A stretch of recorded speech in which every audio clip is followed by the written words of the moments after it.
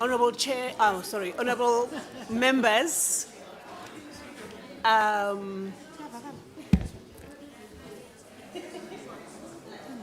good morning. Let me just. 1 2 1 2.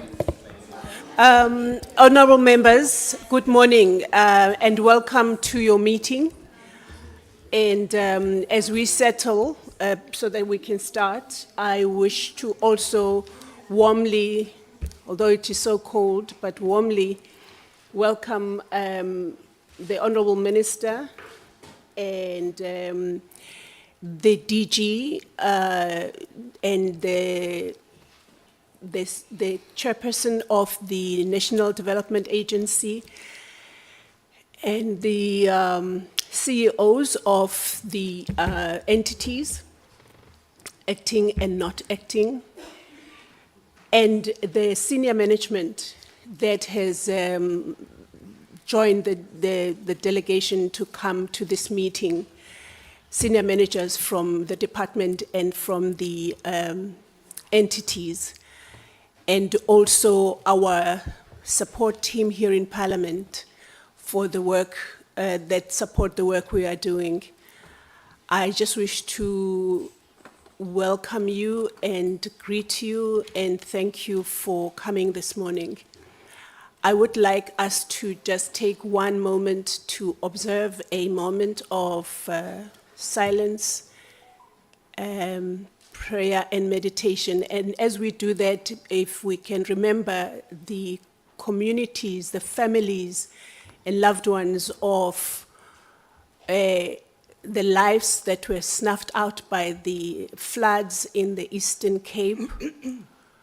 And remember also the Air India that claimed lives of no less than 200 people. If we can just keep them in our thoughts as we observe this moment of silence and prayer and meditation.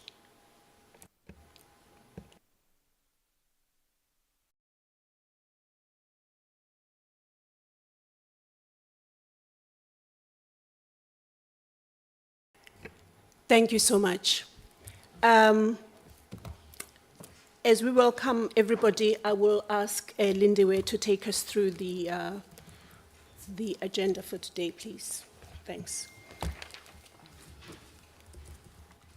Thank you very much, Chairperson. Good morning, Chairperson, the members of the Portfolio Committee, the Minister and the Chairperson of the Board, and officials from Department and any other stakeholders who are in attendance, Chair. Chair, today is the 18th of June. This committee is constituted in terms of the National Assembly rules, and we are here to discharge our constitutional mandate, Chair. You've already welcomed the delegation and also the members of the committee. Chair, in terms of the members that are here today, we have you as Member Masango, Member Munyai, Member Mahato, Member Abrahams, Member Tafeni, Member Mare, Member Ramayela, and also, Chair, I have a standing apology from, and Umama Mtsweni has just joined. Chair, I've got two apologies from the committee member Nhlong, a standing apology from last week. She was hospitalized. I believe that she is out of hospital, but still on sick leave. And then there's another apology from Reverend Gwabaza. He is out of the country. He won't be able to attend today's meeting. And we've also have an apology from the Deputy Minister who is engaged with prior commitments. I believe she's in another province. Chair, after we have adopted the apologies, we'll adopt the agenda of this meeting. And then Chair will proceed to receive an overview from our Minister. And then thereafter we'll receive a briefing from DSD on its revised annual performance plan and budget for 2025-2026 financial year. SASSA will follow to brief us on its revised annual performance plans and budget for 2025-26 financial year. We'll deliberate on the two presentations because they will just highlight on the amendments made as per our last meeting on the 23rd of April, and then we'll proceed to get a full presentation from NDA on its revised annual performance plan and budget for 2025-2026 financial year. That will be from 11:30 to 12:10. Chair will proceed to make deliberations and receive responses from NDA. Chair, we have also arranged lunch from 13:30 to 1400. We've only catered for 30 people. We'll discuss later about what the arrangements must be made. Chair, we have proceed from 2 o'clock to 2:30, Chair, to consider the report that was deferred in our last meeting, to consider and adopt the committee report on an oversight visit conducted in Gauteng province. Chair, there's also a correspondence from the UBIC, so we will table that correspondence, and then the committee will discuss a way forward to honor that correspondence. Chair, from 3 o'clock to 3:10, you will do your closing remarks, and then the meeting will adjourn. Thank you very much. Chair. Over to you. Thanks, Lindiwe, for that. I just would like to ask the honourable members to adopt our agenda. Honourable Munyai. Thank you. Good morning, Chair and Honourable Minister and honourable members. I rise to move for the adoption for the agenda. Thank you, Honourable Munyai. Can we have a seconder, please? Honourable Machado. Thank you, Chairperson. I second. Thank you so much for that. Honourable Minister, I will hand over to you to give us your overview for this meeting. And as I very briefly mentioned earlier on, we do this as we remember the families and the communities in the Eastern Cape that lost their loved ones in this flood, and we have been constantly praying for them, and that that situation can be handled with as little disturbances as possible, because those people are already undergoing pain that I cannot imagine sitting here. And also, of course, the tragedy that befell India as it was going to London. I really would like us to keep those people in prayers and remember them in their situation. But Honourable Minister, thank you so much for being here, and please, I would like to hand over to you. Thank you very much, Honourable Chairperson. Good morning to yourself. Good morning to the honourable members of the committee. Our Director General of the Department of Social Development, the Chairperson of the NDA Board, the SASSA CEO, Themba Matlo, the Acting CEO of NDA, Mr. Tabani Buthelezi, our senior officials of the department, senior officials of the entities. Good morning to yourself, Chairperson. Thank you, Honourable Chairperson, for the invitation to come and submit the strategic plans, annual performance plans and budget, following the retabling of our budget by the Minister of Finance that was approved by Parliament. Honourable members, I come before you after we have experienced a couple of major events in the country, as the Chair has already alluded to those. One, I would like to start with this that is devastating in our province, that was caused by heavy rains in the Eastern Cape and KwaZulu-Natal, where almost 90 lives have been lost and families displaced. As you would have seen on the news, Honourable Chairperson, I visited the province on Monday with my team on the 16th of June, the DST portfolio as a whole, the MSA of Social Development in the province, which We found her in that space with all her team. Following the events, the social development sector, with its partners, dispatched its personnel to assist the affected people. The South African Social Security Agency, through its Social Relief of Distress program, acted swiftly to assist families whose homes were severely affected during the floods. Chair, to this end, SASSA has been active on 3 established sites where people are served with 3 nutritious meals a day, reinforcing the agency's commitment to immediate food security. They've been hard at work to restore the dignity of all those affected. The Provincial Department of Social Development has been providing psychosocial support to the families and other humanitarian assistance they can provide. Honorable Member, SASSA, through its regional executive manager, ensured that the internal audit committee was present from the beginning to ensure that every cent spent is accounted for. We are doing so, Honorable Chairperson, to avoid what we went through during COVID-19, where we got into a disastrous situation, but months after that, we got to realize that the taxpayers' money was not properly spent. As a result, we could not account to the last cent that we spent in that situation. Therefore, we thought it is wise for us to allow them to be there on the spot so that we do the actual accounting processes on the spot. Chair, after the citizens' outcry on justice for Kwekwe would remember and other related gender-based violence and femicide cases around the country, the President requested Justice, Crime Prevention and Security Cabinet Cluster to come with a 90-day plan of action to combat gender-based violence and femicide.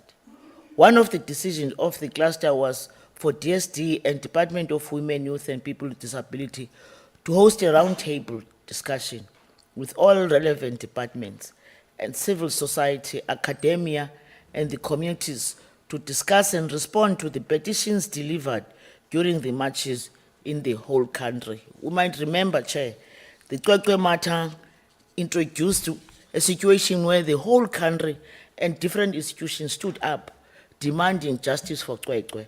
In the whole of that, there was a feeling that the government is not doing what is expected to fight gender-based violence and femicide. Hence the decision that forced us to sit in a round table to get to understand, get into their petition with everybody who has a knowledge on the issues that informed gender-based violence and its outcome. We did that successfully. Chair, the roundtable discussions were held in Atchetsville last Friday, and it was successfully supported by the Minister of Police, MEC for Social Development. And this came after we concluded the Child Protection Month, which was launched in Tabanchu in Free State Province and closed in Limpopo.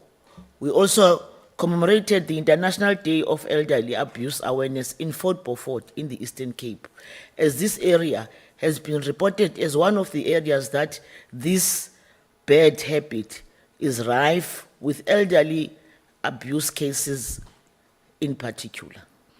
It's a small town, Chair. Indeed, it's one of Amatole district where the state is informing us that not all is good in that area. The poverty levels are high, and as such, even the social ills that sometimes are never heard of are heard from that area.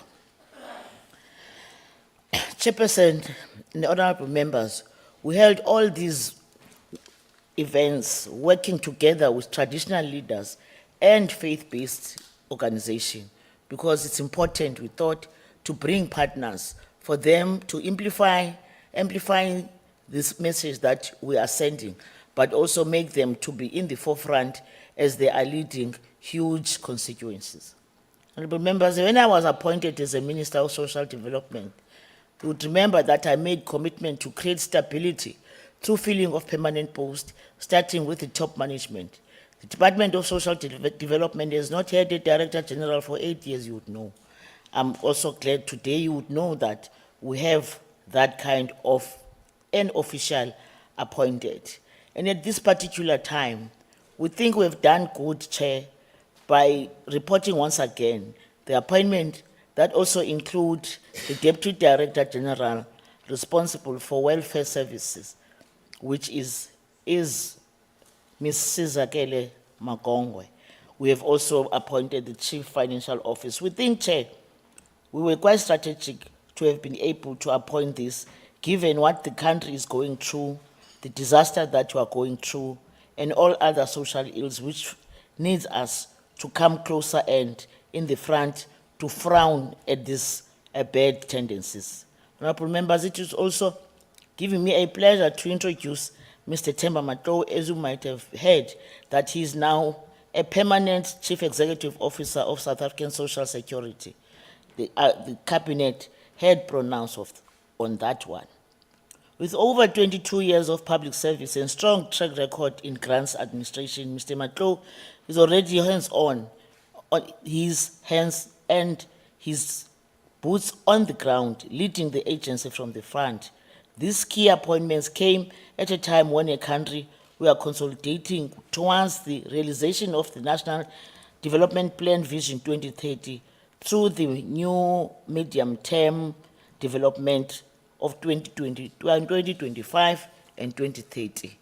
We are here, Chair, before this honorable committee to update on the strategic plan, annual performance plan and budget for 7th administration of our government of national unity. These plans were already presented in this august house. Today, we are presenting again with small adjustments. Honorable Chairperson, I'm glad to announce that the Auditor General, in doing this work, also had an opportunity to review these plans for technical robustness, and the recommendations assisted us to strengthen them. And we are bringing you, before you, such reports that has been looked at by AXA as well. Chair, as part of the 7th administration, the President announced 3 strategic priorities of the medium-term development plan, medium-term development plan as part of the last contribution towards the NDP Vision 2030, which becomes more crucial for us to consolidate for the next 5 years through the implementation of strategic plans and our APPs. The strategic plan and APPs of social development portfolio are embedded in the MTDP 3 strategic priority, which A is strategic priority 1, to drive inclusive growth and job creation, and B, strategic priority to reduce poverty and tackle the high cost of living, and C, build a capable and ethical and developmental state. So one of these key priorities for us as DSD is strategic priority 2, which is to reduce poverty and tackle the high cost of living. This priority is the main one for us, as it is centered in our social protection mandate, while other departments are also expected to contribute. The plans that you are presenting here today provide a strategic direction to the department and articulate how the felt need of our people will be addressed. And the DSD portfolio continues to recommit itself to improving the quality of life of our people, especially our beneficiaries. We had to dig deeper and relied in our agility as we adopted innovative ways of providing the much-needed social service to a multitude of poor and vulnerable people. DSD continues to be severely underfunded. Currently, Chair, social grants are a major source of income support for 45% of the South African population. The results of 2022 census are further a proof that our investment in the social assistance program is working because it has lifted millions of our people out of poverty. The demand for social service continues to rise amidst the growing burden of social ills such as unemployment, widening inequality gap, crime, teenage pregnancy, substance abuse, disorder, and gender-based violence. The employment of social services social service professional is emerging as a pressing issue across South Africa. And in conclusion, the Social Development Strategic Plan, APPs, and budget reflects the commitments of the NTP Vision 2030, Government of National Unity Statement of Intent, the MTDP priorities, and DSD-specific sectors priorities, so to improve the quality of life for the poor and vulnerable. Honorable Chairperson and members, with these few words, let me hand over the Director General of the Department of Social Development, Mr. Peter Nechipale, to be followed by his counterparts, in this case CEOs, to present before this honorable committee. I thank you, Honorable Chairperson. Thank you, Honorable Minister. I know that it's tradition in this meeting that you go straight to the DG to take us through the presentations, but I don't know if I would be not doing justice to the announcements that you made and give the honorable members the opportunity to welcome officially. I think we knew even from the last meeting that that Mr. Matlo was our CEO, was CEO of SASSA, but honorable members, can I encourage you to clap for this announcement? The reason why I'm saying that is because the minister undertook, really. She undertook that she was going to do that. And we have had, some of us have had, you know, been in this committee for long. And when someone gives you an undertaking and they stick to it, you have to acknowledge that. And that is the only reason I'm saying that. So yeah, and of course the other issues we will discuss that the minister went through as the deliberations are going on. So I will give straight back to you, honorable. I mean, not so honorable DG. Thank you very much, Honorable Chair, honorable members, Minister, the NDA Chair. We will be presenting the 3 stretch plan and APP, but I think when you look in terms of what we presented earlier and the changes that have taken place after the retabling of the budget, there's just few changes with regard to the DSD, APP, and also SASSA APP. So I will request that if it's not out of line, that I think we just look at the changes that we have been, we effected on the APP for DSD, which is going to be just as one slide that indicated when we presented earlier, this was the areas that we changed, and then also that will apply to SASSA. Then we will then hand over to NDA to do the whole presentation of the stretch plan and the APP. With regard to the Department of Social Development, I will just ask the Mr. Kenny Maluleke, the Chief Director responsible for planning, to go straight to that slide to say what have changed in the initial presentation that we had to today's presentation. It's slide 33 on your presentations that you can take through that. Over to you, Maluleke. Just to put the members at ease, that which the DG has just said, we also received communication from the Chair of Chairs that let's zoom into the revised slides or presentation, and because the rest are still valid. And as we deliberate with the changes that were made in the one slide now that we know that, and then the rest would be as is and as was presented in the last time. Thank you so much. Thank you very much, Director General, Mr. Nichipale. Good morning, Honorable Chairperson, Honorable members, our Honorable Minister, Special Advisors, CEOs of SASSA and the NDA and colleagues.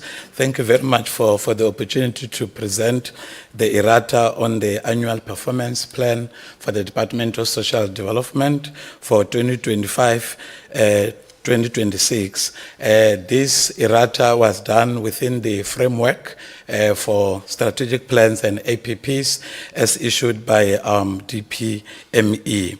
Honorable members, our strategic plan has not changed, hence there are no major changes in the APP. You can only effect major changes on the APP when we have changed the strategic plan. The minor changes that are being presented here relate to the alignment on the work that we do with provinces, and also one of the SONA commitment as pronounced by the President, and also to ensure effective implementation. There are two programs that are affected within the APP. In Program 4, we have two original targets that were affected. The first original APP target is calls received through the Gender-Based Violence Command Center, responded for intervention. So this was deleted. This is to align. This target is already covered by non-financial data as reported by provinces. Furthermore, the National Departmental Social Development monitors the implementation of the National Strategic Plan on Psycho-Social Services Policy in 15 GBVF cohort posts spot areas in line with the National Strategic Plan on Gender-Based Violence and Femicide. So this was removed. We also have an original APP target within Program 4 that was removed. This was to align with SONA commitment as pronounced by the President, and also for implementation as well. It says submit the National Plan of Action for Children to Cabinet for approval. This was replaced by submit the National Strategy to Accelerate Action for Children to Cabinet for approval. This is the commitment in SONA as pronounced by the President, and will be expected to report on this. So hence it needed to read as such. So the part of the reason there, the National Strategy to Accelerate Action for Children is ready for approval at Cabinet. This is the work that is already happening. We are ready to submit this strategy to Cabinet for approval.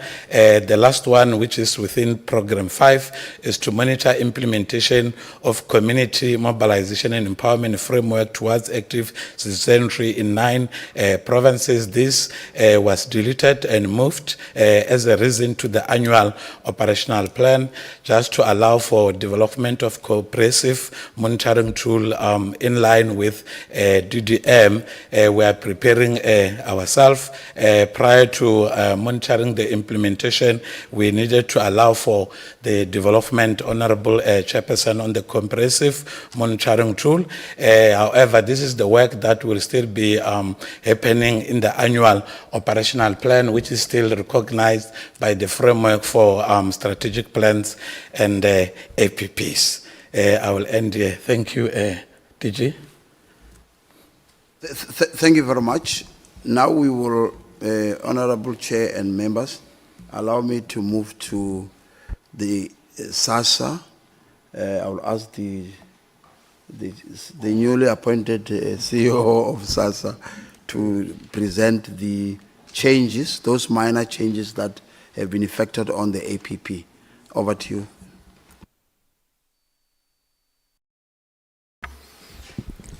Good morning, Honorable Chair, Honorable members of the Portfolio Committee, Honorable Minister, the DG. Chair, there hasn't been substantial changes in the strategic plan and APP that we have tabled before the committee. We just need to update the members that indeed, as part of the process, the AGSA has indeed audited the strategic plan and annual performance plan during the time of tabling. And we were able to take into consideration the recommendations that were presented by AGSA. So that's where the slide here, I'm just indicating the update that is the process that has taken place from then and now. There's only one change that happened. If you go to slide 30, you will note that during the adjustment, figures had to change after the budget has been tabled by the finance minister. We're sitting at 248 billion, just above 248 billion, and because of the adjustment of the increase, we're now sitting at 250 billion as what we are tabling. So it has not really changed the numbers of grants in payment, but it's just the budget because of the tabling. And the next slide it's just a reflection of what we engage with the Auditor General, that the Auditor General, as I said, that some of the indicators were actually considered and affected. There's only one that we've engaged with them that due to time, we won't be able to work on that. So there's one that we've agreed to say the issue of number of calls is the one, because of the volume of calls that we receive through the call center, is the one that we thought we should measure. But the Auditor General felt that we also need to bring in one of the targets that talks about more of the impact, which linked to the customer experience. Then we did engage at length and says that at this time, because we need to redefine what we call the indicator definition and also come up with the credible POE for us to measure that, because measuring the impact, it's a process. Then with that, we can actually review the plan later in the year, because now we won't have sufficient time to redefine the indicator definition. But for now, we'll stand with the measuring the calls that come through the call center, because we feel that the volume of those calls would need to really spend a lot of time to improve what is happening there. However, we've started a process of what you call customer satisfaction surveys, which we said we're going to put it in our operational plan just to try to measure the impact, on a quarterly basis, but through the operational plan. So those are the discussion we had with the Auditor General after they review our plan. The last slide is on slide number 40, Honorable Chairperson. It's important to indicate before the House that following the passing of, if you look at point number 7, following the passing of the Appropriation Act, funds allocated to SASSA should not be transferred by DSD in the event where, as determined by National Treasury, satisfactory progress has not been made in all the conditions. So this is telling the members that National Treasury gave us a set of conditions that we need to follow certain conditions before transfer of allocation is made, precisely because of the issues of, that's why we started the review process, because there's a feeling that the money is wasted in the process of either fraud or people that are not eligible to receive the grant. So that's why National Treasury said there's certain condition that the agency must meet. So we've been engaging with National Treasury in terms of unpacking all those conditions, and then we've agreed that we're gonna, on a quarterly basis, sit with National Treasury and give progress report. So we've already developed an implementation plan on the review process and also other issues that National Treasury has highlighted in the conditions. So I think, Honourable Member, that's what I wanted to say, Chair, in terms of our plan. However, everything remained the same. Thank you very much. Thank you. Thank you, DG, and the presenters that have just presented those revised slides of the previously made presentations. I agree with, I actually don't agree. Agree with the presentations, surely, 100%. The thought that is going through my mind, also given the space that one is in, I'm referring to the conditions that you are referring to, is what those conditions are doing to the ordinary South Africans on the ground, in terms of it delaying, if you like. I mean, I have been in communication with SASSA, with the CEO, as I have been getting floods and floods of communication from people who are saying that because of the reviews that they are doing, or the what is the word that is proper English? No, not the conditions, but that's the word I was looking for. You know, when you take a person from rural KwaZulu-Natal and you ask them to speak, the language they didn't grow up with, you encounter such problems.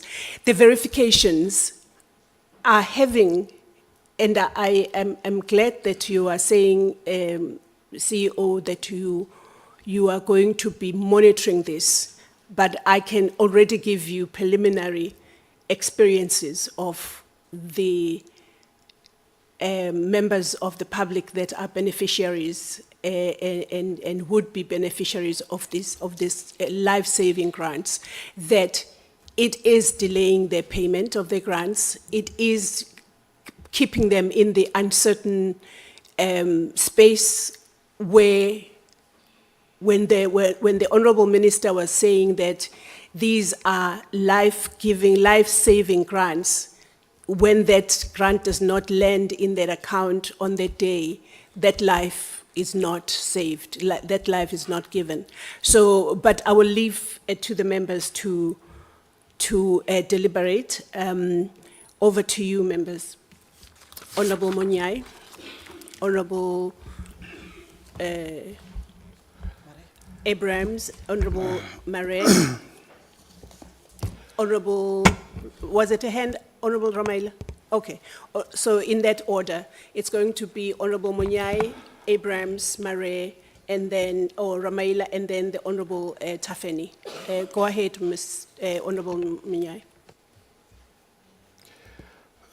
Thank you very much, Honorable Chairperson. I want to firstly welcome the presentation that has been put forward. However, while I do that, I will indicate to you why I do that. Because the strength of the presentation itself, it's aligned with the constitutional, the Constitution, as well as the social protection mandate. And also it recognized the need for, of course, the expanding of social security net. But I want to also raise some issues which I think maybe it will clarify some of the issues. I want to do that. I wrote some notes, you must forgive me. And this system now, it's disrupting me. I want to do it. I don't want to leave anything because I don't want to come back. Can Chair? we then ask someone else to speak, and then we'll come back to you once you find your notes? I can see you. Yeah. You are. No, please, Yeah. immediately I'll Okay, refund them. Yeah, sure. thank you. Honorable Abrams, please have your notes with you. Yes, Okay. thank you, Chairperson, and thank you for the presentations. Chairperson, my questions are as follows. On if maybe the department can maybe just put up the new presentation that speaks to slide 31 and the number of targets. because I've just had a look at the previous presentation that we had. And I just need some clarity, because on the previous presentation, slide 33 of that presentation, it said there are a total of 53 targets. But on the new presentation, the total is only 48 targets, yet you only make mention of, I think, 2 deleted targets. Yeah, so in the previous presentation for Administration 1, the target was previously 9, now it's 8. And then Program 3 was 6, now 4. Welfare was 20, now it's 18. And Program 5 was 18, yeah, now it's 17. But your slide 33 only explains to us why, 2 targets were deleted. So if we can just get clarity on that. Sorry, my voice is a bit funny. Then, Chairperson and Minister, there was, I would need to clarify this using this platform because I don't often get to see you. And that is that there was an article in the City Press on Sunday that I think we've all read, speaking to your allegations of you protecting your special advisor. And now I see we've got a full complement of officials here today, except your advisor that normally does accompany you. And I raise it at this platform, Minister, because it's at this platform that we speak about things like consequence management. It's at this platform you tell us, we sit here in good faith, and you said, no, I'm going to be the minister that's going to root out corruption, that's going to be decisive in my action, and it's going to hold officials to account in this department.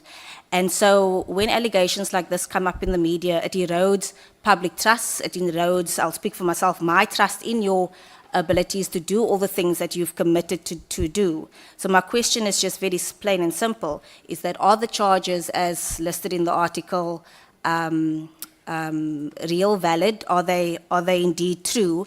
And if so, why have you and the DG, not acted on those charges?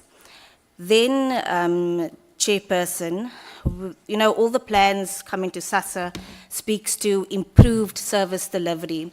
And we hear this, and including more beneficiaries, and we hear this year on year. And yet we still see long queues outside offices in the freezing weather, and we still get reports of low uptake for child support grant. And, I note that, the queue management matter in your 2027-2028 column has been removed. And I'd just like to understand,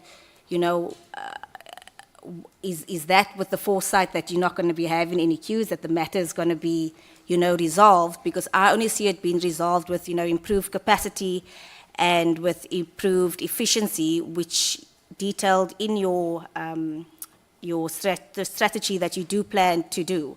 So that's just a concern for me there, Chairperson.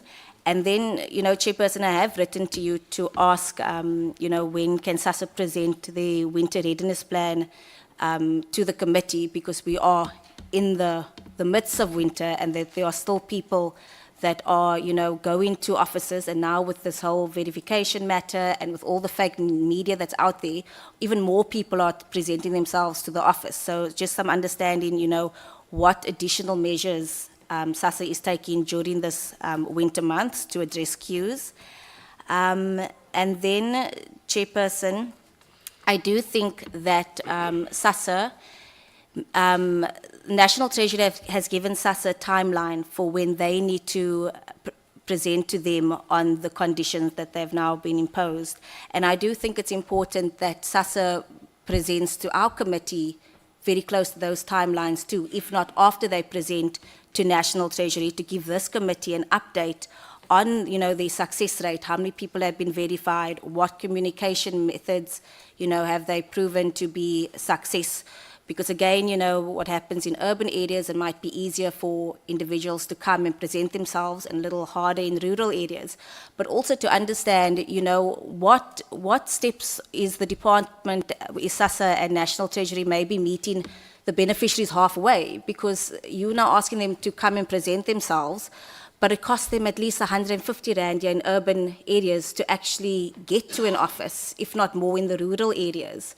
So what happens if a person says, but I actually don't have any money to come and present myself? Are you just going to cut grants?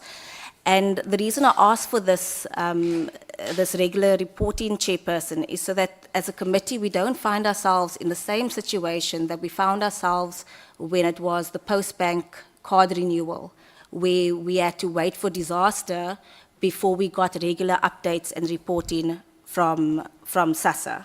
And that will also empower us as members to counter any fake news and disinformation that comes our way.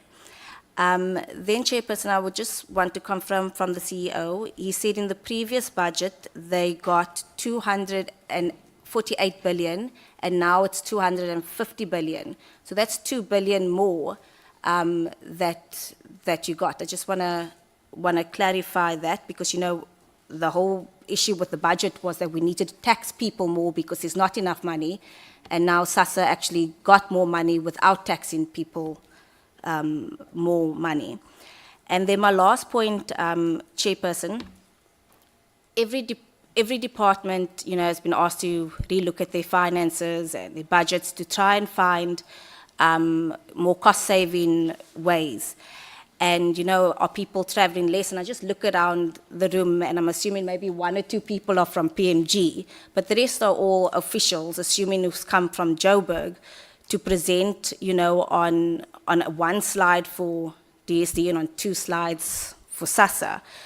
So, you know, it's looking at, the, you know, those kind of costs. But then I was on SASSA's Twitter profile, obviously trying to look for information and so forth, and I came across a feed where you're congratulating 30 of your SASSA officials for competing in the Comrades, and, you know, well done to them. It's a remarkable achievement that they've competed. But I saw in the photos, you know, staff actually also went to support them. And I feel like I'll be failing in my oversight to then ask the CEO, was any taxpayers' money spent on staff going to support other colleagues at what can be classified as a social gathering, you know? And the reason I ask that, because, I mean, if they volunteered their time and they went out of their own to go, that's wonderful. But if they then claimed overtime because it was a Sunday, and if SASSA vehicles were used, then that's state resources. And, you know, Chairperson, it then sets me on my next set of questions, but Comrades happens annually. And then there's also the 2 Oceans Marathon, and then there's also the Cape Town Marathon. And then I was wondering, do all SASSA provincial officers, you know, participate in this manner? And then is state money spent on overtime there as well? Because then that all starts adding up in a time where government can't even find money to employ more doctors, to employ more teachers, to employ more social workers. And if South Africans have been asked to tighten their belts, then I think government should do the same. And on social gatherings like this, which is all very nice and well, but if state money has been, taxpayers' money has been used for it, and it's accumulating year after year, that then is a concern. And then, you know, lastly, how far is the listing of the Inspectorate for Social Assistance as a government component? I know it's a process that's not spearheaded by SASSA, but how far is that process? Because we're now allocating money, but if it's not listed as a government component, you know, it just speaks to when it's actually going to be up and running. Thank you, Chairperson. Thank you, Honourable Abrams. Honourable Mnyai. Oh, thank you, Honourable Chairperson, Honourable Members, Honourable Minister, DG and CEOs, distinguished guests, and the people of South Africa. I welcome the presentation, both by SASSA, DSD, as well as the NDA. The NDA has not yet covered some of the aspects. Chair, I think one fundamentally important, as a matter of record, that on behalf of the ANC, I propose that the department include the basic income grant or the basic income support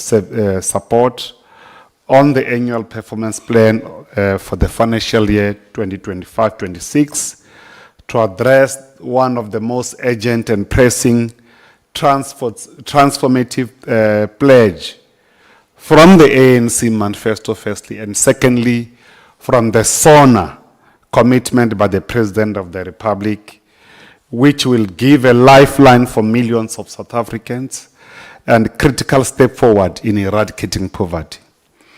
We are of the view, Chair, that the way through this implementation will be moving the SONA commitment to action to address the considerable and progressively implementing the constitutional mandate with respect to social protection. The other key issues, Honorable Chair, is that by doing so, the APP, first and foremost, will be operationalizing the commitment and demonstrate accountability to the people that voted for us, all of us here, during this 7 administration, including the ANC as the largest party in the GNU. One of the key issues that have been raised by the CEO on the condition, and I think also the Secretary indicated about the correspondence, which has been addressed to you from UBIC and as well as to ourselves. Because she raised it here, and I think I must make contribution about it, that the UBIC be invited before this portfolio committee to present their submission as far as with regard to the challenges and conditions imposed by the national treasuries, since some of them are being implemented by SASSA. And I think the group CEO of SASSA raised issues of the conditions. Accordingly, Chairperson, we request that the National Treasury must be invited to appear before this portfolio committee to present the conditions imposed and respond to critical issues raised by UBIC.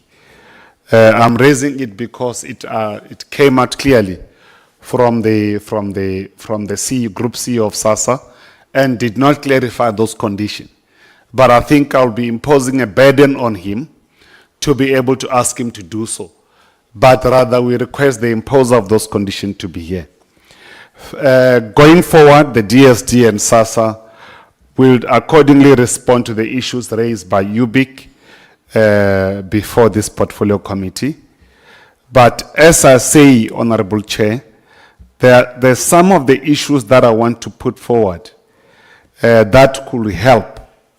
And I'm sure to deal with the issues of fraud prevention, there may be a need for SASSA to partner with fintechs for real-time verifications. And I'm happy they're doing that, because we have seen progress of the people that are being arrested across the countries, especially the staff that are engaged in the corrupt activities. Chair, we also propose that the department deal with the contingency fund. That will be, it could be around from 2% to 3% of budget for potential economic shocks as a result of the global volatility, as a consequences of the trade war, and as well as emerging risk of wars within different regions of the world. So, Chairperson, the proposed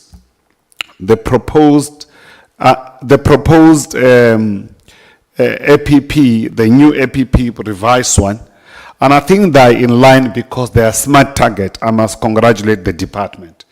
And I'll be failing that it is not to congratulate the minister and the department.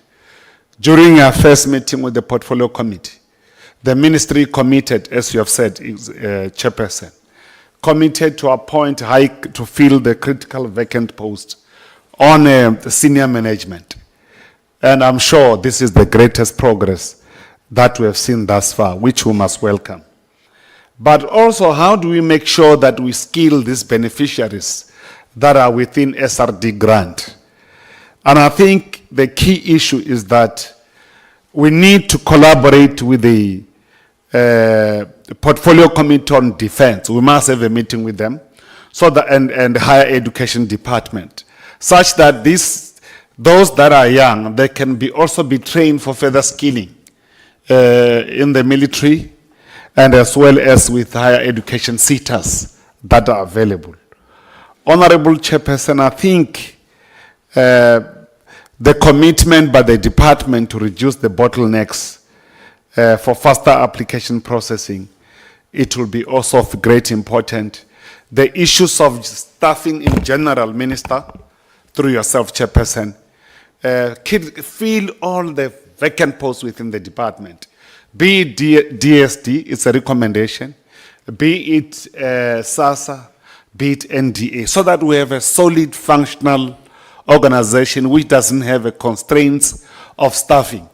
You remember we conducted oversight in Gauteng to see how these issues of post office card distribution and so on. We have seen that there's been understaffing in that regard.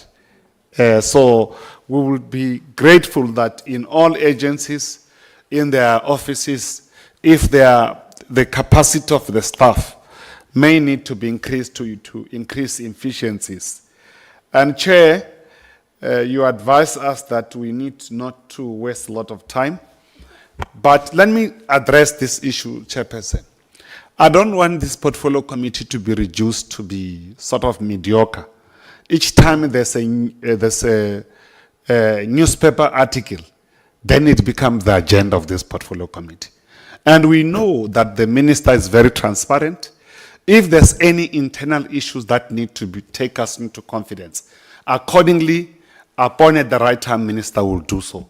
But I don't want us to just hold them accountable based on propaganda. We know the media is not neutral. It also influences certain agendas within society, including the disgruntled staff internally who are worried about the transformation that the minister is advancing within the department. I thank you, Honorable Chair. Thank you, Honorable Munyai, for those comments and questions.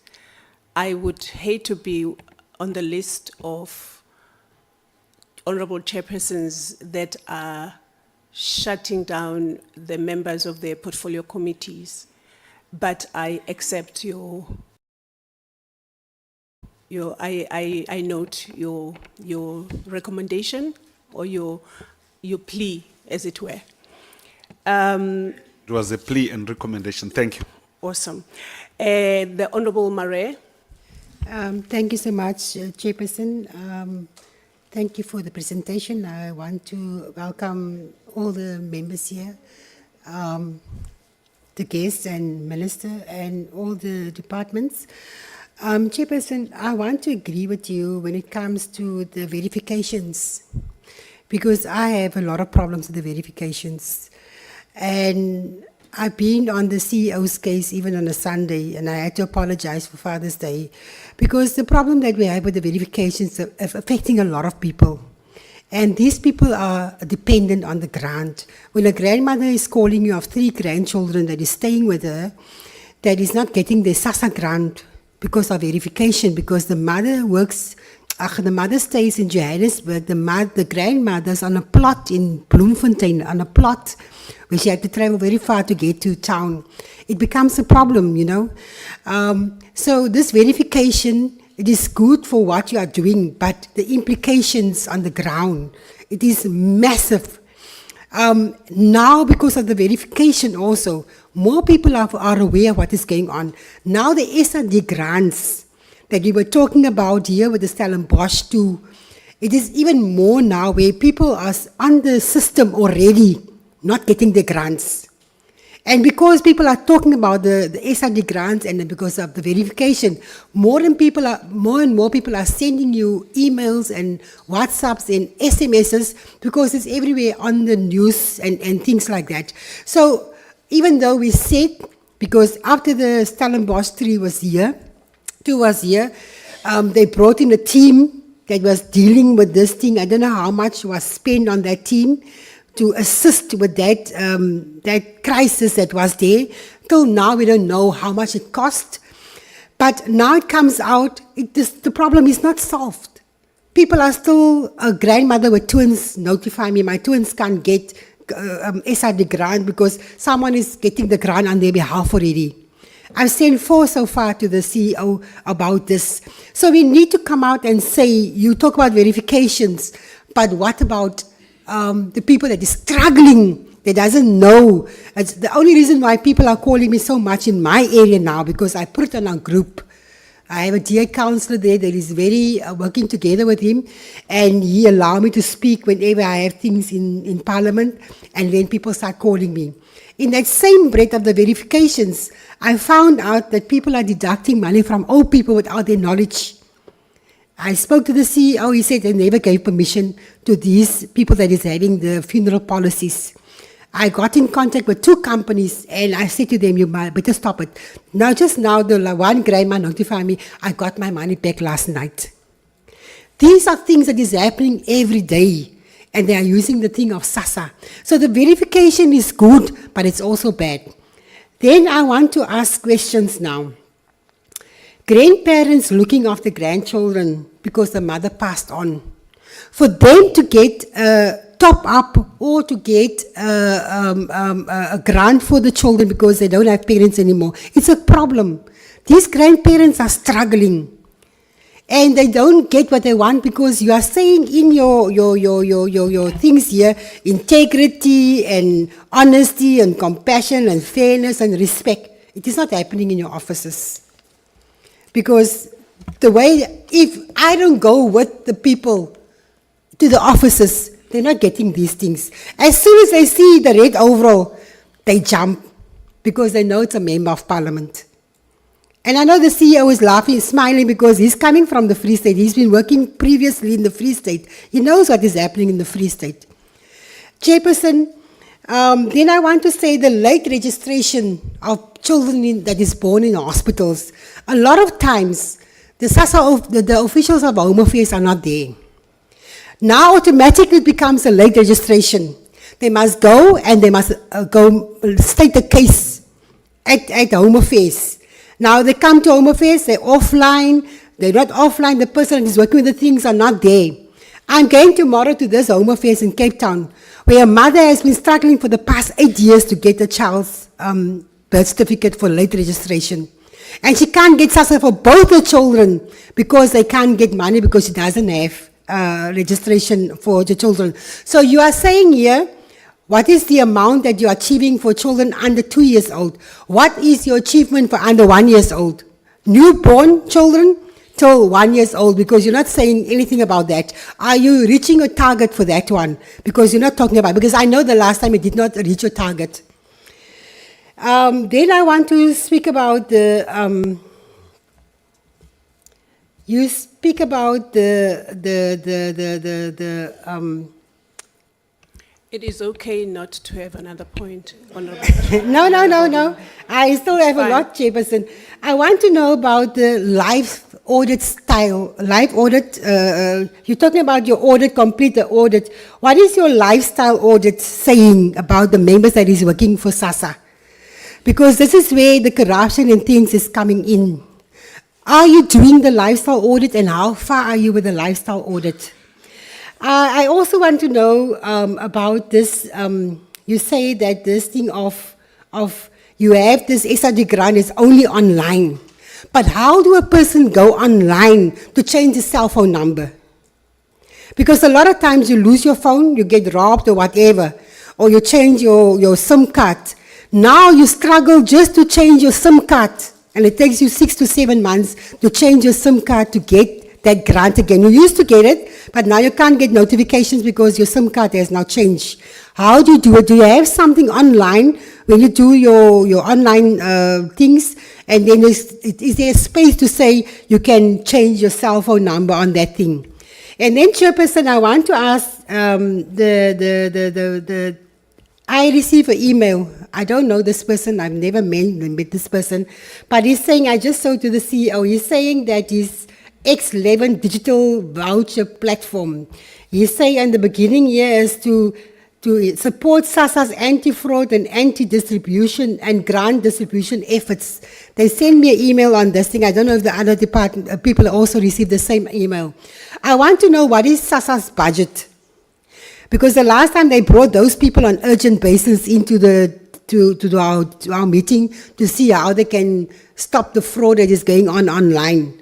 I want to understand what is the budget, and can people online or whatever you do you make it open for the public to say, look here, we have this problem, but you can come in and assist with this problem for the cyber security issues that you are having. I just need to find out about that, Chairperson. Chairperson, I'm almost done. I just need to find out from you. You are saying on this slide here, compensation of employees. No? I just don't understand what compensation is that.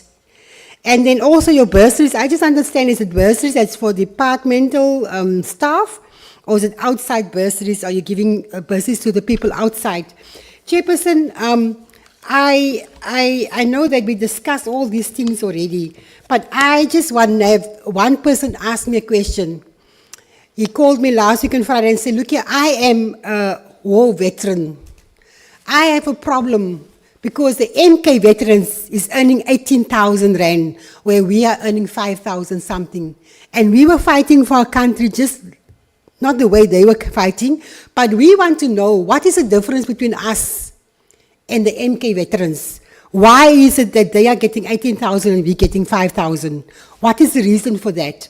And I said to the guy, look here, I have no idea. My husband was an MKMVA member, but till today he haven't received any pension. He was a member of this parliament as well, for the ANC.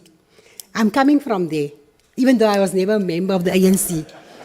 I just want to understand, you know, because there's some people that got houses in the Free State that is staying in these houses, and then you get a lot of young people that never even saw the daylight when this MK was launched. They were not even born that time.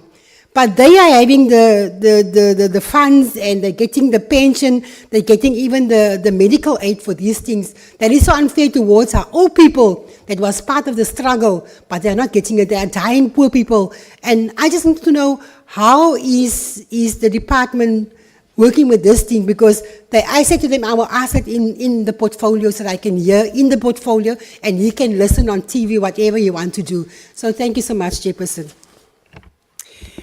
Thank you, Honorable Mare. The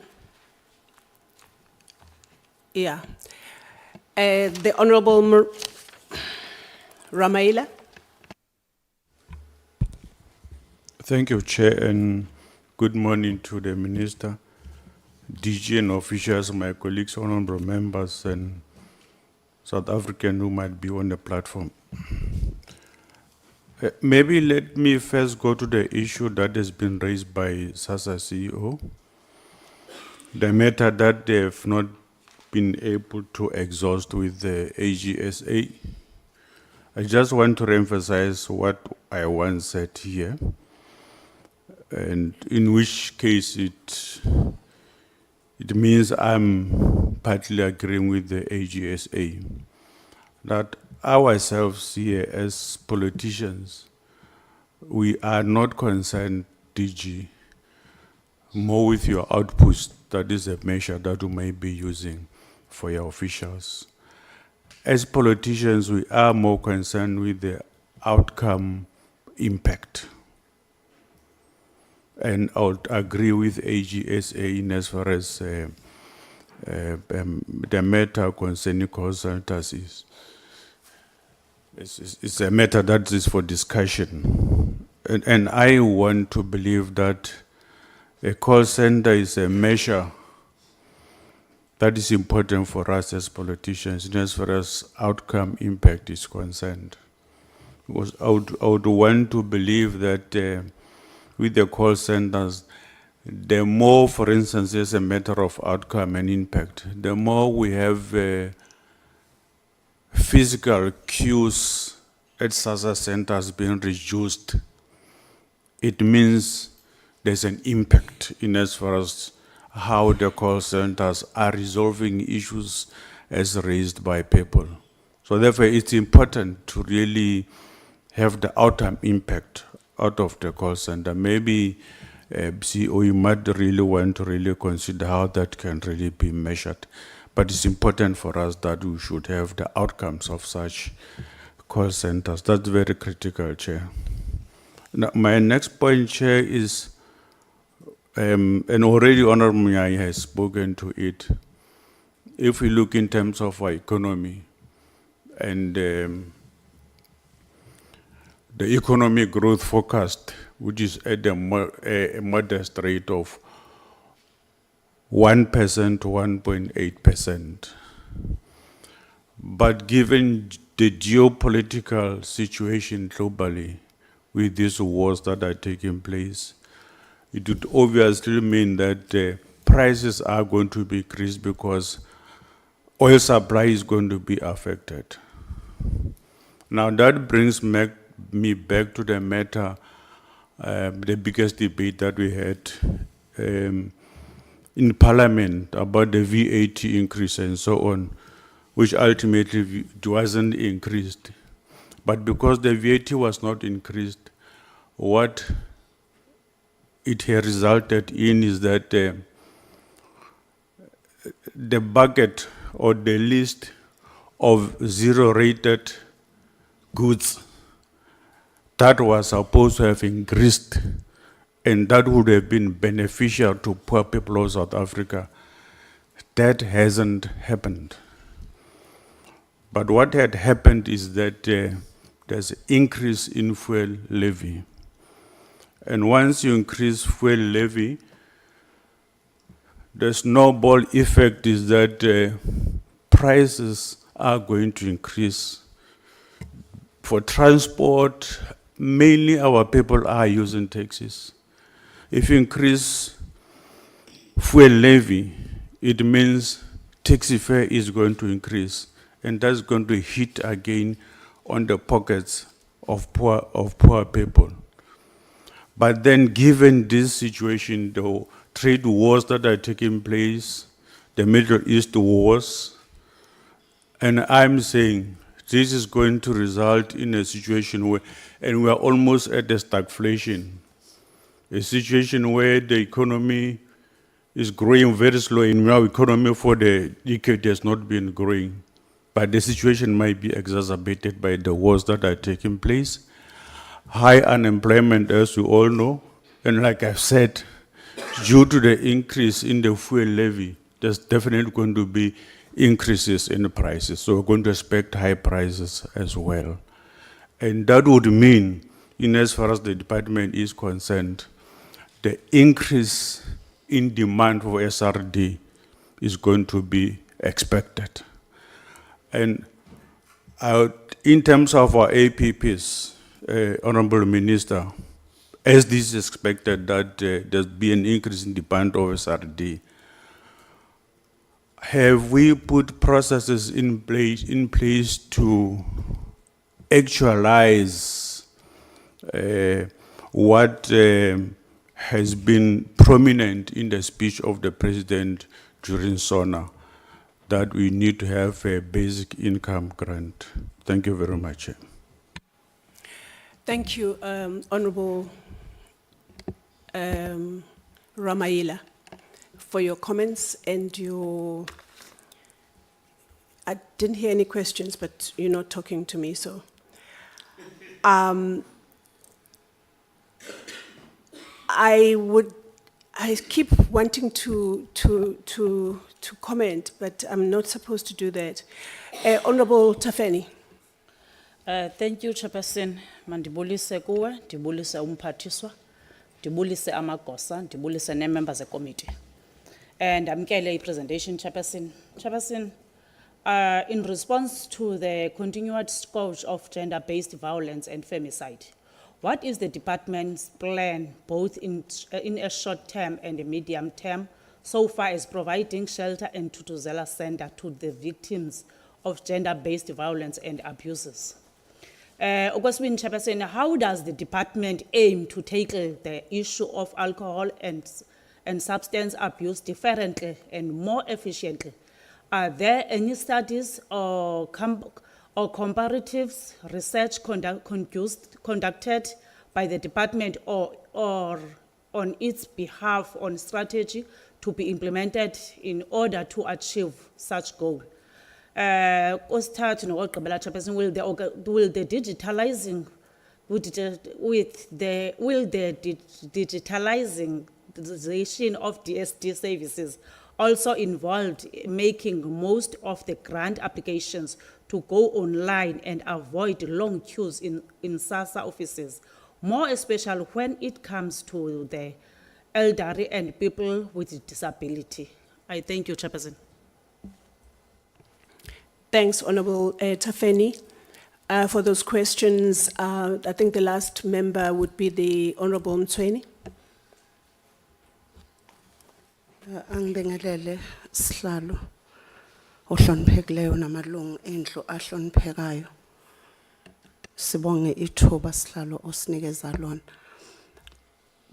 Kuyezwakala sihlalo wami ohloniphekayo ukuthi siwumphakathi ovela kubantu abanenkinga ezifanayo.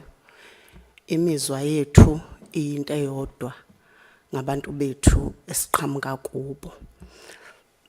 Bengizobuza ukuthi umnyango wenza imizamo eyanele yini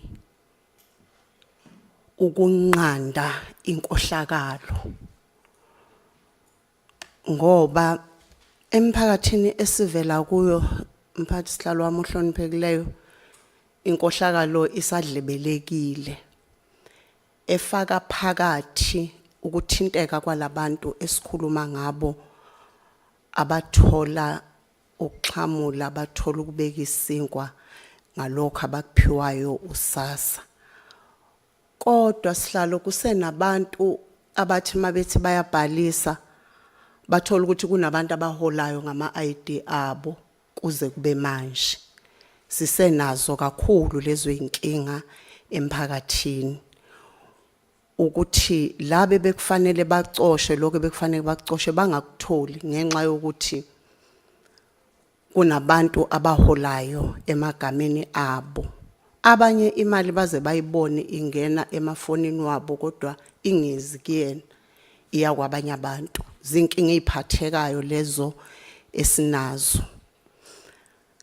Okwesibili sihlalo wami ohloniphekayo ilokho oqeda ukubekwa uzakwethu imizamo yokwelekelela laba abesifazana abahlukumezekayo ababulawayo kakhulu ukuthi ngabe imizamo yethu iyafinyelela ngempela yini.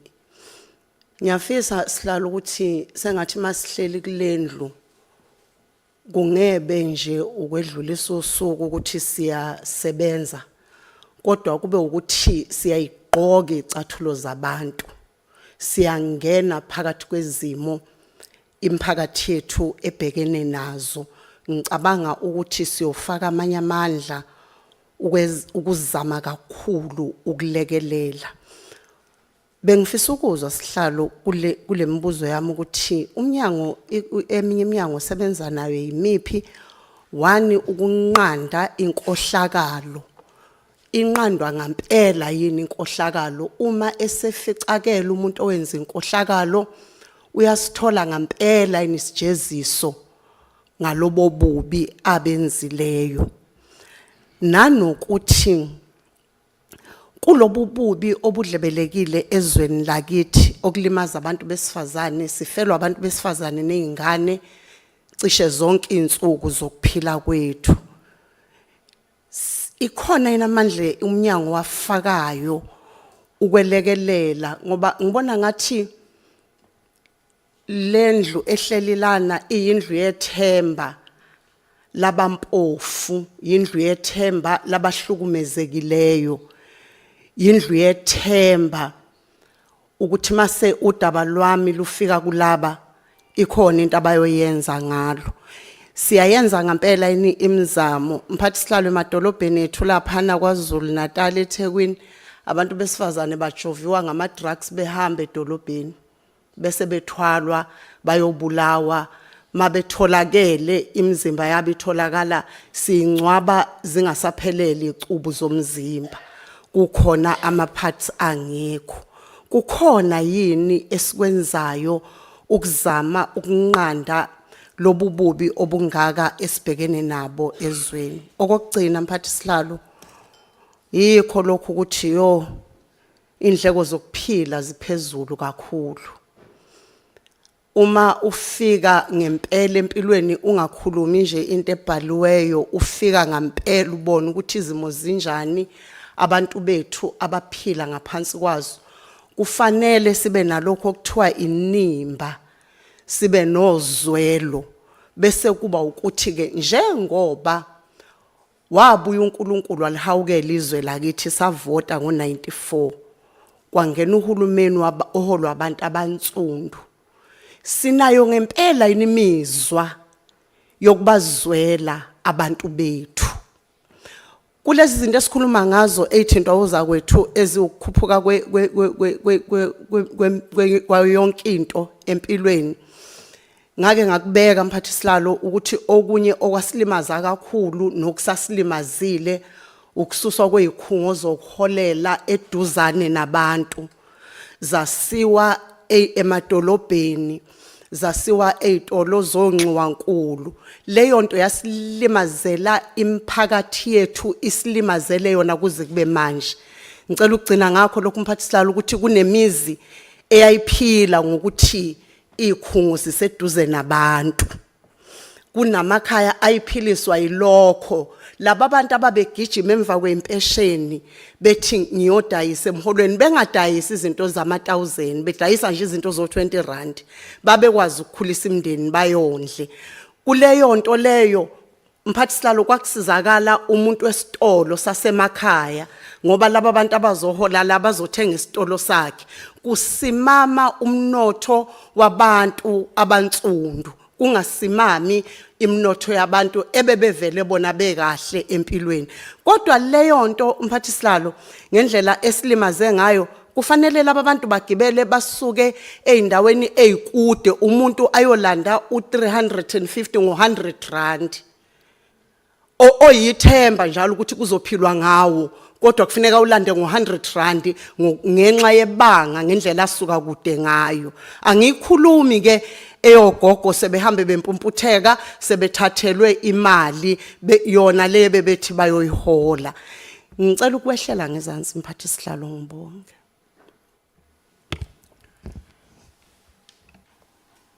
Siyabonga sisi. Imibuzo yakho eqhamuka ekujuleni kwenhliziyo ngendlela engilalele ngayo. But honorable members, just I will try and be very to summarize what the honorable member was saying when she started by asking the question if the department, and I guess with its entities, if the department is making enough efforts to curb corruption, fraud, that is affecting the people we are gathered about here today, the poor and vulnerable in our societies. And she is also asking what is being done about the continuing challenge of people whose IDs are already in application when they start applying for SRD, for the SRD grant, and some of them even see the money coming through on their phones. I think it's a notification, but it doesn't go, they don't receive that money, as it were. So she just wants to know if that is receiving attention, which is as urgent as it sounds. And then also the fact that she wants to know if the department is making sufficient efforts on GBVF and not just making sure that we put the date on Wednesday to be here and tick that box and then go home without any impact of the work of the department on those that are suffering that are victims of GBVF, and which other government agencies is the department working with on this issue, because obviously it seems to be needing multifaceted programs to fight the scourge of GBVF. And she was also even saying that there is now young people are being injected as they walk on the street and then when they're injected, obviously they lose their consciousness, and then by the time those young women are found and buried, if they are found and buried at all, they are not complete. Some of the organs and whatever are missing, which is just listening to it is actually scary. But she would like to know, is there anything that is being done by this multi-departmental or multifaceted agencies of government to really deal with this issue? And then, of course, is it possible to switch that phone off?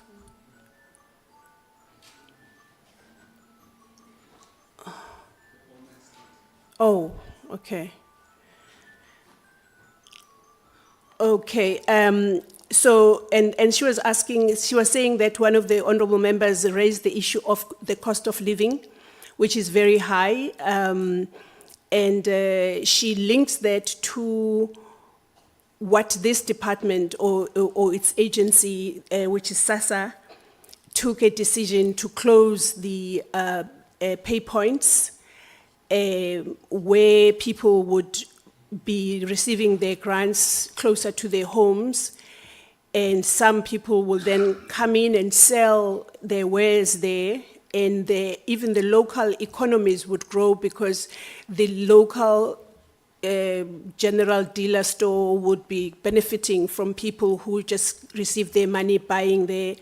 What has replaced that scenario is where people are spending 100 rand to get 350 rand, which makes no sense at all, and which goes straight back to saying, yes, the increase or the cost of living is high, but the government doesn't seem to be matching that with programs that promote people using or the money being used at a local level, so that there is no transport that goes to cities or towns, and also that the local shops and spaza shops are actually benefiting from this whole situation, because this department is the department that is a hope for many, many people. And so wants to know if the department is aware of this, and if the department is compassionate enough to listen to what the poor and vulnerable are going through, and is helping to make that situation a bit worth dealing with. Someone also, yeah, I think that is all.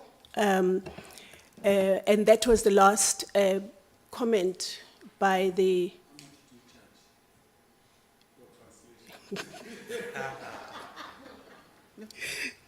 I was going to hand over now to the department, but Honorable Mare. Sorry, Chairperson, I forgot just one thing about the disaster fund, because I saw the minister was in the Eastern Cape. The beginning of last year, we as the Department of Social Development, we agreed to a bill that is the funding that came from the President's office, that they wanted to link together. I just want to find out, how are they going to assist these people for the disaster? Because if you look at the disaster fund, not assisting the people of KZN, because people of KZN, almost 2 years later, they are still struggling to do and get their things in order. So I just want to understand, how is the department going to assist the people of Eastern Cape that was part of the disaster, and what happened to that fund? Because I know we had a bill last year, I think the beginning of last year or something, that went through where they combined all these different funds that was lying in the President's office dormant the whole time. Thank you, Chairperson. Thank you, Honorable Mare. I think the Honorable Mahato want to say something. Thank you very much, Chairperson. Greetings to the Minister, the DSG, SASSA, and NDA. Can you go today? ka mola phela a tshwere sa gago. So today I want to speak Sepedi. So a report itile mo rena previously, and I do think a report teller re kwela gabotse. So if ka methara ka re kwa report ra no boela morao, or we are not going forward. What I want to say, for the updating of the inputs on page 30 and the measuring of the impact on the operational plan, if you can just look at them, so dinale straightforward, or are these people are not standing at the same place, or are they are moving to the other place? Because everything ko fase, I don't think re taba le program. For now, we must just support the recommendation, so that these people, they must have way forward. Because here can le ka o lebella nna ke tswa ko molemong ka thoma ka lebella tša molemole ra lebella tša kae ka ra lebella mo minister a tswang gona ka moka tsona ra di tšea ra di beya plekete re ka tlhoka way forward.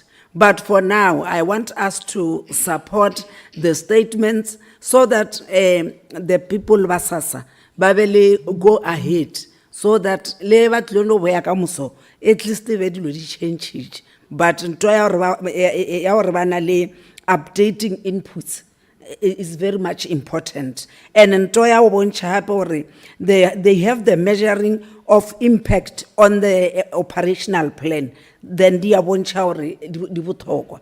So nto e kgolo mo eno ba hore the big should be part of the app, so that bophelo bo dieng bo no tswela pele. So those are my words. So looking at SASSA e be le way forward. Thank you very much.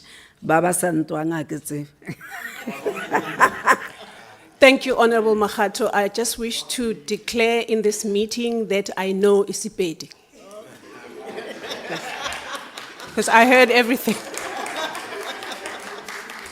And I think everybody else heard everything. It's either Honorable Makhato was speaking Isipedi and translating, or I know Isipedi and I didn't know. So, but thank you so much for that, Honorable Makhato. I don't think Isipedi siyatolokwa, so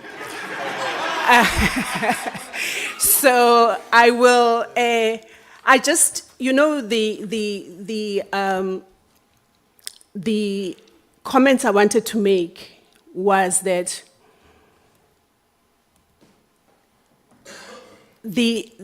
from the ministers, the honorable minister's comments when she started with her remarks, I wanted to acknowledge the work that was done by the department and SASSA on behalf of even this portfolio committee in dealing with the situation that is that has unfolded in the Eastern Cape.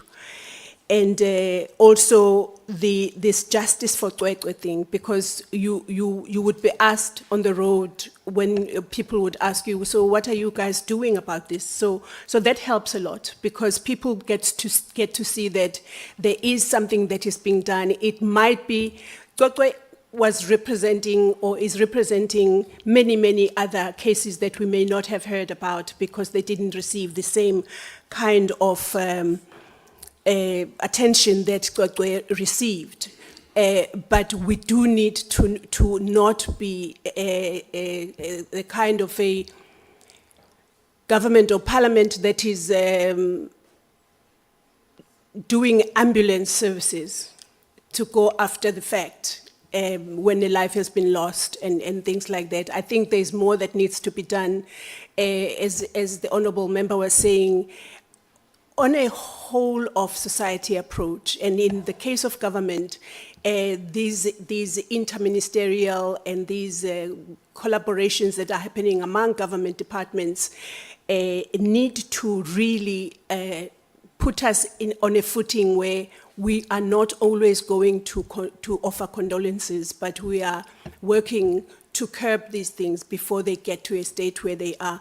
I mean, a situation where you go and you are asked to say something on a newspaper about things that are happening that are out of your control, but people say you are a member of parliament, so tell us what's going on. I think we just need, I can assure you that work is happening, but I can also assure you that I don't believe that our programs are as integrated as they could be, so that they are able to fight the scourges that we are facing in this country that just make it so difficult for one to even try and see where you start with dealing with these issues. But Honourable Minister, I just wanted you to know that we appreciate that. And of course, the issue of appointments, it's a very, very encouraging, and it has to keep going on, so that I agree with the Honourable Mare. I'm not agreeing with her that you have to wear a red overall for people to jump. But I am agreeing with her for saying that maybe if there were enough people, capacity in local offices, I have experienced the rudeness that you see in these offices. It's just, I will not say where, but I have been to offices of the department and of SASSA where you were treated so rudely from the gate by a security guard, and the disdain just gets more sophisticated as you get into the building. And I understand. I say I want to be treated like any other South African, so that I know what to say when I come to this meeting. So I don't take it personally, but I take it as saying that maybe these people are overworked, maybe these people are working under unbearable conditions. I don't know the answer to that, but I am saying, yes, the customer experience CEO is going to be difficult for you to get good reviews there, because in some offices the customer experience is not good at all, and that doesn't take away from places where it is so pleasant, where even the customers in the queue are saying, I don't mind, because someone comes out and tells us, sorry, this is what is happening. Today, someone didn't come to work because they are not well, but we will be attending to you. And when you get that feedback, it is so encouraging to be part of this portfolio committee. Let's just keep working on this, because there are places where it's not good at all. So, Honourable Minister, I will hand back over to you and for the responses, please. Thank you. Thank you very much, Honourable Chairperson. I really want to thank the honourable members for direct questions as well as counselling that we need most during this time. Honourable Chairperson, on the disaster that is taking place both in KZN and Eastern Cape, as I indicated that we put the entire team on the ground to make sure that people are being assisted. People shall not be assisted. People are assisted at the present moment. In the centers where they are kept, Honourable Chairperson, they are fed 3 meals a day by SASSA and its partners. As we speak, that took place when they had to be gathered. Our teams were made ready to be there. Anytime you get there, you'll find them there. Yes, it's an awkward situation, but at least they are being fed 3 times a day, nutritious food. There are children there, Chairperson, who don't even know where they are.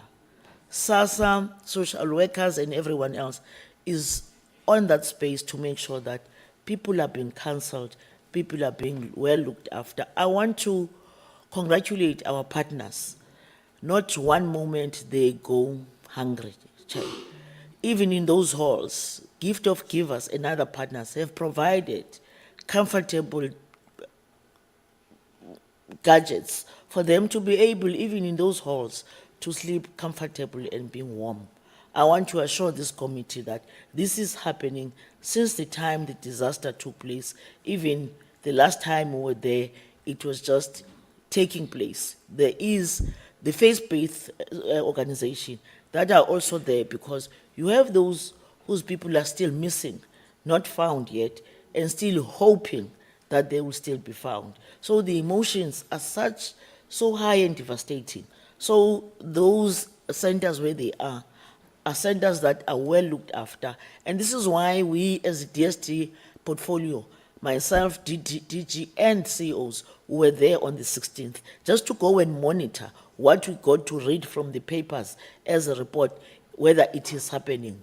And it is, I can assure this committee, it is happening. And as such, Chair, in my opening remarks, I emphasize the issues of social workers. This matter has really take it to our attention, the fact that we don't have enough social workers.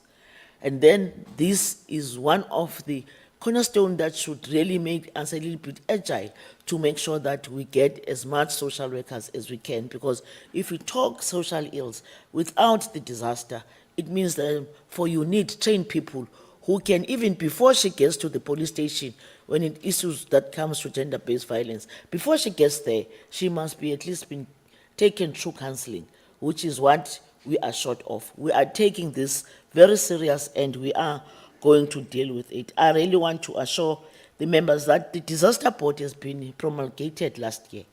And where they are now, they are dealing with the fundraising act, because for all of us agreed to say, fiscus is not really growing. In fact, it is shrinking. And therefore, you need outside people who can assist, especially this is now an experience that we got to understand, to say, disaster board must be able to raise money or anything that can assist. So we are hard at work. DDG Brenda is going to speak more on this matter. We are noting the cost-cutting processes, Chair. We are really looking at that, because as we have indicated, the fact that already the budget has shrunk a little bit, therefore we need to look at that. We are taking that counseling, Honorable Chairperson. About the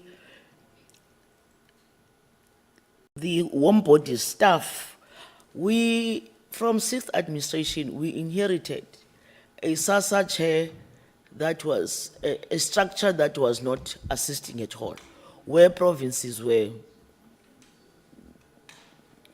what is this name? Were clubbed, clustered. You would remember vividly that there was a situation where Limpopo was clustered with Northwest as one province. Gauteng was clustered with Mpumalanga as one province. Free State was clustered with Northern Cape as one province, with one REM, and everybody acting REM, and everybody acting below that. We took a very brave decision to undo that.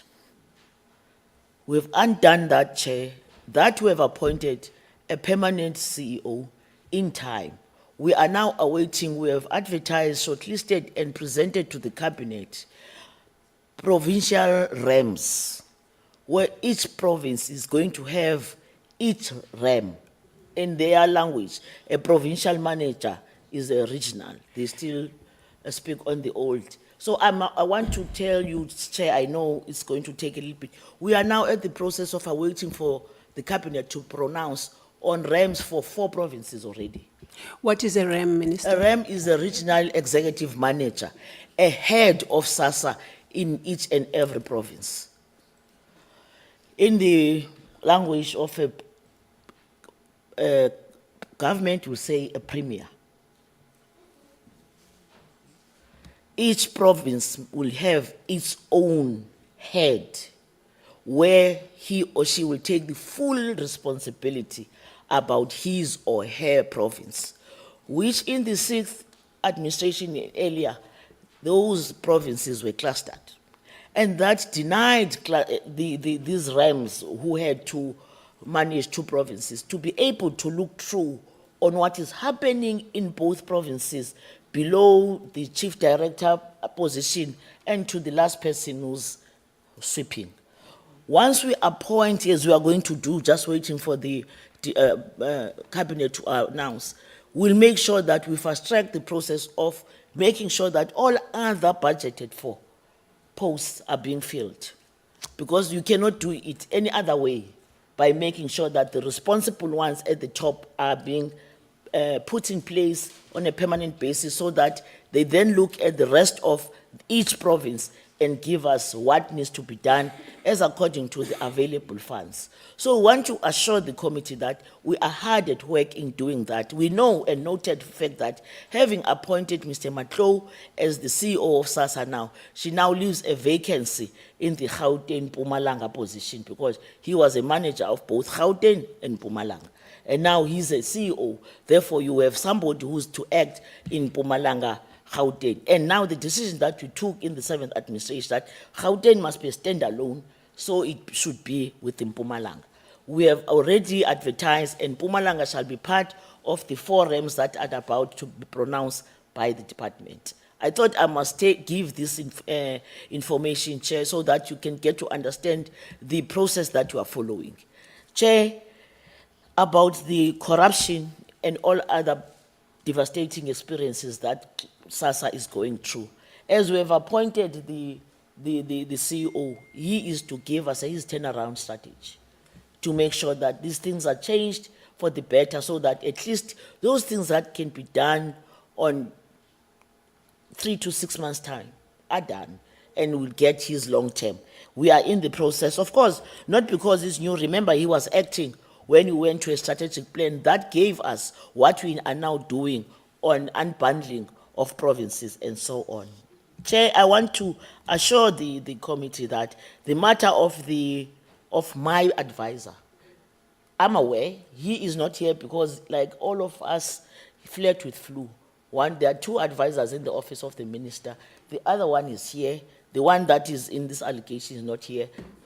Is fled with flu without taking you back to the credentials and apologies.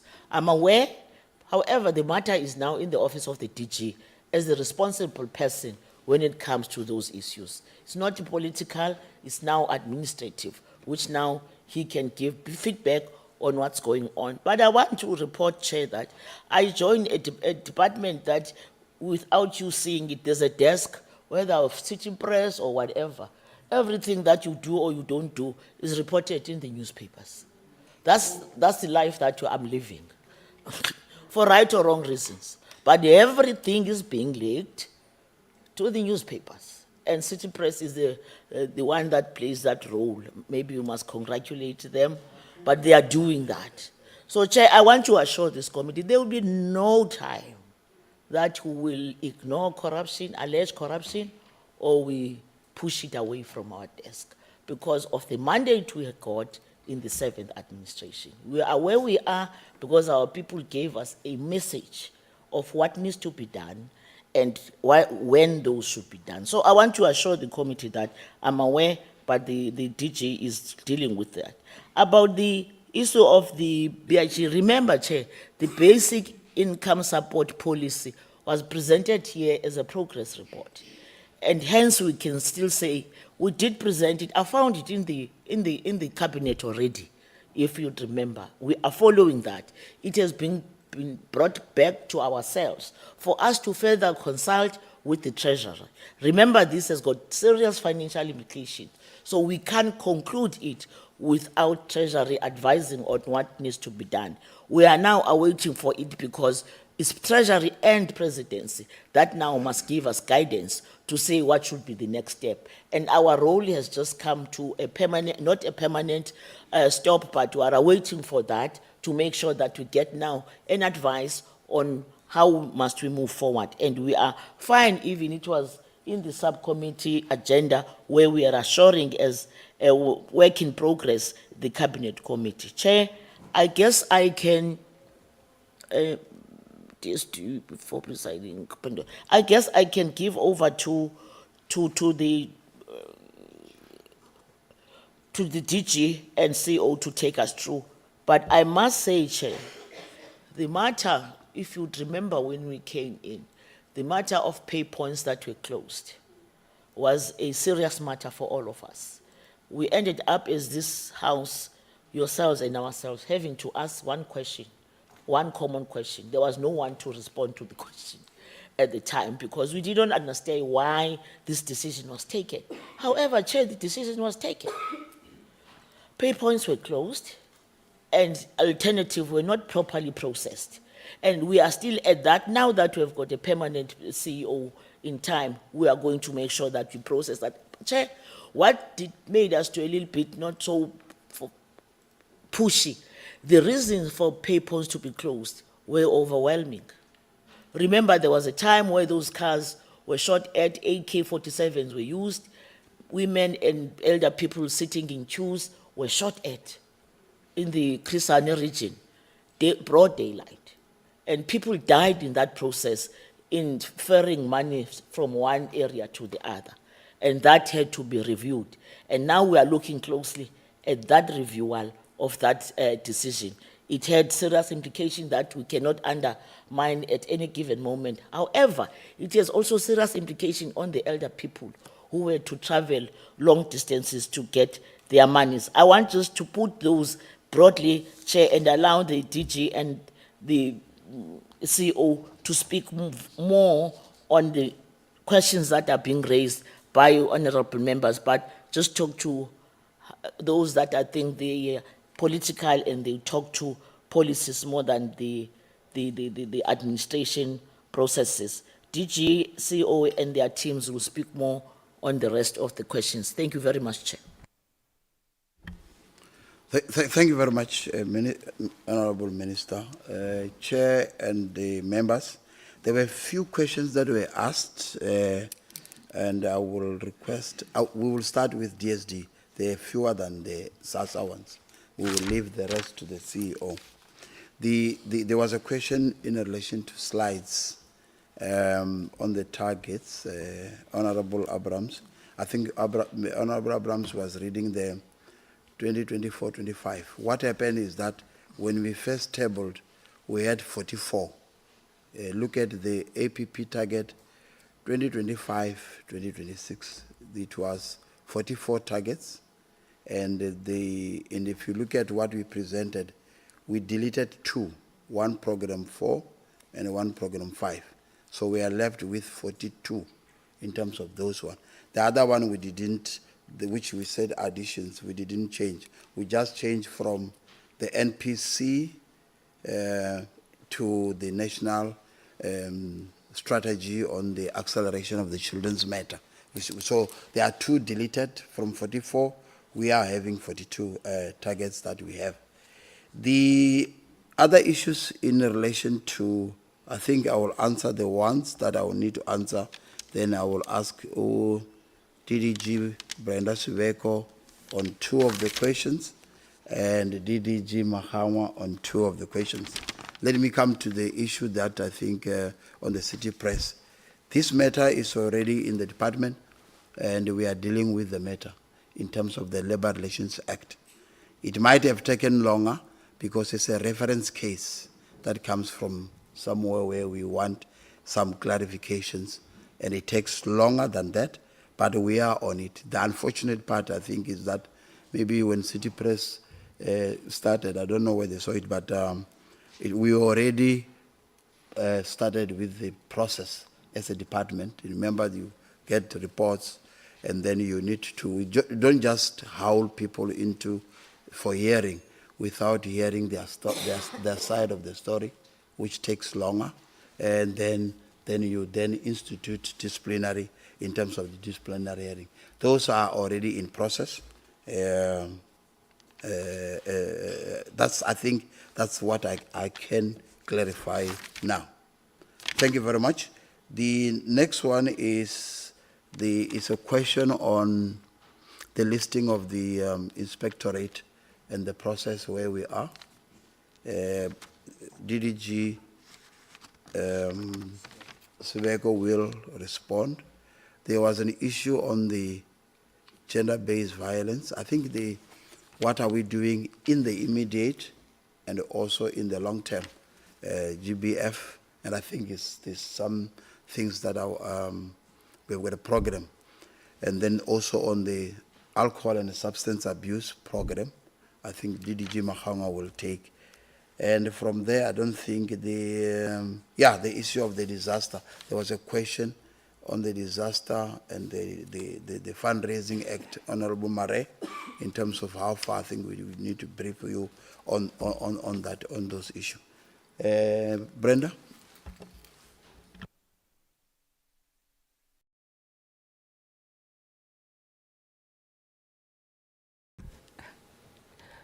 Good morning, honorable members. Thanks, DG. Good morning, Chairperson of the Portfolio Committee. Good morning, Minister and my colleagues. On the question of the inspectorate, the process is so far what we have done is that we've approached DPSA, who are responsible for listing all government entities, and we have submitted all of the documents that they require in order to consider the listing. They have established an interdepartmental assessment committee made up of the National Treasury and DPSA to consider all of the documents that we have submitted, and then they will then make the decision. They've asked us also they'll ask certain questions of us, which we have responded to. So the timing of when exactly it will be listed is really up to them, but we are cooperating with them in terms of providing the information that they require and answering the questions that they have raised. But the process has been initiated. There is an IAC that has been established to process the listing. With regards to the disaster relief fund, yes, the legislation was passed and the regulations have also been done. They still need to be published in the current year. Once they are published, then the board will be empowered to start raising funds because they did not have that power before. But we have a board that is currently active, that is sort of straddling the previous legislation and the new one, which will then change how they operate. However, what they have done now is the chairperson of the board and the secretary, one of the members of the secretariat did join Minister in some of the visits to disaster hit areas, especially in the Eastern Cape, in order to also do an assessment on behalf of the board. But what they have now done is met, and they have just done a proposal on, now that it's been declared a national disaster, where they can intervene. The intervention, however, will only be based on the existing funding in the disaster relief fund, because the other ones will only get consolidated into a single fund once the regulations are done. So they've proposed to Minister that their interventions must be supported by Minister. They've made proposals. The intention is to make sure that they don't duplicate the work that is being done, but that they plug holes where certain things have not been attended to. It will be easier to respond in terms of what they've done once they have actually got approval and identified where the holes are. But they have done the assessment already and also joined Minister in some of the engagements at the site visits, basically, of where the disasters have happened. Thanks. DDG Mahanga on the GBVF and alcohol and substance abuse.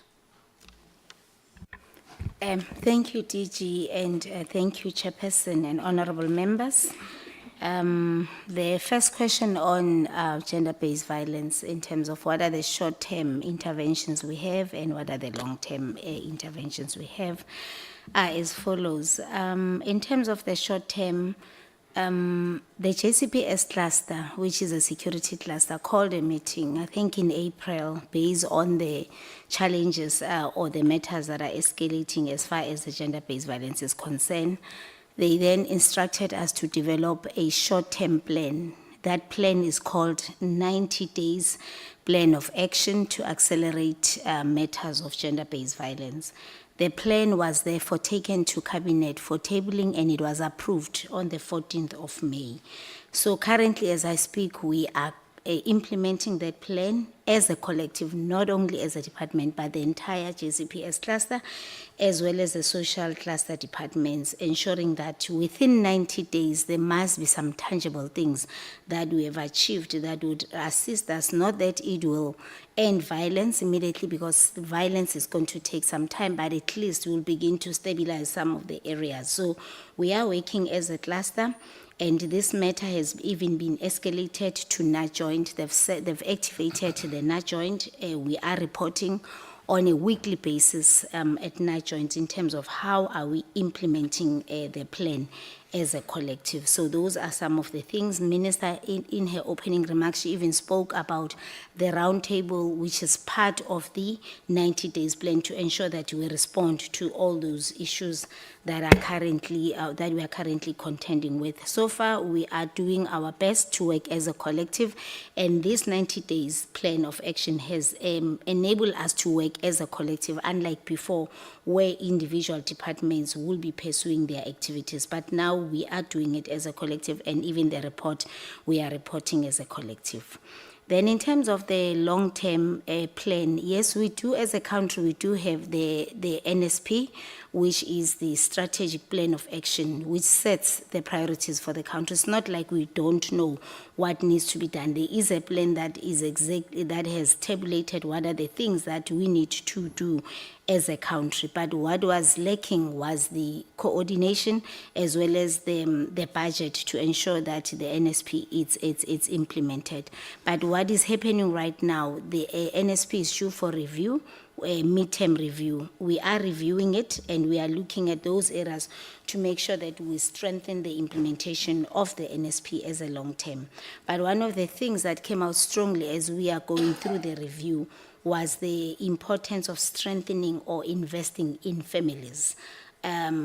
We need to work with families because all these issues starts in the family. So very, very important that we invest in families before we can even talk about services outside family units. So those are some of the things that we are looking at. And also, what came out strongly was also to say we need to work closely with traditional leaders to deal with cultural harmful practices, because they also contribute to issues of gender-based violence.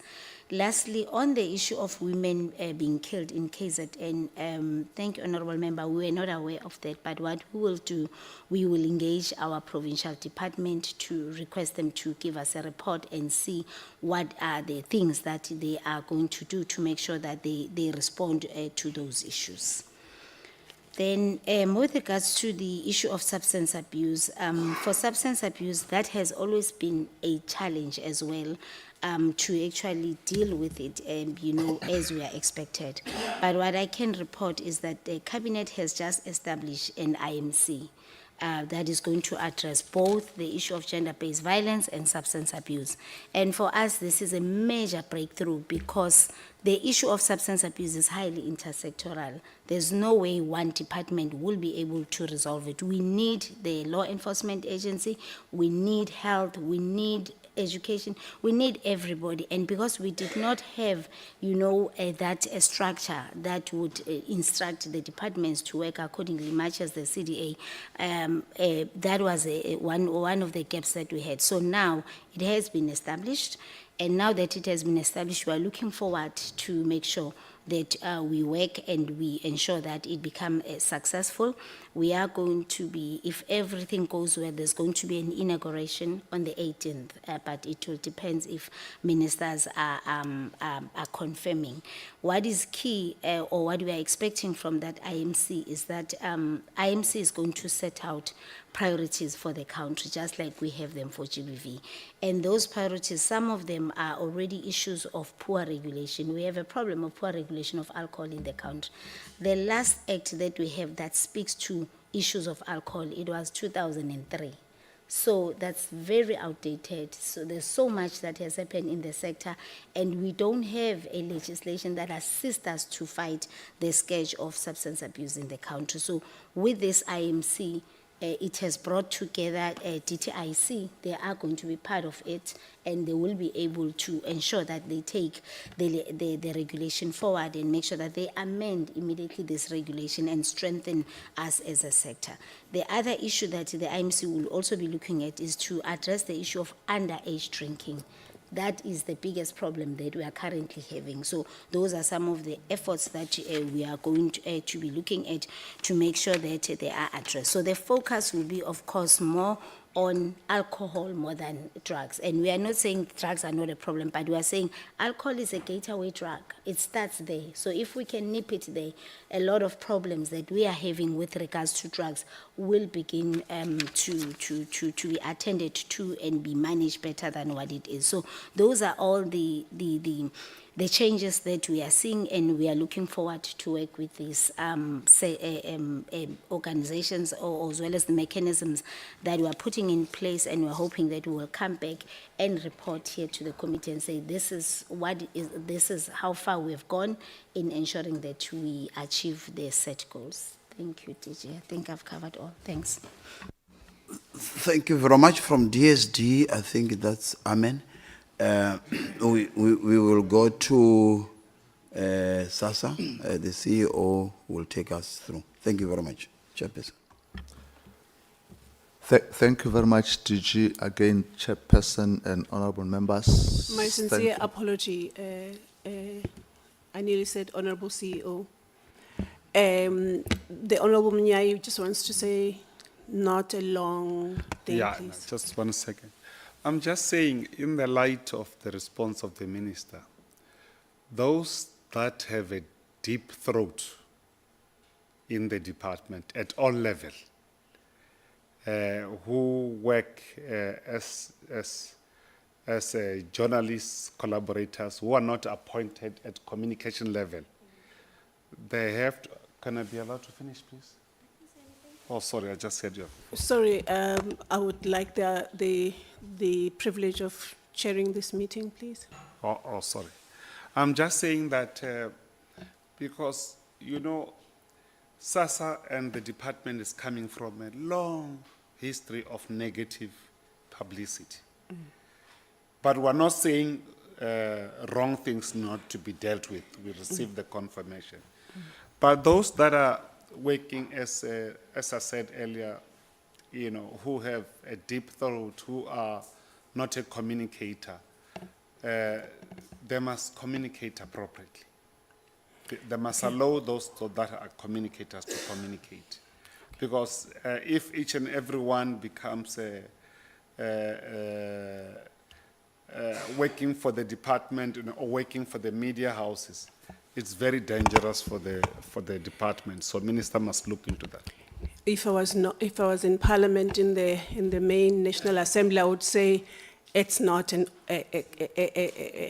point of order. So it's not upheld at all. And especially if you are getting into the time of a CEO who wants to answer questions. No. Over to you, CEO. I promise I will protect you from now on. Thank you. I do wish to be an honorable CEO. Thank once again, honorable chair and honorable members. Let me start by saying that the actual increase, Honorable Abrahams, is 1.5 billion. I think my CFO will just clarify the actual increase in terms of the value of the grants. I'll give her the opportunity now.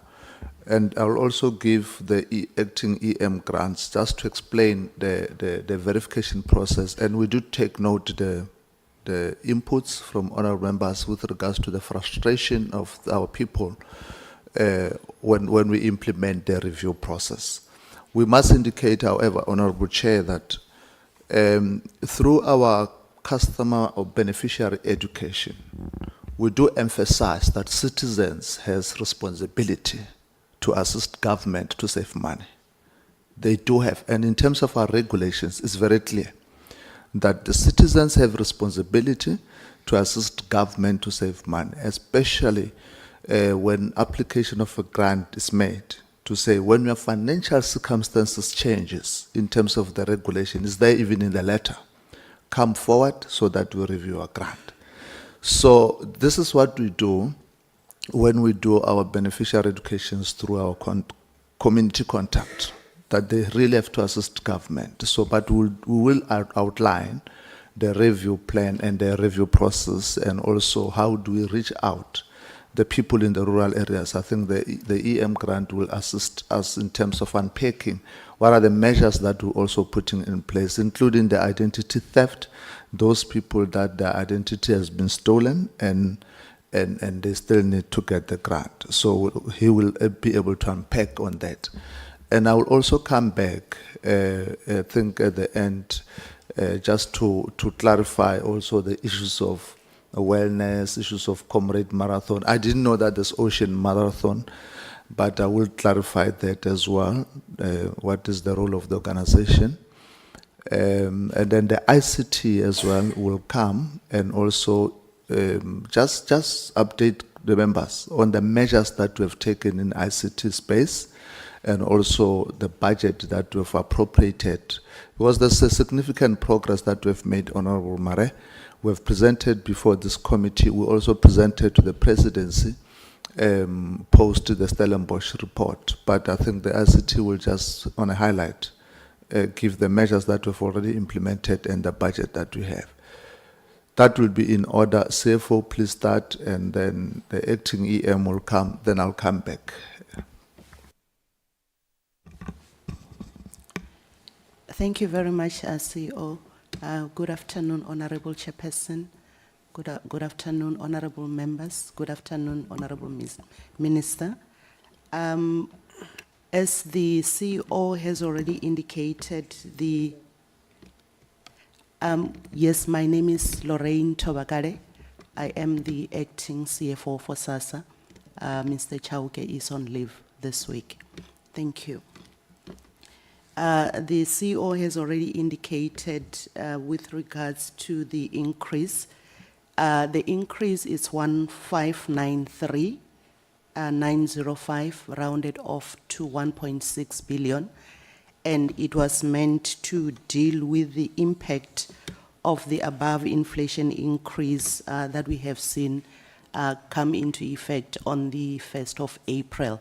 And that is mainly what it was supposed to deal with that. Thank you very much.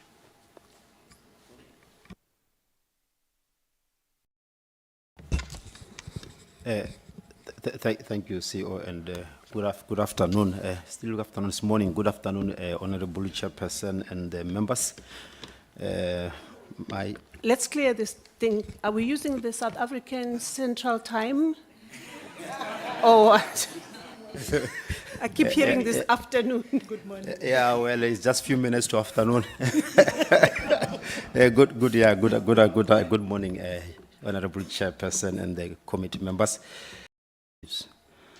That SASSA is actually embarking on to improve customer experience and also bring in efficiencies.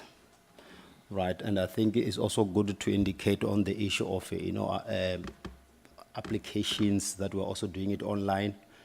It's also good to indicate that now we have also implemented a number of projects in terms of Wi-Fi, just to assist beneficiaries who come to SASSA office, just to also to give them connectivity so they're able to apply online, those who don't have grants. And also we're also providing infrastructure in terms of kiosk, so that when beneficiaries come to SASSA offices, then they're able to access those infrastructure and apply for a grant, beside improving connectivity to improve capacity.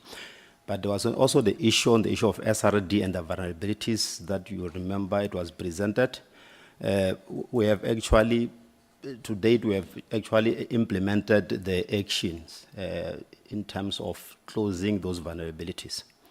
I must indicate, though, that vulnerability assessment is an ongoing process. Yes, we have dealt with those ones that were actually identified then, and we continue to assess the environment for different systems so that at least we implement the control measures or put in place control measures. We have also actually extended, as presented before, the scope of the SOG, where we're able now to monitor the whole infrastructure in terms of incidents that are actually taking place. And they also concluded on the issue of bringing down those sites that are mimicking SASSA. You know, you won't believe that we pick up this close to above 300 domains that actually are mimicking SASSA, and we believe that also is really a source of identity theft. So we are definitely dealing with that. And we're also collaborating with other stakeholders like the .za domain consortium to also help us as we deal with those vulnerabilities. You know, I think CO allow me to stop here. You know, just to give that highlight. Thank you. Thank you, Mr. Makondo. I will also allow the EM strategy just to clarify the issue of the under one application and also the under two before the EM grants give a lot of responses on the verification process and others. Just before you do that EM strategy, I just want to apologize to the chairperson of the NDA and her team. I know that we have now encroached into your time, but you will get the sufficient time allocated for your presentation. Thanks. EM strategy. Good morning, Chairperson. Good morning, honorable members, and good morning, Minister, and good morning to my colleagues and South Africans who are listening. On the issue of the under one, if we go to the National Development Plan, the National Development Plan talked about the exclusion of the children under the age of 2. But when we first aggregated the numbers, we realized that if you club them together and do 1 and 2, under 2 we were already almost achieving, whereas with the children below the age of 1, at the time of that development, there was a gap that was below 20%. We were reaching only 20% of the children below the ages of 1. We have since increased our targeting in terms of the children below the ages of 1, and we are already now achieving between 50 and 60%. So with the implementation of the strat plan, we are going into the last year of the National Development Plan. So we are starting to aggregate together because now we have closed that gap that used to aggregate. So we want to ensure that by the end of 2030, we are achieving the target as we had set together, which is supposed to be at least at 70% for both children below the ages of 1 and ages of 2. So the age of 1, when we targeted that, because we were very low on the margin, so we wanted to do it inclusively on its own, emphasized on its own. But now that we are closing the National Development Plan, we want to ensure that we monitor them together and do a proper analysis as we get into 2030. But we have closed the gap. We have moved from where we were below 20%, we went to 39%. Now we are achieving plus minus 50% to 60%. And we are thinking as we are closing the gaps and putting people in the clinics, we should be able to achieve that. But we have gone a long way in terms of looking at this target. And it was important to elevate the ages below 1. Thank you. Thank you. Fanny? Thanks a lot, CEO, and good afternoon, Honorable Chairperson and members. Allow me to first go to the question that was asked by Honorable Munyai, specifically around how do we deal with skilling SRD 350 beneficiaries, and mostly the young ones, to be economically active in the future. Specifically, I think the emphasis was, how do you consider opportunities that may be available in military and other entities? So maybe to indicate that there's few efforts that are currently in progress. There is a pilot that is taking place led by the department through one of the partners to sample in 3 provinces, or to pilot in 3 provinces, a an opportunity for trying to identify some of the social grants beneficiaries and link them up to potential employers, alternatively to projects that would be able to help them generate income on their own. So there is a project that is taking place in KZN, Free State and Gauteng. And in addition to that, SASSA and the department, we are part of what it is called interdepartmental working group that has been established by the presidency. As part of that particular work, the intention is part of government's digitization efforts, but what they are trying to do is to help create rails for government that will enable government to be able to identify and trace a client. It doesn't matter whether a client will be entering through the Department of Health or through SASSA, to be able to trace a client. If that particular client would have come through for a grant, but for some reasons SASSA identifies other needs of that particular client, SASSA should be able to refer or link that particular client to the particular entity which is supposed to take this particular client forward, not just for a grant, but for other services. So for that purpose, we are part of that particular working group, and part of it, there has been one of the latest elements that have been agreed upon was to create a subgroup within the interdepartmental working group that must just zoom on SASSA and possible quick wins that could be identified within the SASSA environment, which could be fast-tracked with some of the other ministries. And I guess going forward, as this work gains momentum, maybe what has been raised by Honorable Munyai will see it materializing with time. The question that was raised by Honorable Abrams in relation to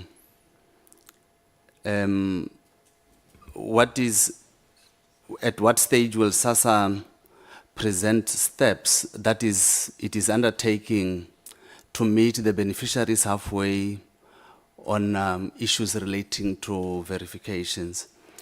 So maybe it will be, the timing is actually correct to indicate that we are at this stage on our last, we are now on our last leg, as the acting CIO has indicated, for rolling out biometrics, making biometrics compulsory for all social grants recipients. I think for this purpose, it would be safe to say that with effect from the 5th of May, we have made biometrics to be compulsory for all those applicants that comes to SASSA offices who are not yet been formally identified by the Department of Home Affairs. Of course, you'll understand that the social assistance regulations makes provision for us to be able to assist some of these people.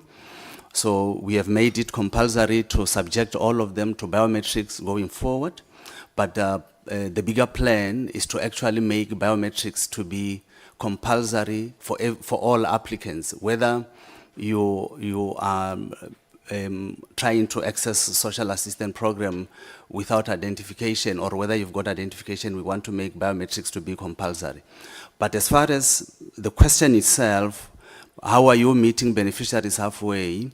So what SASSA has done post the audit of 2024-2025 as part of what the AG had recommended, we had gone forward and through ICT and advertised a bid and appointed a service provider who is going to be helping us with rolling out what we term EKYC. But in a nutshell, we try to put capability that will enable us to, in future, allow clients, under the circumstances where we want people to come forward into SASSA offices, we'll then try and put functionality that we can turn it to be public-facing, so that those clients that do not really have to come to SASSA offices, they can then be able to know that, listen, on an annual basis, I actually need to go and click here and be able to show my face. Then SASSA will know that it is me and I'm alive. And then I press, then SASSA would have verified that I'm still there. Alternatively, in an instance that has been referenced by the CEO, because it is actually the obligation of the clients to come forward and tell us if any of their personal circumstances changes. So if you look at some of the community members where you are coming from as you interact with them, specifically those that we've just approved their grants, if you look at the outcome letter, that approval letter which we are giving them in their hands, it actually has a line in the middle of that letter saying to the beneficiary that, and I'm just going to read one of such letters that is before me. It's got a line in there that says, kindly also note that you are required to inform SASSA, to inform your local office of any changes of you or your spouse general and financial circumstances in terms of Regulation 14 of the Act. Should you fail to provide such information, this may lead to a grant being suspended. So technically, what we're doing right now, we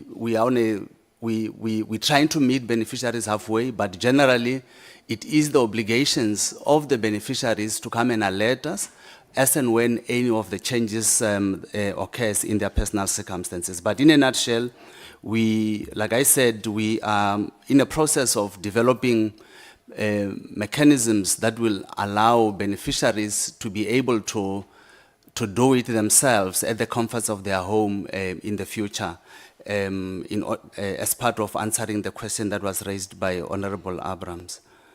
There was a question that was raised by Honorable Mare regarding clients that would have lost their cell phone numbers, and I think the question was, how does, if I've lost my cell phone number and I now want to come and change that number, how do I do it using part of your self-service portals, considering that I won't be having my cell phone? So at the moment, what we have is they can actually call the SASSA toll-free line. Then the agent on the other side of the line will be able to assist them and direct them accordingly. Alternatively, what we have done is recently we have created an opportunity for them to be able to make a turn at some of our offices where they will be able to be assisted using the self-service kiosk that is in SASSA offices. One of the officials will be able to guide them through that particular channel. But they don't have to walk to SASSA offices. They can actually call the SASSA toll-free line, and an agent on the other side will be able to guide them accordingly. Thanks, Fanny. Thank you. Yeah. Honorable Chair, we can confirm that I think the report and the plan we can submit before the committee, especially the review ones, because the members did indicate that they may need guidance and also provide support. So we'll be guided by the chair, because indeed, including the report to Treasury, because on a quarterly basis, we've agreed with Treasury that we will submit the report. We can also submit such to this committee for also guidance also and counsel on that. Yeah, and I think there's one question that was also raised, Honorable Chair.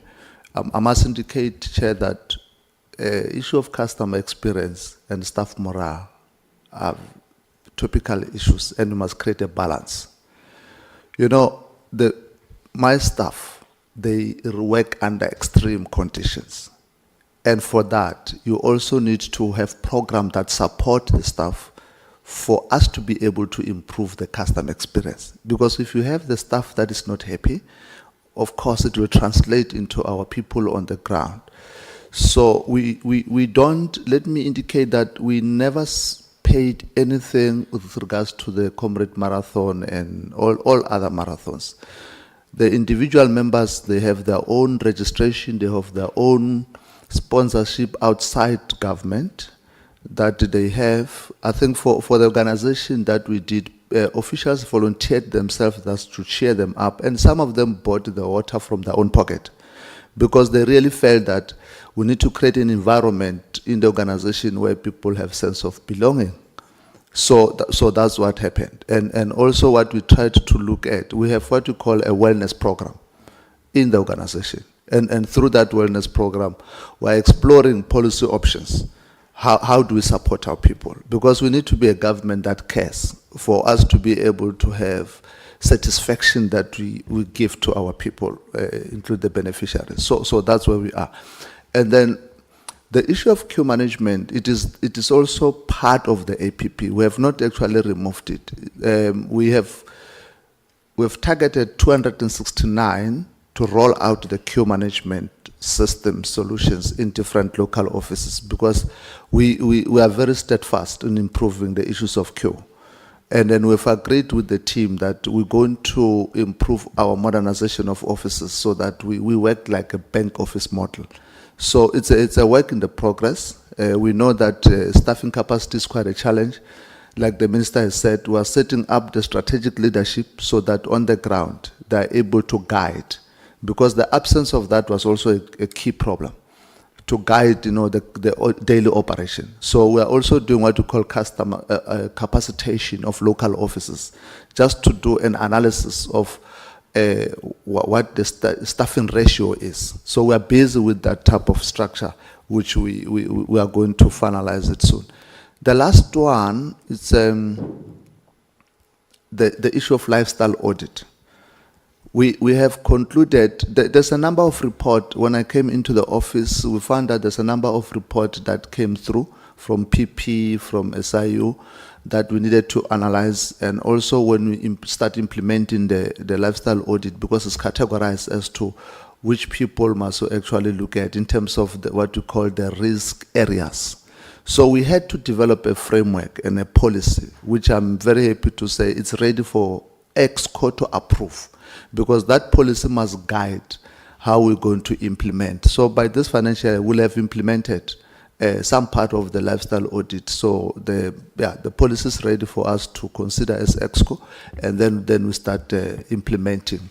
So I think, Honorable Chair, I tried, hence I made a commitment that with all other information we can submit before the committee, including the progress report on conditional grant to Treasury, including the review plan as well. Thank you very much.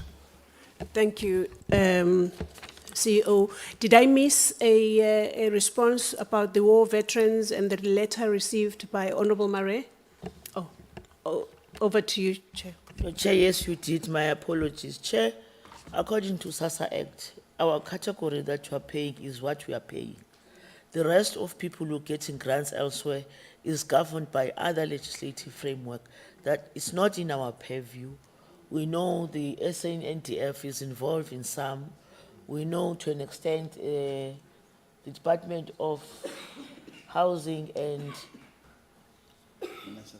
Human Settlement is also involved. But as SASSA through DST, our responsibility is the category that you are paying and nothing less. Thank you so much, Chair. The letter, did you get your response, Honorable Maria, about the letter you received? I think let's get the copy of the letter to the DG CEO, and then they can respond at a later stage. It would be a little bit of an ambush for us to say, here's the letter I received, respond. And I think Lindiwe would like that letter, please, so that we can get an informative and considered response to that. Right, thank you so much to the department and from SASSA for the presentations and responses to the questions that have been raised. I think we'll go straight, Honorable Chairperson of NDA, will go straight to you because we've already eaten into your time, but you will get the time that is due to you to ensure that you finish your work. Thank you so much. Yeah. Thank you very much, Chairperson.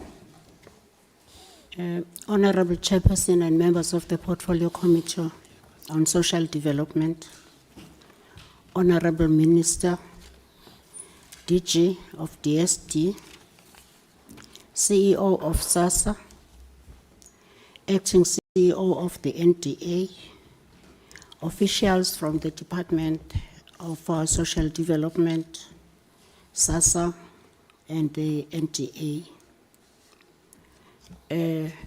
Portfolio Committee staff members, and the advisors to the Minister.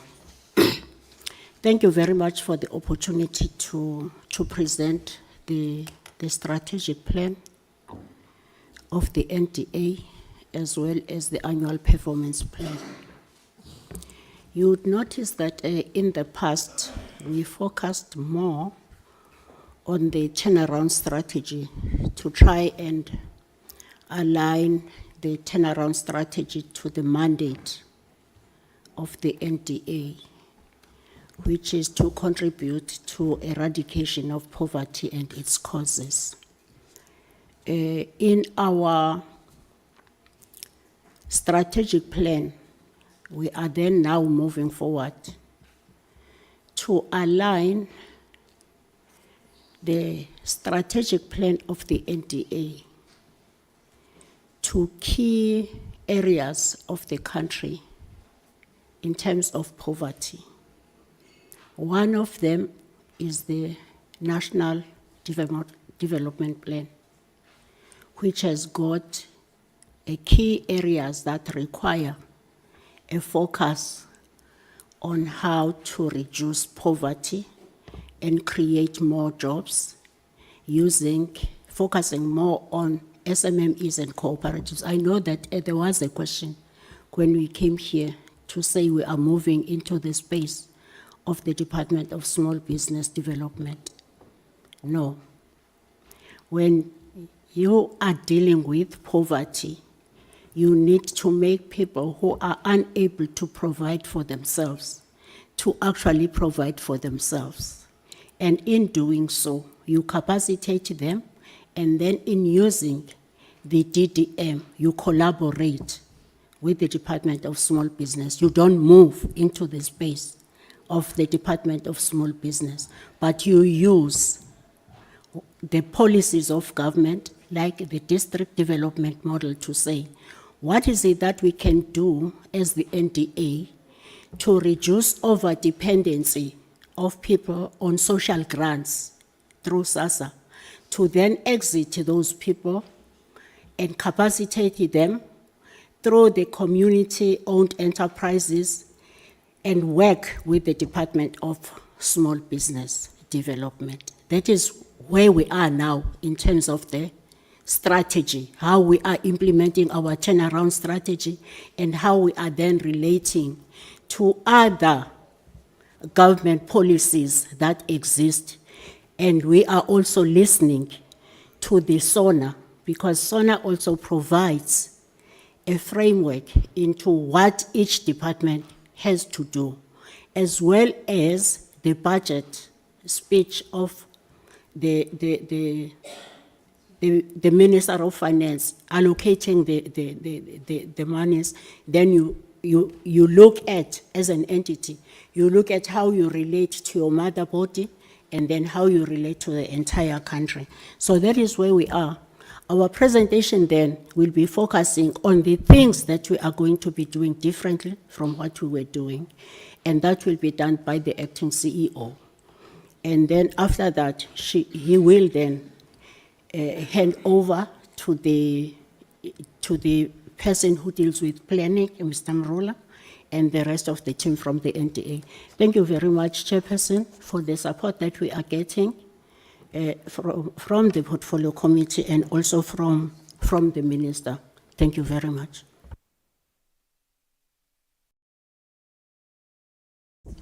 Thank you. The Chairperson of the NDA Board for the opening.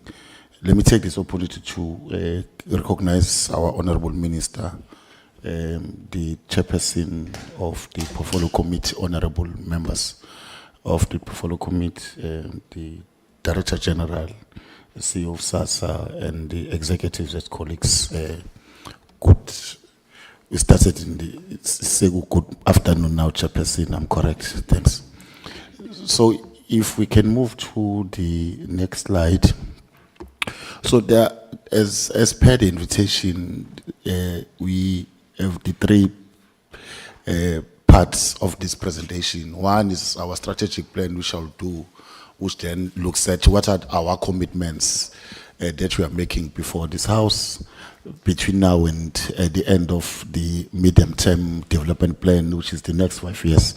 And secondly, what then are our annual commitments in terms of how then do we implement this 5-year plan on an annual basis. So looking at the current financial year, which is 2025-2026, and finally, we looked at our MTF budget. It means for the next 3 years, what is our outlook, and see the areas of concern and where we want to start maximizing potential opportunities, and which are one of the areas in which even the existence of NTA as well gets to be questioned around this space, and this is where you want to focus on and want to seek guidance.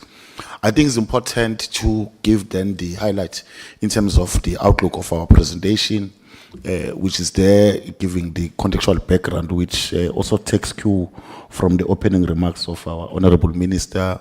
Will then give account in terms of our legislative mandate and the social analysis, what exactly we considered and what are some of the things that emerged when we're doing that analysis. Will then give the strategic outcomes for the next 5 years, which will then be the commitments.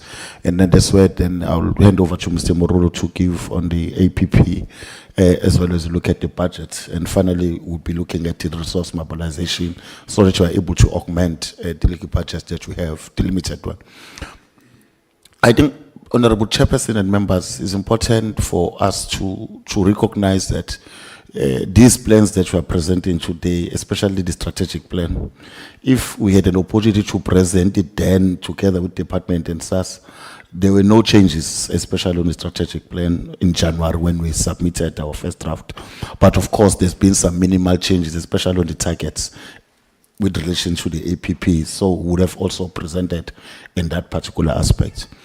I think we are seeing these plans as the first iteration of this 7 administration.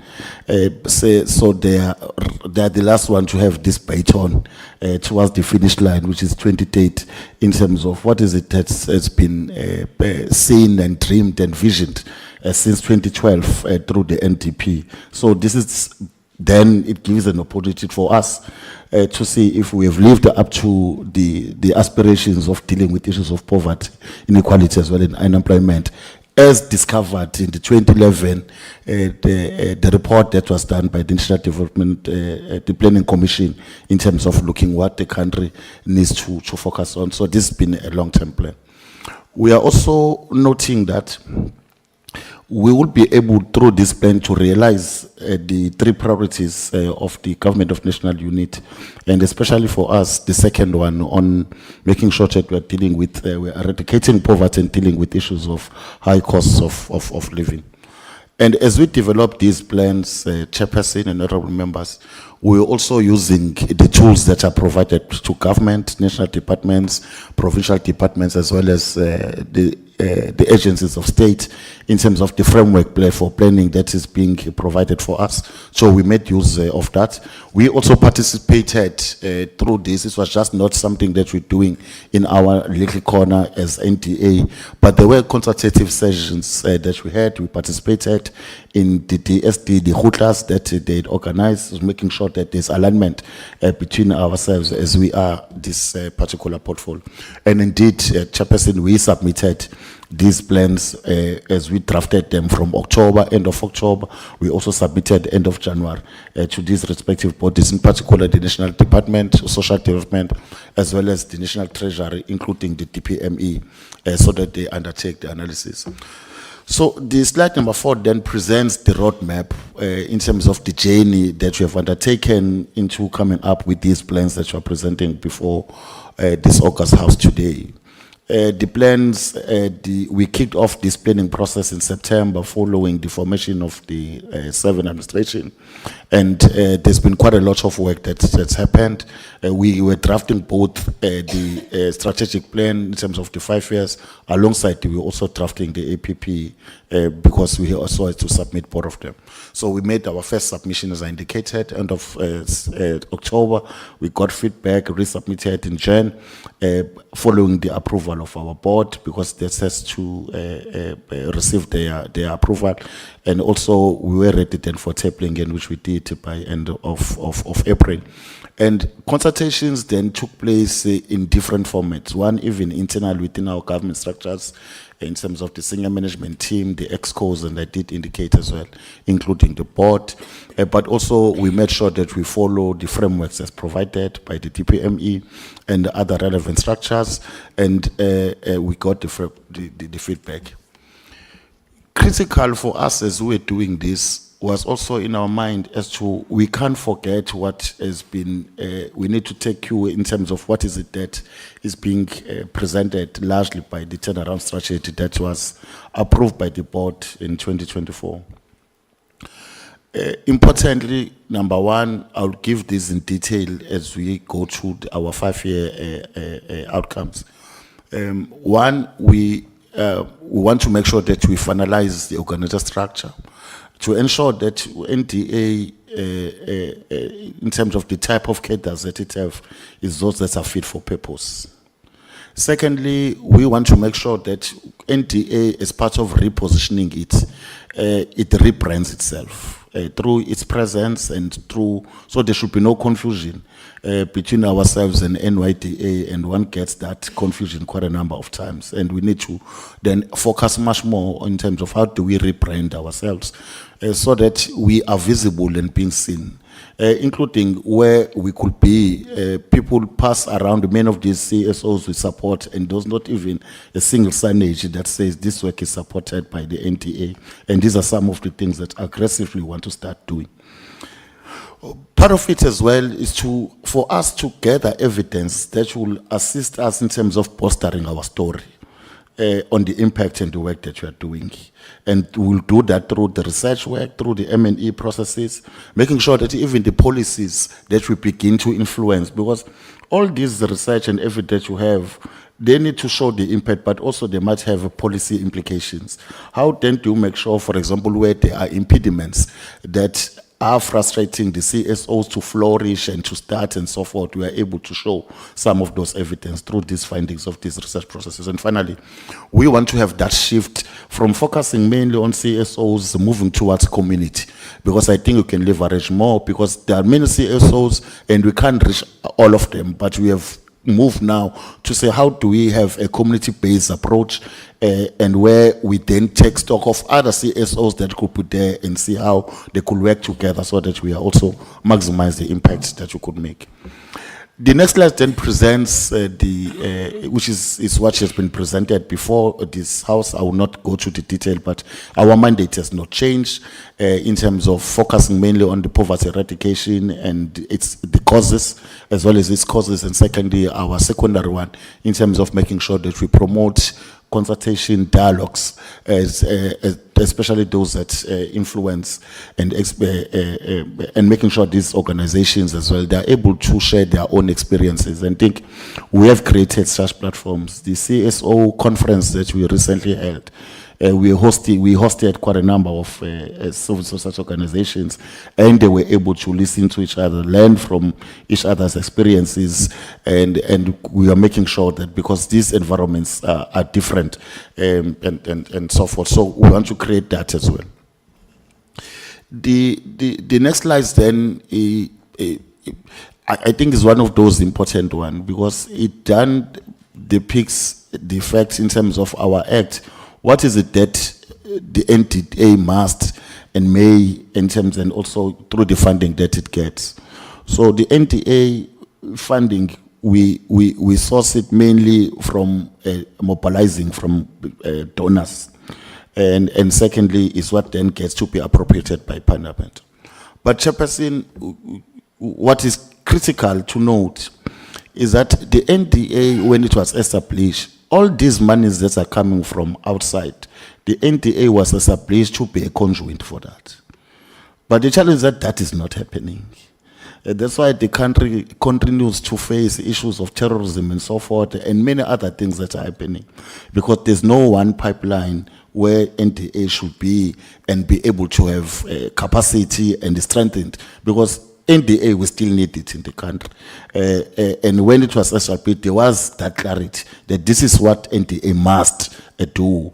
And it seems like it's now an option and no longer a necessity of what the then government wanted through this particular agency. The second part, of course, what then we receive from Treasury, in terms of our act, it says we may. So grant monies that we give is just not to say it's a must, but it's what we may provide to these agencies. But in the main, the expectation is for NTA to be a conduit for these monies that are being driven through to the country for many other work. The next slide then, Chairperson, is what we want to give confidence to the honorable members in terms of, as we develop these plans, we also undertook a technical exercise in terms of analyzing our environment and what are some of the areas. So the pastel analysis that we undertook, we understand, we're clear that the environment has changed following the March 20. The results of the general elections in May 2024, they gave birth to a different political space as well, and we had to take note of that. But also noting that there are new 3 focus areas right now, unlike before when we had 7 outcomes. Now there were just 7 priorities, and now this government focus mainly on the 3. And how do we align ourselves, especially with all of them, but mainly knowing that close to home and close to our hearts is about reducing poverty and tackling the high cost of living, but also that of building a capable state, because that state cannot be built without as well the very vibrant and organized civil society space. And that's where we also take note. Economically, we noted as well the economic growth that is very slow, the high employment rate, which continues to increase as well. As if you look at the labor force survey results about 3-4 weeks ago, they do show the increase, especially on youth, from 41% to about 46%, what we're talking about currently. And these are some of the issues that we have to take stock of. Socially, they still continue to have an income inequality, the poverty levels as well. There is, of course, opportunities that could be brought by the technological, the transformation that is happening in that particular space. There is a digital revolution and the digital divide, which are still there. As an NTA, of course, what you want to start moving towards that. But since we are focusing mainly on this grassroots organization, so we understand those disparities as well in terms of the urban and the rural access, especially issues of data and all these other elements. The environment, we're in a space now where we are having these climate changes as well. So we had to not to be oblivious of those particular areas, and how then do we access these communities. And we want to start organizing ourselves as well to say, if you look at the recent incidents of last week in Umtata, fortunately we were there as well as executive, and we had that first-hand experience of what is it that our Puma communities experience, and how then do we start identifying civil society organization that will even prepare poor communities for disasters, so them to know exactly what to do and so forth, because it is these people, our people, especially the poor, and who lose even the most important document in their lives. And these are some of the simple things that we want to start focusing on. And beyond that, we also undertook the SWOT analysis, which looks at what are the strengths. Number one, NDA exists, has got a footprint in all the provinces, and many other. What are the opportunities that are there? We have a track record of the work that we've done since our establishment, and we want to build from that foundation that has been laid before and make sure that we take this. Of course, we are aware of the weaknesses that are there, especially in terms of the funding. That is still very, very limited, and the threats that are there as well, we took note of them. So we were able then to balance and use both these methodologies so that we strengthen and make sure that there is robustness in terms of this plan. So we use both PESTEL as well as also conducted the SWOT analysis. The NTA vision has not changed, Chairperson. Is still aligned as well to the Department of Social Development, which is about improving the quality of lives. Ours is about reducing levels of poverty in South Africa, and we still have the same vision as well of seeing a society that is free of poverty as well as unemployment. Then we have our national values, as I said. I wouldn't be going to that. I think the main focus for me is then on this slide in terms of what is it that we are committing to this house over the next 5 years. So these are the 5 areas of focus for the NTA in the next 5 years. Number 1, we want to be that organization that we have looked at ourselves and we understand there are some of the internal challenges, especially in terms of the efficiencies in terms of the operations. So one of those areas we have to make sure that we want to strengthen our governance as well as compliance environment within ourselves. We'll strive to make sure that we have received as an NTA an unqualified audits, and we want to make sure that we continue to do so, because that will also increase confidence to the partners that you want to go and mobilize resources from. Because it's not about mobilizing resources, but you must have capacity to manage and disperse those resources. And if then in the finance space we continue to have these qualified audits, really there's no one who have trust in terms of who can manage these monies, because they're not for us, but they are for the benefits of this civil society organization that we need to reach out. So this is one of the areas, making sure that we strengthen our governance as well as compliance environment within ourselves. So it's much more internal and inward-looking administrative. Secondly, we want to make sure that we improve the branding of NTA. I've spoken about that earlier on in terms of our visibility, but also it's about the reputation. We want to be that agency that has a good reputation, and so there's no doubt for us if people can partner or work with us, including the treasury themselves. They should be able to assist us in terms of making sure that they look at us favorably because we are existing and doing the work. And part of it, when you look at what we did, including the conference that we had, it was the voices of the same civil society organization. The Portfolio Committee as well, during their oversight, they came and visited these areas where we work, and you were able to have the first-hand experience and have a look and feel of what is it that you are doing. And I'm sure that gave a different picture as well, to say, yes, they are existing and they are doing the work. Number 3, we want to have an increased financial and non-financial resources, as I indicated all. If we don't win on the first and the second indicator, it will be difficult as well to see this increase. So we are clear that we want to make sure that we increase our resources, and that's why we are strengthening our capacity to mobilize resources as well. We want to strengthen that capacity and working with other partners together with both the department as well as SASSA in the areas where possible. But importantly, in a country with high numbers of unemployment, as I said, the recent statistics for young people is almost over 46% right now. We want to make sure that the work that we do, we create employment. It's just not about providing support to this civil society organization, but the work that they're doing, they need to graduate so that they become enterprises, they become self-reliant as well, and make sure that there are jobs that are being created. And finally, as I said, in the space of evidence that we'll use for decision making and making sure that we are able to measure our impact, we will then be increasing how then our data and the findings and results from our research and M&E are being used as well to shape policy. We, having identified these 5 areas, we also said alongside what are some of the risks that are there. So we underwent a process then where we identified the key risks so that we are able to also come up with the mitigation strategies against those risks. So in this slide, I will not go through the details, but we are clear in terms of number 1, the insufficient funds, so that we are able to implement some of these required space. And sometimes the lack of buy-in as well is important. When you do this community mobilization, you enter, you also recognize the authorities that are there in those communities, traditional and so forth, and it's important that we build and strengthen the relations that we're having in some of those particular areas.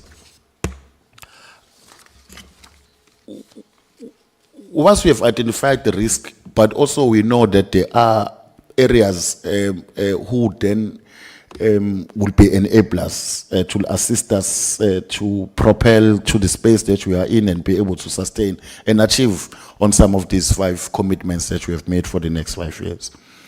We as I said earlier on, we are strengthening our capacity on partnerships and collaborations.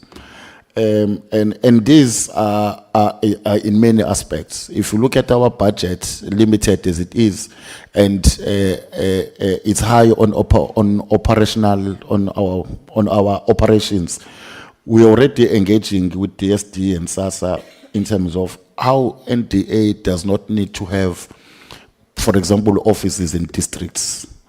And we are cutting those particular costs through partnership and collaboration with municipalities. In some of the areas in KZN, we have an office in King Kechwa, and it's at no cost because we are using municipality. And in George, the contract has expired, and we are already engaging with municipality, and they've committed to assist us.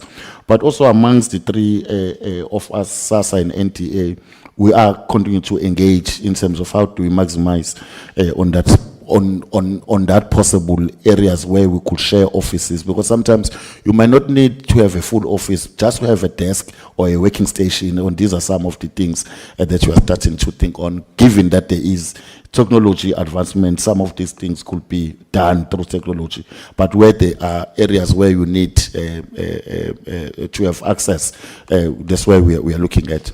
We also want to start optimizing in terms of our internal environment, looking at our internal capabilities as well, and making sure that we are upgrading our organizational ICT.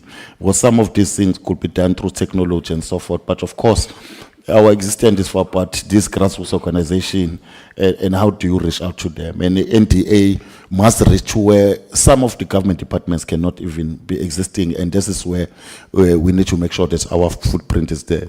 Finally, as well, we are looking at developing the M&E system, and these are some of the areas that we don't need to start from scratch. The SD has been coming and presenting over the past 3-4 years on the M&E system that they've developed, and we want to take stock of that in terms of how can we customize it so that we save costs, because it's there, and I'm sure it could be implemented within our environment.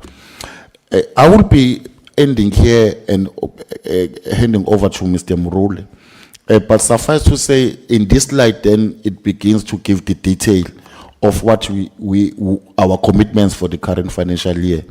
It's 16 targets that are there, but I must also emphasize that if you look at them, we've been consistent over the years. If you look at what we committed to last year and so forth, because we're taking cue from our turnaround strategy, which is also a long term. So there are no changes on the 13 of them. It's only 3 that have been introduced. I wanted to end there and hold over through you, Chairperson, to Mr. Ben Morolo to take you through the actual plan for the current financial year.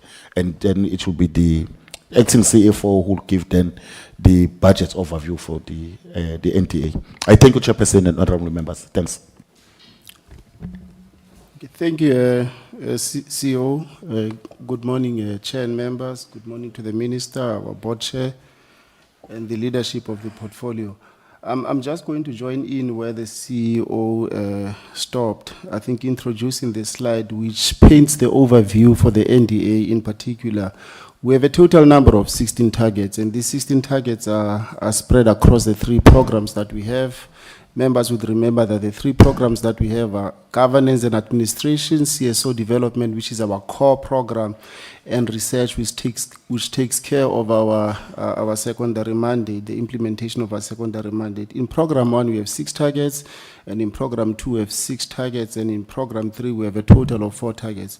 As the CEO has said, we are continuing with 13 of our targets that we implemented in the 24-25 financial year. So there's a sense of continuity in what we're doing. And this is important, particularly so that in the 5-year period, we are then able to measure our performance, over a prolonged period of time, as opposed to having targets in 1 year and then KPIs in 1 year and then you are changing in the next. So you are not able to track over a period of time, what progress the NDA has made. We have thought that these 3 indicators in particular, the 3 that are on the far right, that we would elevate them to the to the APP. We've had them in our AOP radar, but we thought let's elevate them so that there's proper focus and presentation to this very committee on how we are faring on implementation of the preferential procurement policy. We have specific targets that we have set for women, for persons with disabilities, for youth, in terms of targeted procurement, and we want to monitor that and present continuously before this committee. The second one is the percentage utilization of grant funding, and this refers to our own fiscal allocation, and we do internal budget, reorientation towards grant funding. And I think it's about a total of 30 million that has been allocated towards that area. This is our core area. But I think as the presentation continues, you would realize, members, that it's supplemented as well by our effective resource mobilization focus in terms of targeting funders and donors that are able to, give funding towards the NDA. The last one, which is important, and again it ties to the performance enablers and the outcomes that we are targeting, it is the M&E framework development and institutionalization. We want to focus in developing a very robust M&E framework and get it approved by the board, and subsequently institutionalize it, have a well-functional M&E system against which we are able to report our progress on implementing not just the APP, but the working towards both the strategic plan, the 5-year strategic focus of the NDA, but also the turnaround strategy, as it were. Because there's quite a number of components that we have brought from the turnaround strategy that are being implemented by the 5-year plan, against which we want to, continue to robustly report against.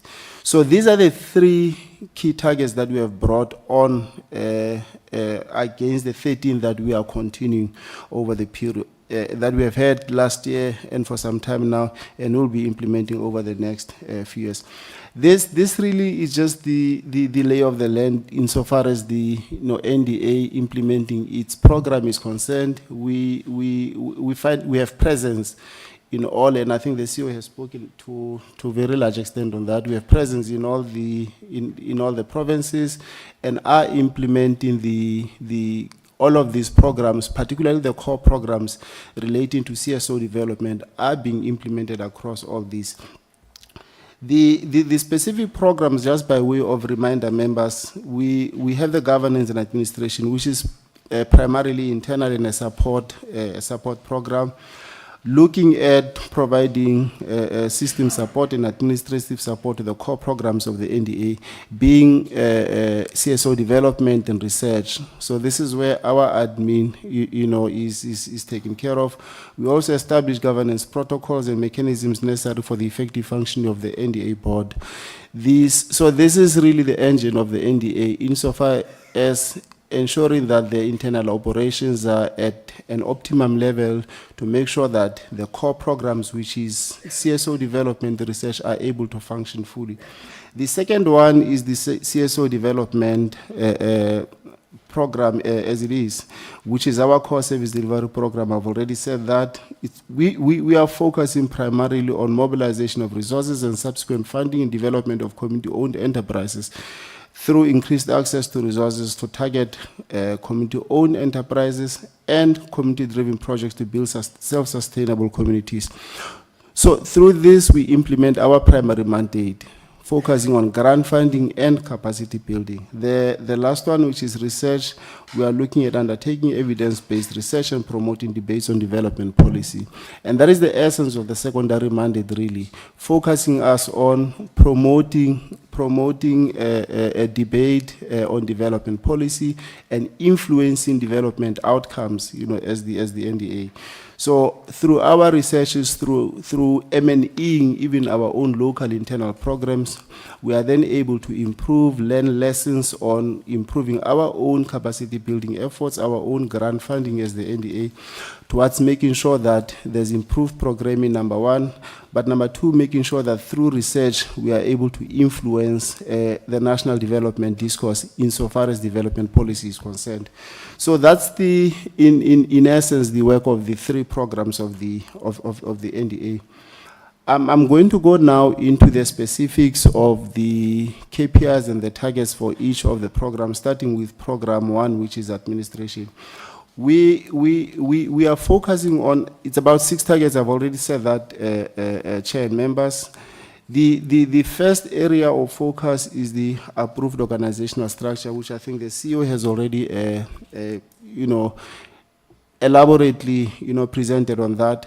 But in particular, we want to make sure that the strategic and operational alignment to the mandate of the NDA, but also the outcomes of the turnaround strategy. As a result, we want to firm up internal operations and in making sure that as we aspire to implement the 5-year program, internally we are ready, internally we are firmed up enough in terms of the skills that are required to implement the turnaround strategy, the 5-year plan. We are able to do that. But the first start would be the approval of the organizational structure by the board, which is earmarked for approval before the end of this financial year.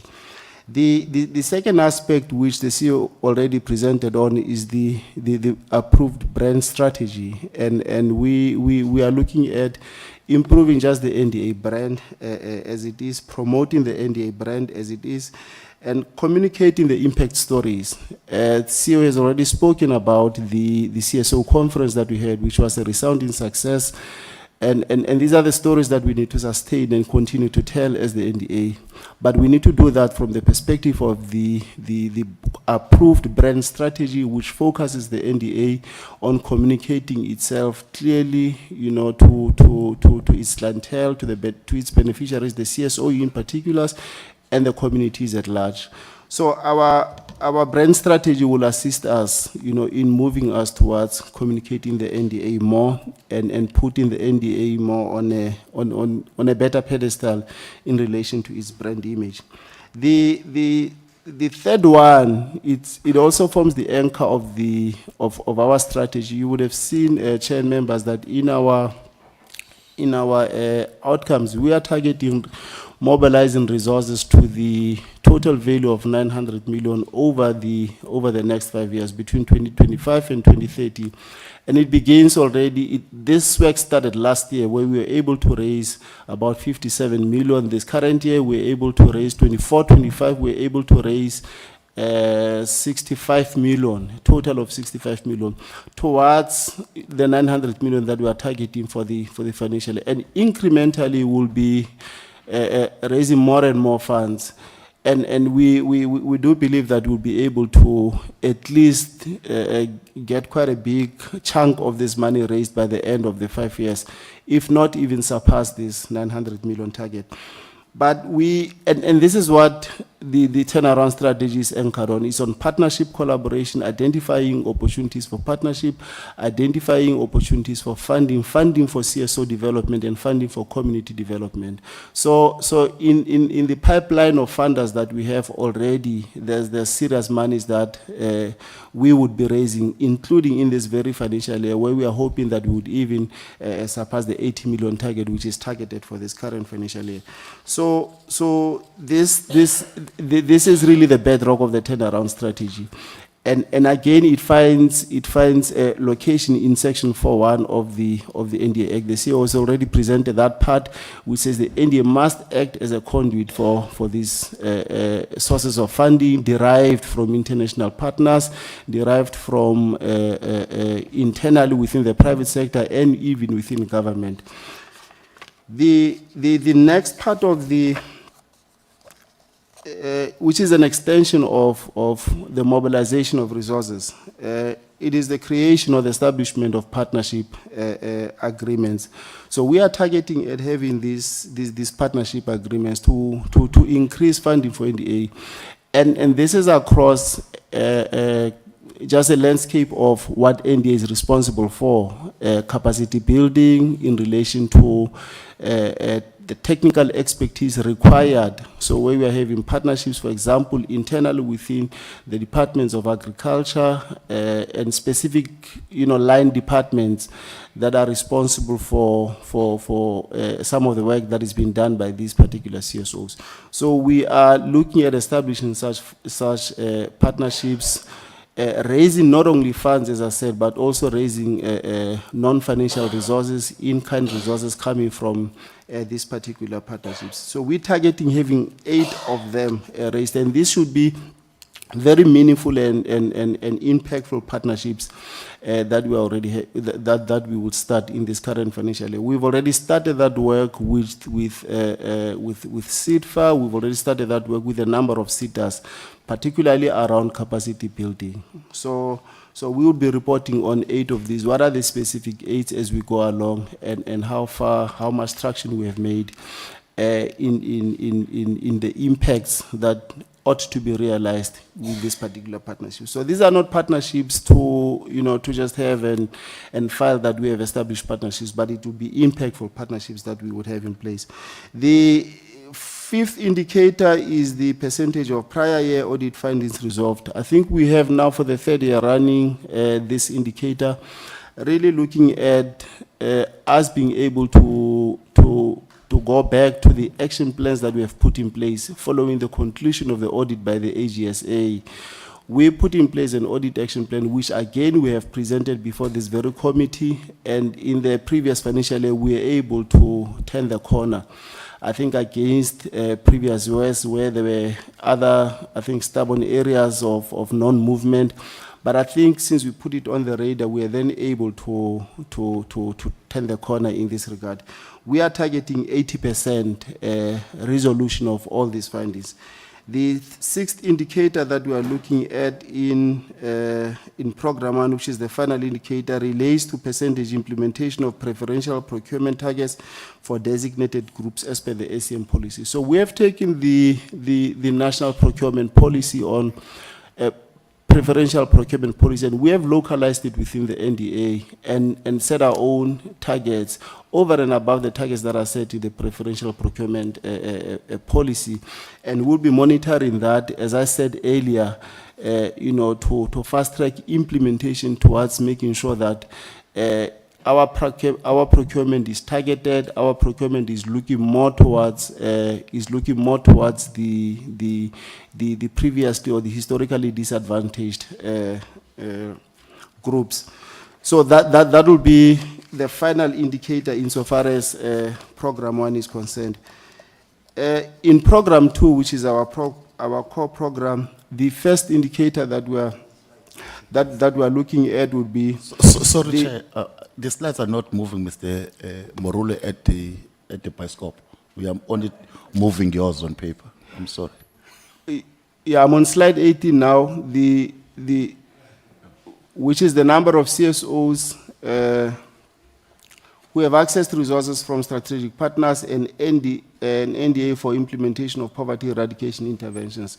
So this is one indicator which is looking at encapsulating the work of program 2 in the communities.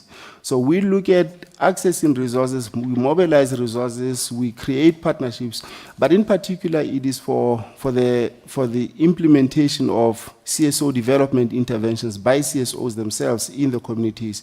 So we're looking at 600 CSOs that are able to access these resources that we have identified through our resource mobilization activities and opportunities that we have created through partnerships as well. So we're looking at having 600 of such CSOs accessing these resources for implementation of community-based development interventions. And KPI 8, we're looking at utilization of NDA grant funding budget. I've already spoken to the fiscal, our total fiscal allocation of about 212 or so, which internally we have then did our own internal budgeting processes, therefore granting about 30 million or so towards grant funding. And we are looking at making sure that we are able to fully utilize all of these monies, towards that. What we have done in the previous years was even to internally reprioritize budget, towards this core area of grant funding, which again we're able to utilize in entirety. So in this regard, we are targeting 95% utilization of the grant funding budget, budget allocated for grant funding. The ninth indicator looks at the number of community engagements on poverty eradication. And I think in particular, we are looking at making sure that there's community participation and there's local ownership of the developments in a particular community. And in so doing, we have started, and the end of which is really establishing community-owned enterprise. So we have started with these community engagements in the last financial year in an effort to implement the turnaround strategy. And we had already started engaging some of these communities, some of which have resulted in actual establishment of these community-owned entities or enterprises, as it were.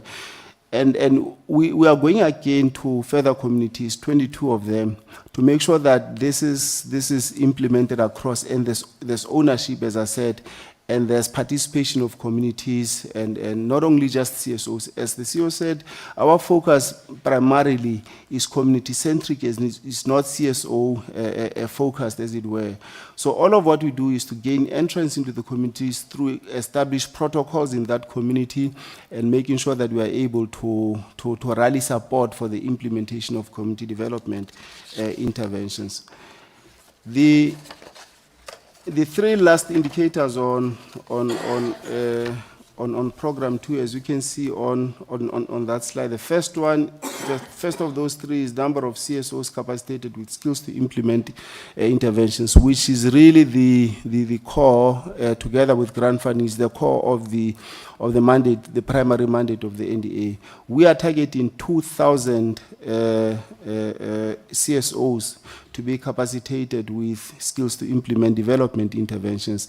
And our capacity building interventions are related to organizational management, which we as the NDA provide to the CSOs in relation to financial management, conflict management, amongst others. But also, it's not only limited to that, it also includes technical capacity interventions towards the CSO, so that they have the technical know-how and capacity to implement, the interventions, various interventions that they are deploying in the different communities. So it's not only limited, as I said, to organizational management, which is very important, but it also extends to, technical capacities.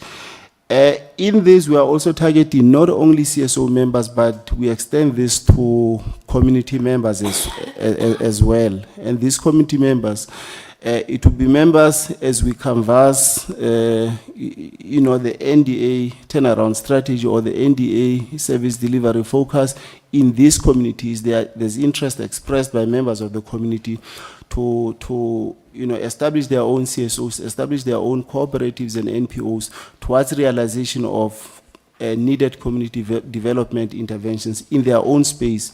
So we also give them appropriate training towards either as registration of their own CSOs and being able to therefore then in the end realize, the necessary interventions that they need to put in place for upliftment of their own communities. So as I said, it's not only focusing on the CSOs, and I think it's a big departure from what we were doing in the past, where our focus would have totally been in the CSOs themselves, but we also focus on community members. The last one of program 2 is the number of beneficiaries participating in income generation projects, and this is in essence the creation of work opportunities, and we are looking at creating 1,500 work opportunities in the 25-26 financial year. Against a baseline of 1,100 in the 24-25 financial year. So this is an area that it's the culmination of our efforts in mobilizing resources, in creating partnerships, in building capacity. So at the end, it's around creation of income for these CSOs, income for these communities, but also to generate actual job opportunities that can be accessed not only by the CSOs themselves, but the community members, the members of the community where these interventions are being implemented. So our target is 1,500 creation of such work opportunities. I'm now going to program 3 and presenting the final 4 indicators for program 3. The first one looks at the longitudinal research study on policy impediments conducted. And there's a series of specific studies within this longitudinal research study that we'll be doing. The first one in this current financial year will be the baseline study, so that it informs the further interventions, the further succession of research studies to be conducted. But in particular, it is looking at what are the barriers, the policy impediments, as it were, for CSOs to flourish, and how can we make sure that CSOs can begin making some significant strides in improving their own economic lives or the economic lives of the communities that they are serving. So we're looking at making sure that we are having, at least in this current financial year, a form of baseline study against which we'll be able to have a dialogue at the end of the financial year, as you see in that in KPI 14, a dialogue around which a number of key stakeholders, can begin to, have conversations around. And in particular, this is in furtherance of the secondary mandate of the NDA, looking at influencing debates on, or promoting debates on development policy and influencing changes in development policy as well. So we would be having one such dialogue informed by the baseline study results. And KPI 15 would be looking at M&E framework institutionalization, with a specific target being the development of the M&E framework in the 25-26 financial year. And this is really around making sure that we are able, as I said earlier, we are able to implement the strategy, not only the strategy, but also the 5-year plan of the NDA, the strategic plan of the NDA. In its robustness, we are able to report on it. We are able to set indicators that are appropriate to tell whether we have succeeded in the areas that we targeted in relation to the 5 outcome indicators that we have already identified. So we want to build a very strong M&E framework around that and institutionalize it within the NDA, and across implementation of the different programs that we are implementing, even in the different communities. The very last one is the number of evaluation studies on NDA programs, and we are targeting having 1 evaluation study conducted and looking at 1 NDA program and making sure that we are able to identify what are the key lessons that we are learning in implementation and what are the areas to be improved in implementation. So we are looking at 1 evaluation study being conducted at the end of the financial. So that takes care of the 3 programs, the specific targets and indicators on each of those programs. With your permission, Chair, I would hand over now to the acting CFO to finalize the presentation. Okay, thank you so much for that. If I didn't have the disruptive information that I'm about to share, I would let you give the CFO the information. the opportunity to present. We seem to have a situation where we now have to break for lunch. That is because of the situation from the restaurant side that we did not have when we were planning our meeting and the agenda.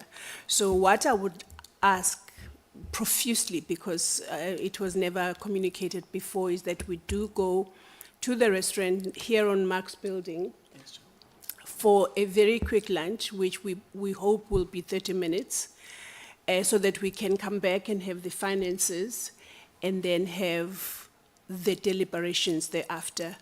I hope that is not going to turn into a after lunch situation session where people will be dozing off while we're busy doing the work for the country. But if we could please do that. Thank you so much for your understanding.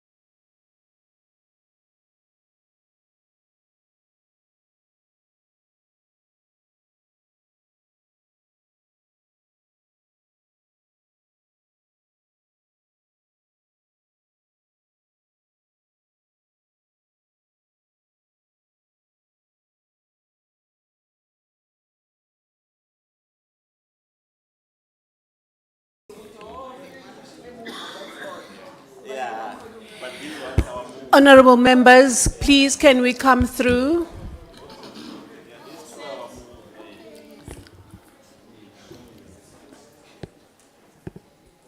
Are we all here?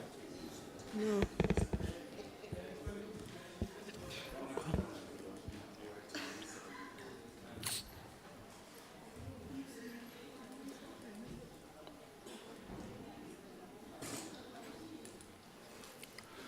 Who's not here? Oh, sorry.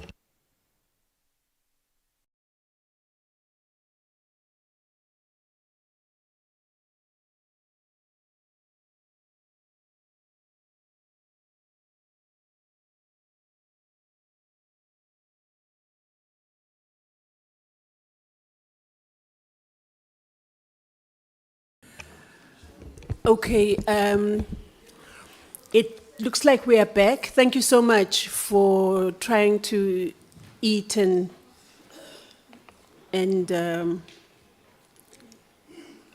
do all that is associated with that within the time that we asked for. It's highly appreciated, I just want to go straight into where our presentations were and hand straight back over to, I think it was going to be the CFO of the NDA. If there's nothing else that anyone else wants to say, I'll hand over back to you, sir. Thanks. Good afternoon, Chair, honorable members, honorable Minister, Chairperson of the Board, DG and colleagues. Chair, I will quickly present the budget for the NDA for the MTF period. I'll start first with the allocation that we receive from the fiscus. I think if we look at the allocation over the 3-year period, which is from 2025-26 to 27-28, in the first year, which is the current year, 2025-26, the allocation is only increasing by 2%. So basically it's increasing from 212 in the 2024-25 financial year to 216 in the financial year 25-26. Then if we compare that with CPI, I think we can see what the projected CPI is, which are the blocks in green. The allocations over the MTF are represented by the blocks in blue. And I think we can see that I think in the first year of the MTF, CPI is sitting at 4%, whereas the allocation is increasing by only 2%. And that has also happened in the year before. I think in 2024-25, we received 212, and if you compare that with what we had in 23-24, in 23-24 we were sitting at 220. So in the previous financial year, we had a reduction of about 4%. In the current financial year, we only have an increase of 2%, and that tends to have an effect on the allocations and the fixed costs. Then if we look at the second and third year of the MTF, the allocation in the second year is increasing to 226, which is about 4.6%, and CPI is projected at about 4.5. So there's almost a match there between CPI and the increase in the allocation. In the third year of the MTF, the allocation, I think, also increases almost in line with CPI. It's increasing at 4.5% to about 236 million, and CPI is projected at about 4.6%. Then in the slides on the right, just seeks to indicate then what the rest of the revenue is coming from, which is basically the interest income, and that's the projected interest income over the MTF. And we're also looking at what in rand value, what is the annual increase in the transfer that we're receiving from the fiscus. I think in the 25-26, it's only increasing by 4.3 million, 9.9 million in the second year, and 236 million in the third year of the outer year of the MTF. Then the next slide, Chair, just seeks to indicate how are we allocating those resources between the three programs. I think The blocks on the, or the bars on the right just seeks to indicate the total allocation for each program for the next 3 years. And I think what is important, Chair, is the brown bars, the long bars, I think on the board there, which seeks to indicate the fixed costs.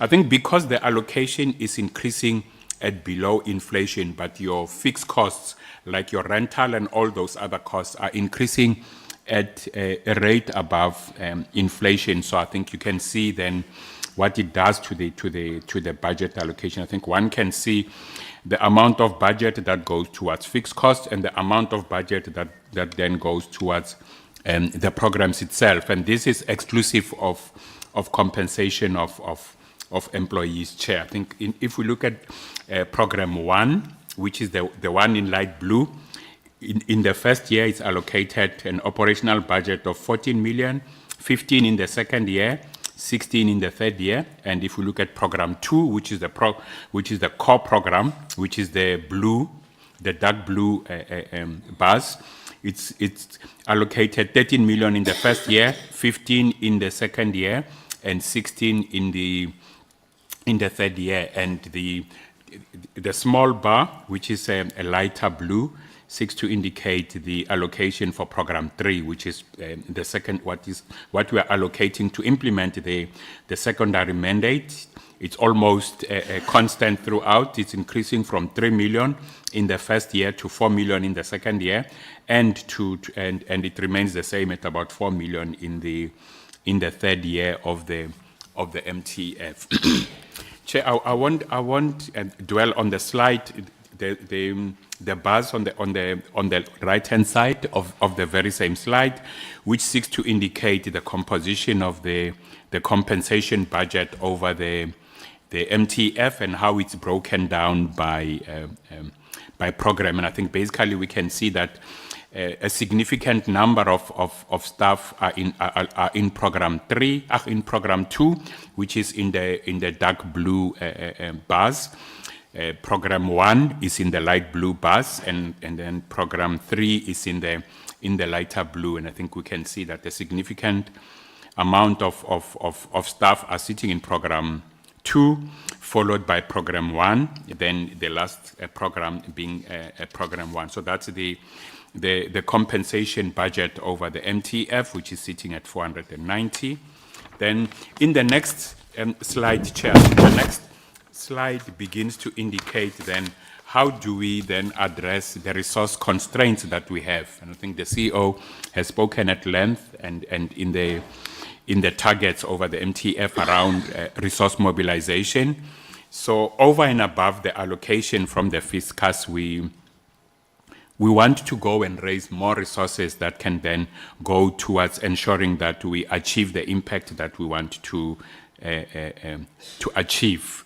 Then those are the targets over the MTF in terms of mobilizing resources that will go directly towards program 2. In the first year, we intend to raise 80 million, 200 million in the second year, and 350 in the third year of the MTF. And I think in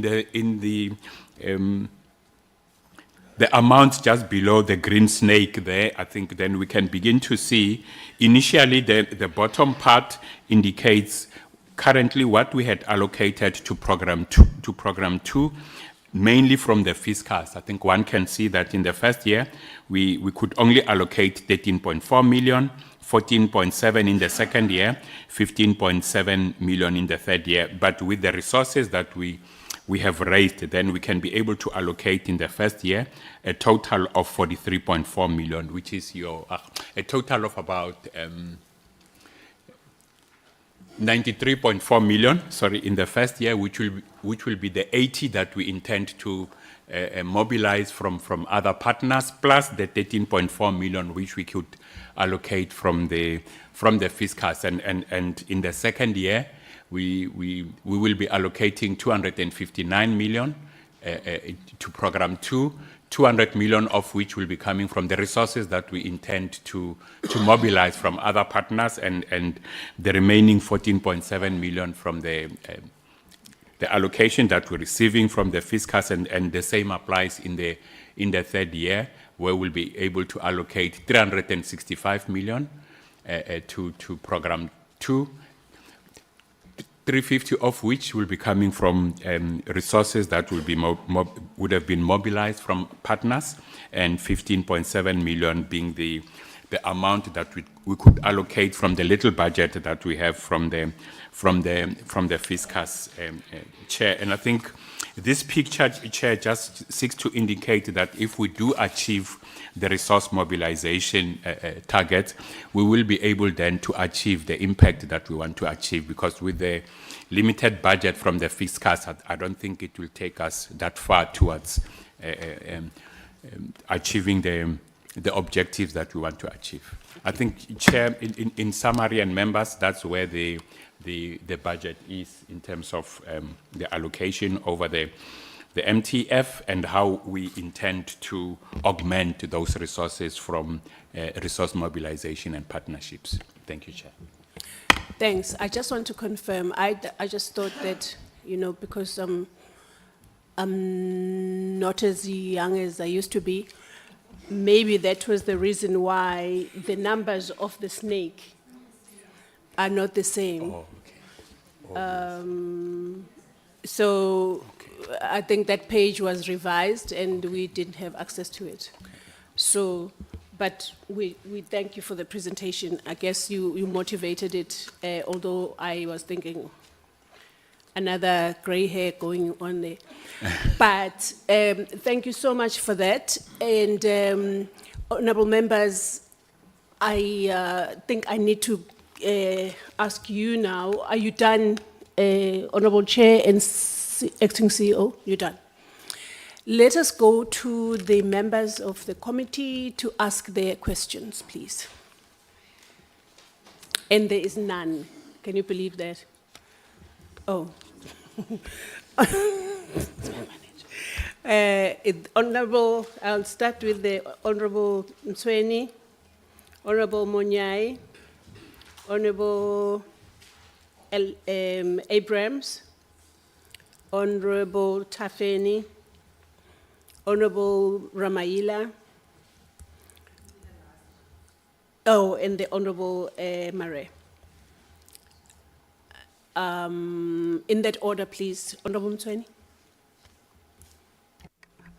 Angibonge sihlalo ohloniphekileyo namalungu ahloniphekileyo alendlu. Kufushane nje sihlalo. Siyabonga umbiko eswethulelwayo. Angazi sihlalo ngibona umthwalo osemahlombe ka-NDA umkhulu kakhulu. Ngibona eyingalo efinyelela kubantu ngempela laba abadinga ukulekelelwa kakhulu, abantu abadinga usizo kakhulu. Mihle neminye imkhakha yo small business nokunye nokunye, kodwa la esikhona ngibona ingalo ende yokufinyelela ebantwini, because kulesi sikhathi esifushane ngifikile ngibonile ukuthi lana uNDA ngaphansi kwa social development uyakwazi ukuya ebantwini ayofica umuntu nje ongazange aye esikoleni afike amelekelele ngalento nje ukuthi akatshala izambane bese lelo zambane likwazi ukumphilisa yena nendlu yakhe nokuthi abuye alidayise ukuphila kuqhubeke. Ngicabanga ukuthi bekufanele kube uzotolika silalo kube umbele ogwansile, kube umbele ogwansile wokuncelisa izizwe. Kufanele uNDA kube inkomazi yakwethu yohlobo, okungekho umuntu oyothi mayifika kuleso sibaya efuna ukusenga kulombele kaNDA angatholi lutho. Akufanele silambe uma sekunohlelo oluhle kangaka lokufinyelela kubantu okuthiwa uNDA. Mhlambe umbuzo wami uthi imizamo yokuthi lenkomazi ihlala igwansile, umzamo wokuthi kube insengwakazi kungabi inkomazi encengwayo ukhipha ubisi kodwa ivele lidedele ubisi ngoba nansi ikwazi ukuyofinyelela umuntu ongazange abe nenhlanhla yokuvula umnyango wesikole ama project engiwabonile into okuthi kwazi ukusiza umuntu okwazi ukusebenza ngama beats ngobuhlalo loyo muntu uyakwazi ukwenza lonto aphumelele engakazi aye esikoleni engeke salithola ithuba lokuya esikoleni uNDA loyo imizamo yokuthi lenkomazi yakwethu ihlale igwansile ukuze ikwazi ukwenelisa izizwe ngabe yenele yini leyo mzamo nokuthi ngempela uNDA uyaluthola inulekelelo olwenele ukuze zincele zonke ilambileyo ngithokoze sihlalo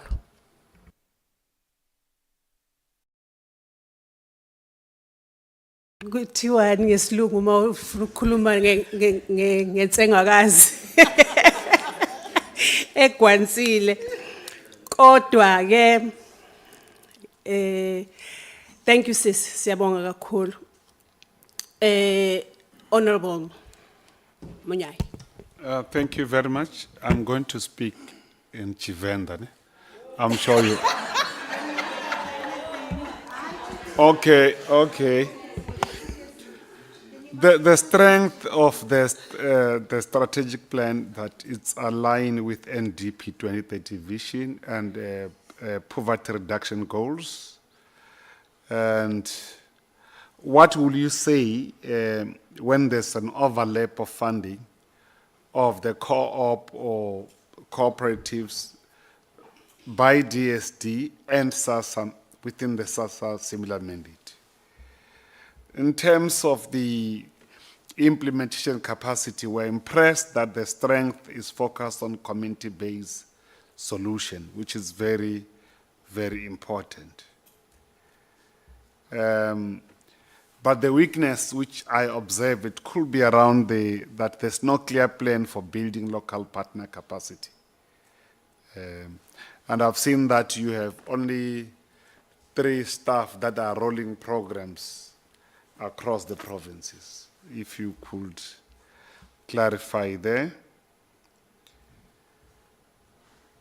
I know that, let me just ask this question better, differently. The one with regard to DSD and SASSA. How will NDA avoid duplicating SASSA or DSD programs while adding a unique value in that regard? With regard to sustainability, what is the exit strategy when donor funding ends on key programs? And which program is likely to be firstly compromised? With regard to crisis response, how does the budget accommodate potential economic shock? I think I asked this question earlier, which may contribute to the increase of poverty. With regard to innovation gap, what does the plan lack experimental approach, like behavioral nuggets, tech solution, that's seen in other programs? It is also important, perhaps, to look at the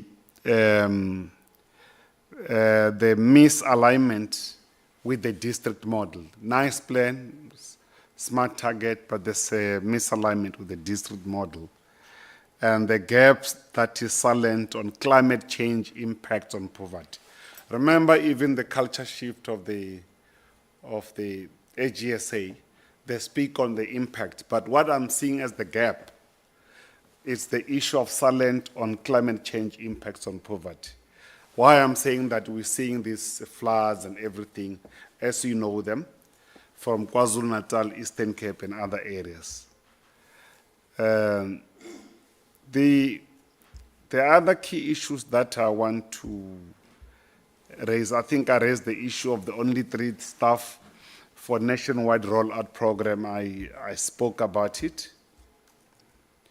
I also want to ask, why measure? This is about the measure trap now. Why measure people trained rather than the household moved out of poverty? Because it's your core mandate. And I'm very impressed that you are funding cooperative. Honorable Chair, cooperatives benefits a bigger number of people because they are collective as regulated by the Act itself. On the issues of exclusion blind spot, I'm not saying you're excluding the people, because when we do oversight, we have seen that you are helping people. But I just want to look at how will a disabled citizen access your program without dedicated support with transport support program activities? Anyway, you go to them, I presume, and support them where they are. The outreach program is important. Can you confirm if you have a dashboard, which characterize the real-time activities on the projects and as well as the results? And I'm sure it's allowed to recommend that we must also adopt a poverty reduction approach like the BREC. You know, I'm happy to see that there's a public beneficiary feedback mechanism system. If it is there, it will be very important. I've not seen the Treasury contingency clause in all the contract that you have signed with your partners, but the issues around, I'm asking this issue because I saw in the budget there's a lot of higher administrative costs of 22%. You know, if you look at the budget, I want to understand that because it's a challenge. And I think you clarified me with regard, you would clarify me with the, because I wanted to check, how do you justify 15% admin cost while cutting field staff? I've seen you've been cutting the field staff, but the admin costs are quite high on the budget there. I think I said it. And I'm sure it may be very important to have 8% of monitoring and evaluation spending to support your activities. I asked this question, which program will be sacrificed first if the donor withdraw in 2027? And I'm happy that you improved in terms of resource mobilization.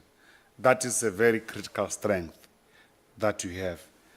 And on the, where is the line item for corruption risk audit? Where is that?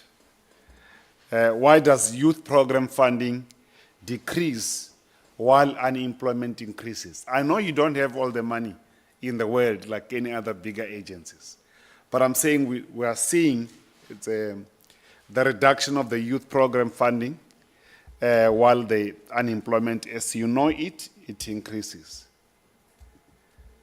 Then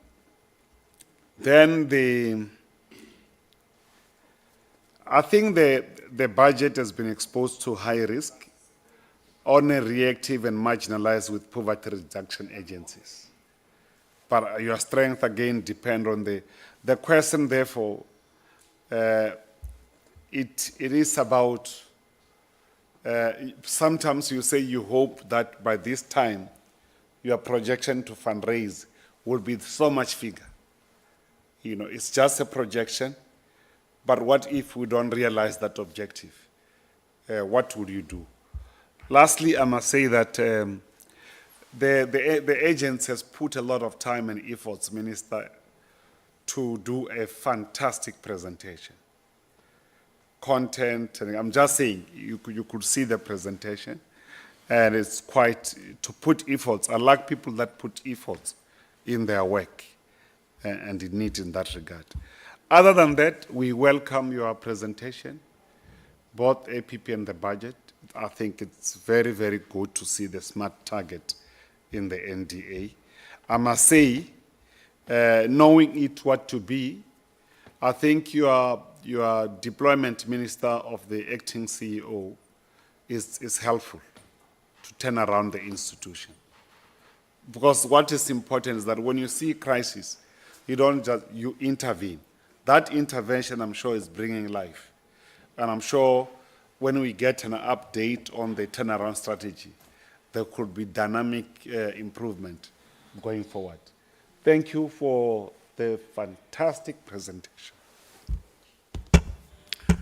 Thank you, Honorable Mnyai. Honorable Abrams.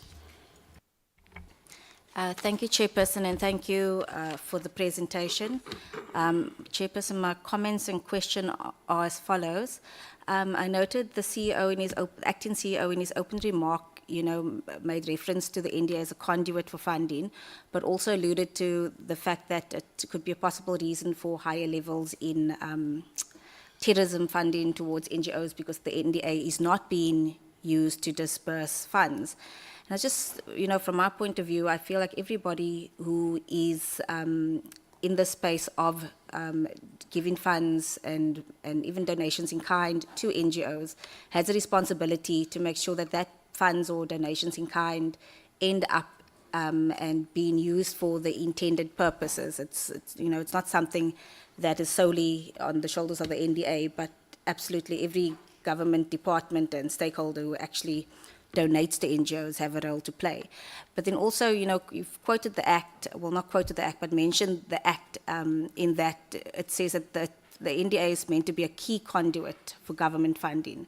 And of course, foreign governments and international donors and so forth for CEOs. But it doesn't say it must be the only conduit.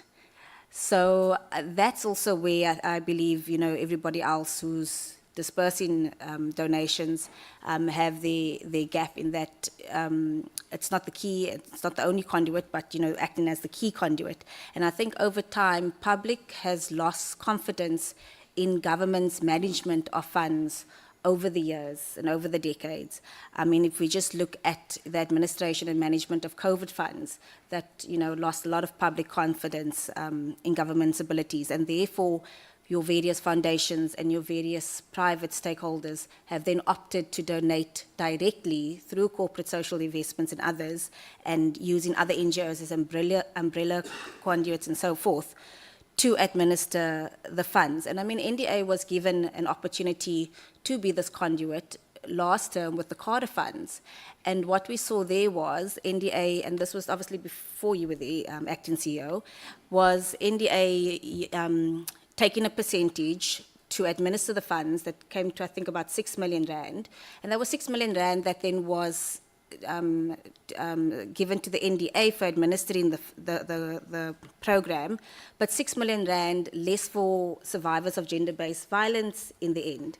And also that wasn't, that process didn't unfold without any complications and glitches, because the staff of NDA couldn't be expected to be, what's the word I'm looking for, subject experts on the matters of gender-based violence. And that was my argument always, that because the provinces are closer to these organizations and NGOs, and because they have the expertise within their various sub-programs, their social crime prevention programs and so forth, they are better placed at administering, funds like the Carter funds meant for the GBV. And so, when it comes to the NDA, I don't think it would ever be possible for the NDA to administer all of government funds when we have very capable, well, some capable, some less capable, provinces and municipalities with the expertise closer to the ground to do so.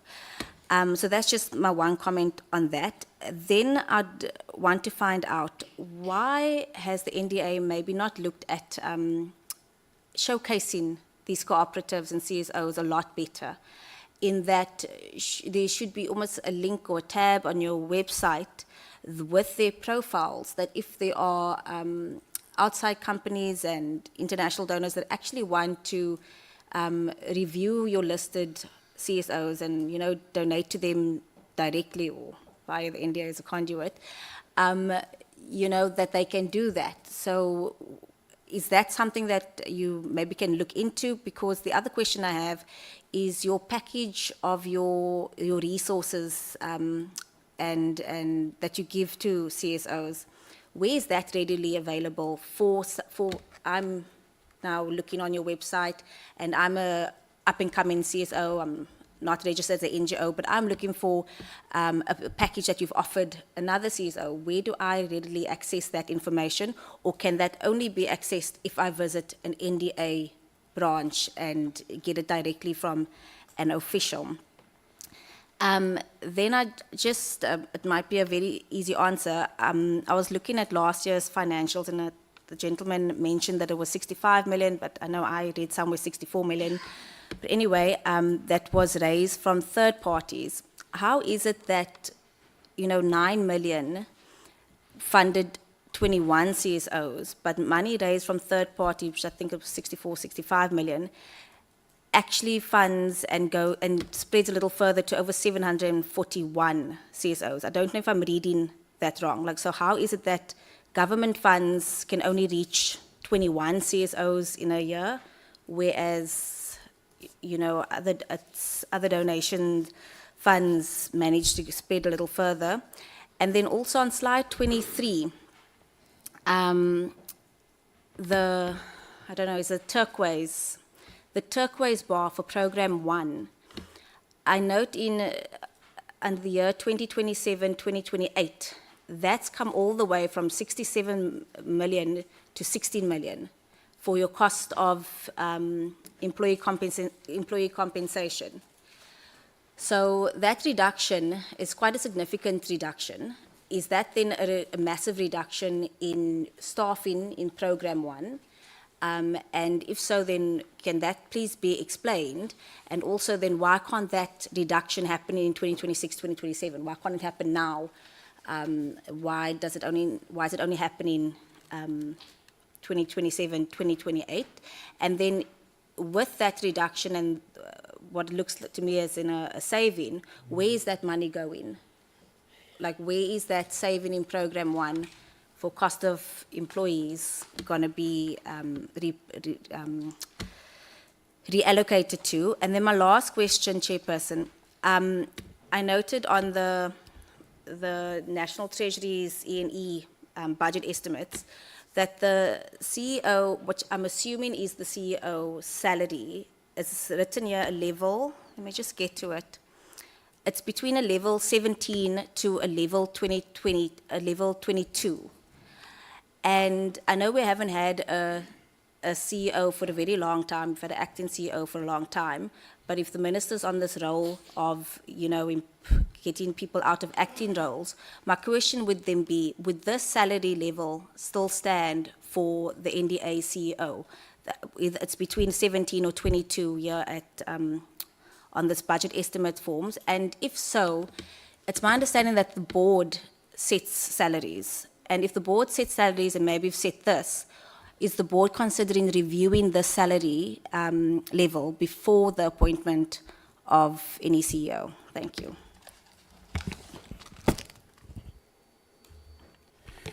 Thank you. Thank you, Honourable Abrams, for those questions. I believe the next honourable member is the Honourable Tafeni. Thank you, Chairperson. My comments and questions as follows. The agency seeks to present its strategic plan for 5-year period and its annual for this current financial year. At the heart of your mandate, you say that you plan to fight against poverty through financial program aimed at developing needy and poor communities through the civic organization. Does the agency have an idea how much it will be needed in order to reduce poverty in South African poor communities, both in short and long-term period? My second question flows from the first one. Does the kind of money and resources to reduce poverty in the country, given the amount that will be needed to do so? Since the agency started to operate, has it been able to measure its own impact in reducing poverty? And in real terms, is it brave enough to tell this committee that poverty is reducing or increasing in our poor society or on a yearly basis, and so is inequality. The last question, Chair, how much does the agency plan to mobilize from donors in order to achieve its short-term and medium-term goals? Because transfers it receives from the Department of Social Development are just not enough for it to carry out its mandate impactful. Thank you, Chairperson. Thanks, Honorable Tafeni, for your questions. We will now go to the Honorable Ramaila. Or is it Honorable Mare? Yeah. Sorry? It's Ramaila, yes. Thank you, Chair, once more, and good afternoon. I think so far the work of the agency is quite impressive in as far as looking at the minimum resources that they have. But if you look at the magnitude of the impact that they have is quite unimaginable, which is work that will really persuade them to really pursue further. My worry is that when I did some financial analysis, I came to a point where cost-wise, over the MTEF period, it comes to about 689.4 million, right? But then cumulatively, both including the allocations from the department and additional resources that are being sourced out, it comes to 201.8 million. Now, that can clearly demonstrate to us that we are very, very far to reach an equilibrium point, and this should be worrisome because the costs are so high. And to reach an equilibrium point, you need about 487.6 million. And therefore, Honorable Minister, I would want to suggest that we might have to look at right sizing. I don't think we may need all the stuff that we have there. So we might have to look at right sizing. Because at some point, funders looking at it might think we are raising funds in actual fact to finance the cost of staff. And which is a negative in this instance. I think that's something that we really need to look at very thoroughly. Because if we are to talk business language, the return on investment looks very far to be achieved. And I assume that the NDA should be able to operate like a business. But yet I'm saying, with these minimum resources that you have, the impact is very huge, especially given the experience we got from the oversight visit in Joburg. And there might be other programs elsewhere that are so impactful, that are indeed get towards your objective of reducing poverty. But now, I think the other matter that we might have to look into is coordination and collaboration with small business development department. Because cooperatives are a business, so they also need to be funded. There might be a need to collaborate with that department. But also, I don't know, is something that you might also, I think you have to look at. The Presidential Investment Program, what are the possibilities of leveraging on that? My last question will be, is there a possibility of providing seed funding or a possibility of crowdfunding? Thank you very much. Thank you, Honorable Ramaila. The Honorable Murray. Thank you so much, Chairperson, and thank you so much for the presentation, Chair. Chairperson, before I even start, I want to tell you I'm very disappointed in this presentation because some of these things are so small you can't even see what they are saying in here. I don't know if they're trying to hide something here. I told the CEO and he said, no, you must grow with the time, you know. Growing with the time is one thing, but having glasses is another thing because I can't even see what is in there. It's in bold in colors. How do you see these things in colors? What are you trying to hide, CEO? But in any case, Chairperson, let's come to the crux of the matter. I hope by our next meeting, Chairperson, we're going to hear that we have a CEO of NDA, because I think he's also tired of acting. Chairperson, I want to ask the person that was with the slides, when he put up the slide of 24, the last one, it was not what we had. So if they can change that one as well, so that we can write down the things so that we can have it in our minds of what is really the reflection of this thing. Chairperson, the question I want to ask is, the person that spoke before me took the words out of my mouth, is that the biggest target goes to salaries.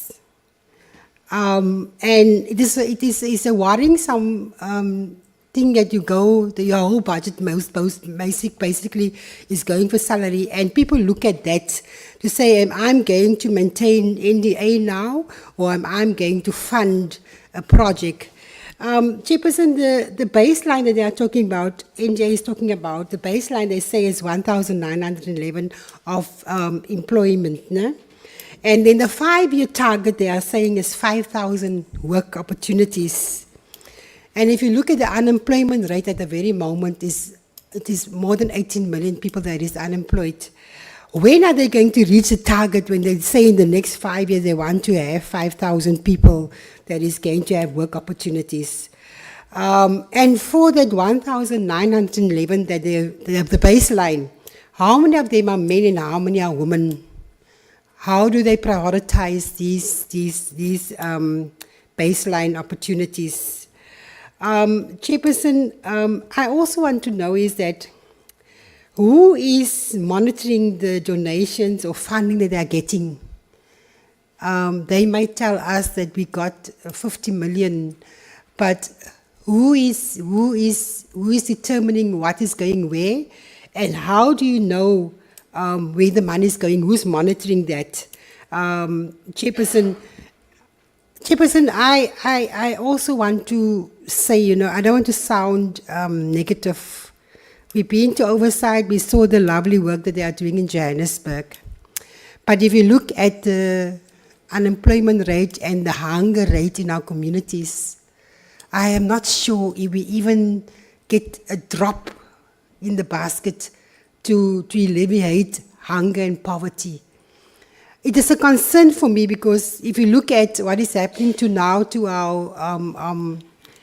petrol levy that is going to go up, food is going to get more, and the majority of our people are using paraffin for means to cook and things like that. I am asking me, when are we going to be on equilibrium that he was saying? We are leaving such a lot of people behind, and SASSA cannot cope with everyone that is unemployed and doesn't have income, or the children that doesn't have food. School is closing next month, the end of next week. That feeding scheme is going to come to an end for 3 weeks when the children are at home. What are these children going to eat for that 3 weeks? And the rate that we are going province by province with these projects that they are saying that self-sustainable projects, we saw some of that. But how many projects is sustainable where people can say that I'm paying myself a salary? Are we on that level already? And Chairperson, I really feel that every time we are having a talk shop and we are saying a lot of things, but on the ground we are not feeling it, Chairperson. It is a disaster on the ground because it makes a person's heart ache and it's sore and ask yourself, I wish I can win a few million so I can feed other people, because a lot of NPOs has closed down that used to feed the people because of funding. And we come, every now and then we come together and we talk, and it looks like we are just putting up a show here. We are working on the ground in the informal settlements, in the Makukus, and we see what is happening. And it is not a nice picture. But I want to ask this thing is that we need to make an impact, and more meaningful impact, so that our people on the ground can feel it. But for now, they are not feeling it. They're not feeling us. They don't even feel like voting anymore because they say there's no change in their lives. So for me, this thing is not, it's not a nice thing, Chairperson, because for me it becomes very personal. When it comes to hunger of children and old people, then I ask myself, what am I doing? What difference am I making to make these people's lives better? And the rate we are going, I don't see ever we're going to make a change in this country. Thank you, Chairperson. Thank you so much, Honorable Mare. We echo your feelings.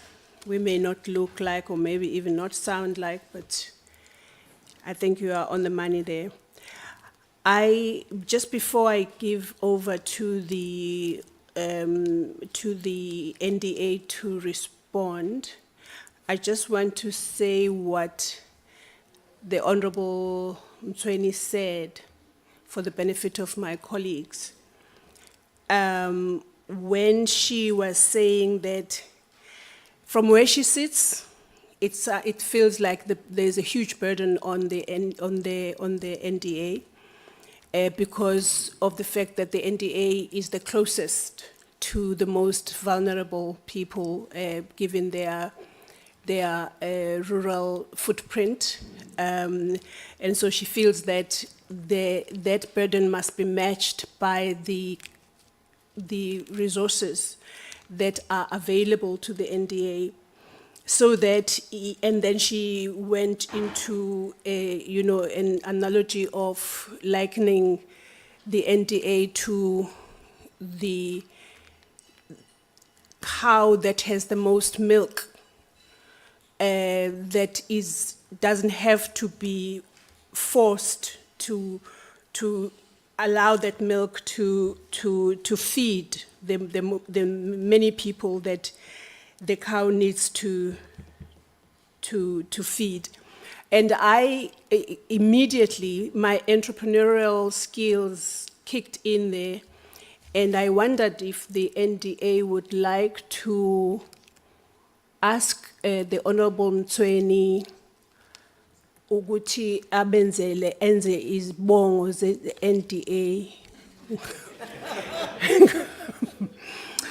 ngoba it sounded to me like, because she was speaking from the heart, but she's making a very critical point of saying these are the people that are standing ready to reach out to the most poor and most vulnerable, people that have never seen the door of school and may never see the door of school, but the NDA walks with them, and the NDA, I wanted to say she, so the NDA must be a she.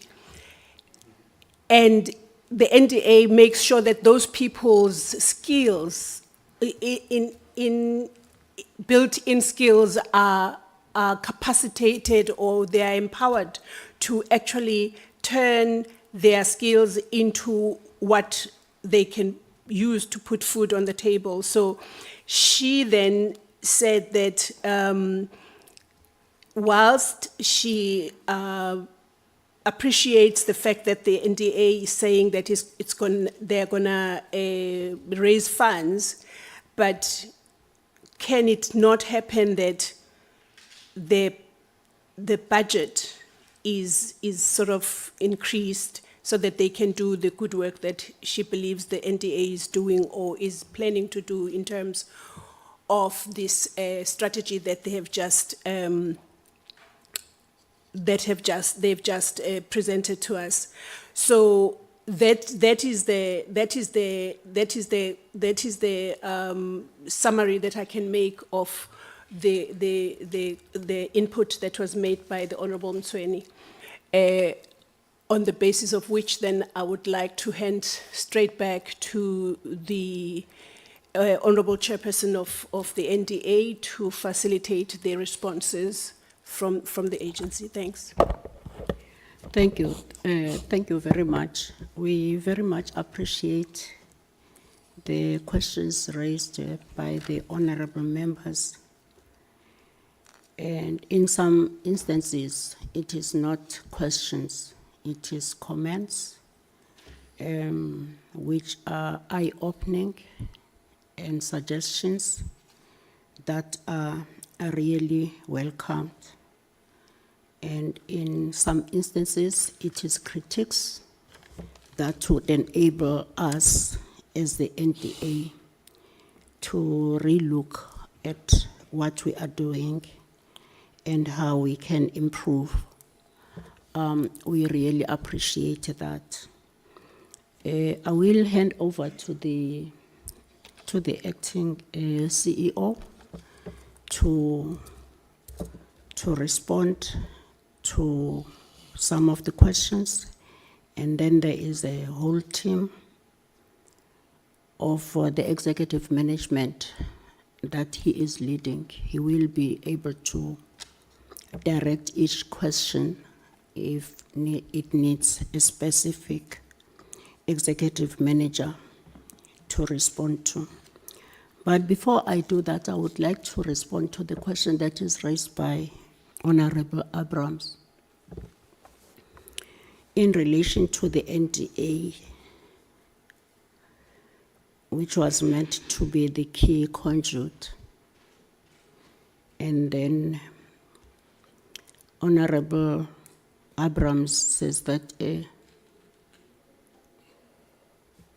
one of the reasons would be that the NDA would not be getting that, becoming the key conduit for donor funding based on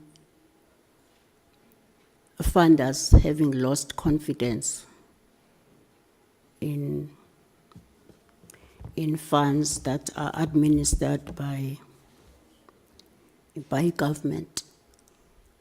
I think that it is very, very important for honorable members to research when they ask questions.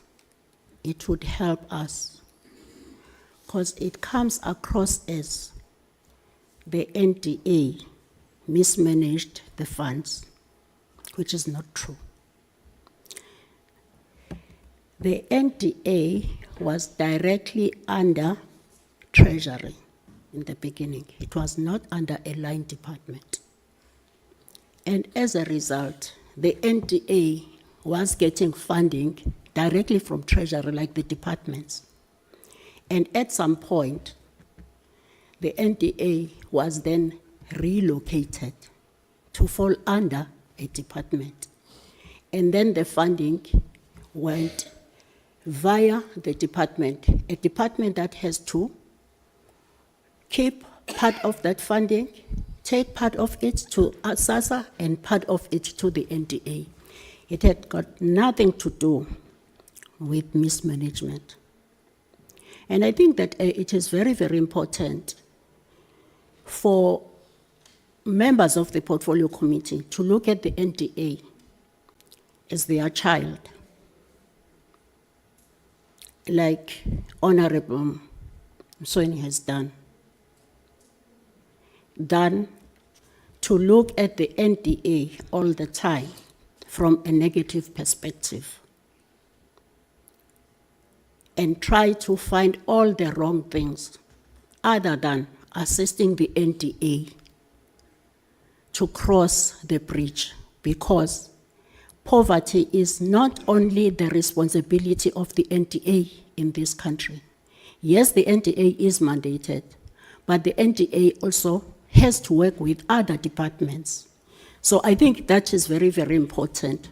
we would appreciate, we do appreciate critics, but we would not appreciate critics that are unfounded. And there is no research that is actually done. So the NTA never misused any funding. Thank you. Point of order, Chairperson. Honorable Abrams? Chairperson, sorry, I do have to interject because that is exactly not what I said. I made a general comment about general government and general public perception, and I even used the example, and I've written it down here, where I refer to COVID fund. We all remember the COVID fund, and we all remember how that was badly mismanaged. So I did not say, Chairperson, a direct comment to the NDA mismanaging fund. Okay. And I would like the Chairperson to withdraw that. No, because I did no, not no, say no, that. no. Well, then the record needs to Honorable make it clear Abrams, that is not what I Abrams, said. Honorable Abrams, I will establish and determine who is going to withdraw what. And your interjection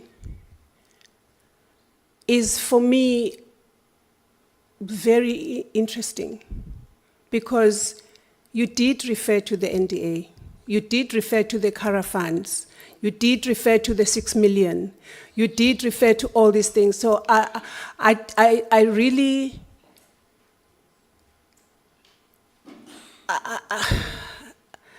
I really wish we could, Honorable Chair, I wish we could handle these things in a different way. I am not saying you didn't need to say what you said, but I guess because you have access to all of us, you could have just addressed the Honorable Abrams directly on this, because I can see that you felt very strongly about it. And Honorable Abrams, for me, if I was the one that was receiving this, I was just going to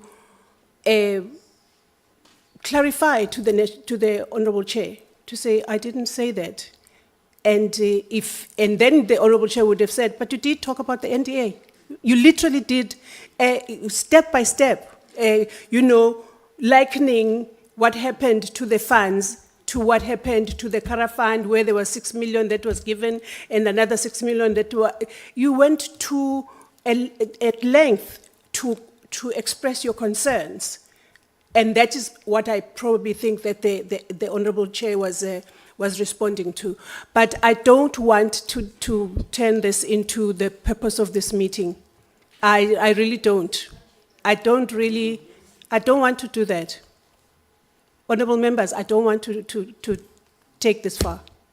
I think I have addressed the issue when it needed to be addressed, because it was turning into this one says this and that one says that. And we cannot run a meeting like that, Honorable Abrams. We can't. Chairperson, we cannot do that. Of the NDA is saying that I have not recognized facts. your. Everything I have said, I've obtained through written questions Honorable Abrams, from the NDA. we cannot do that. It's not based on non-facts. But you are I've not got listening the to me. facts. You are not listening to me. How is that helping you?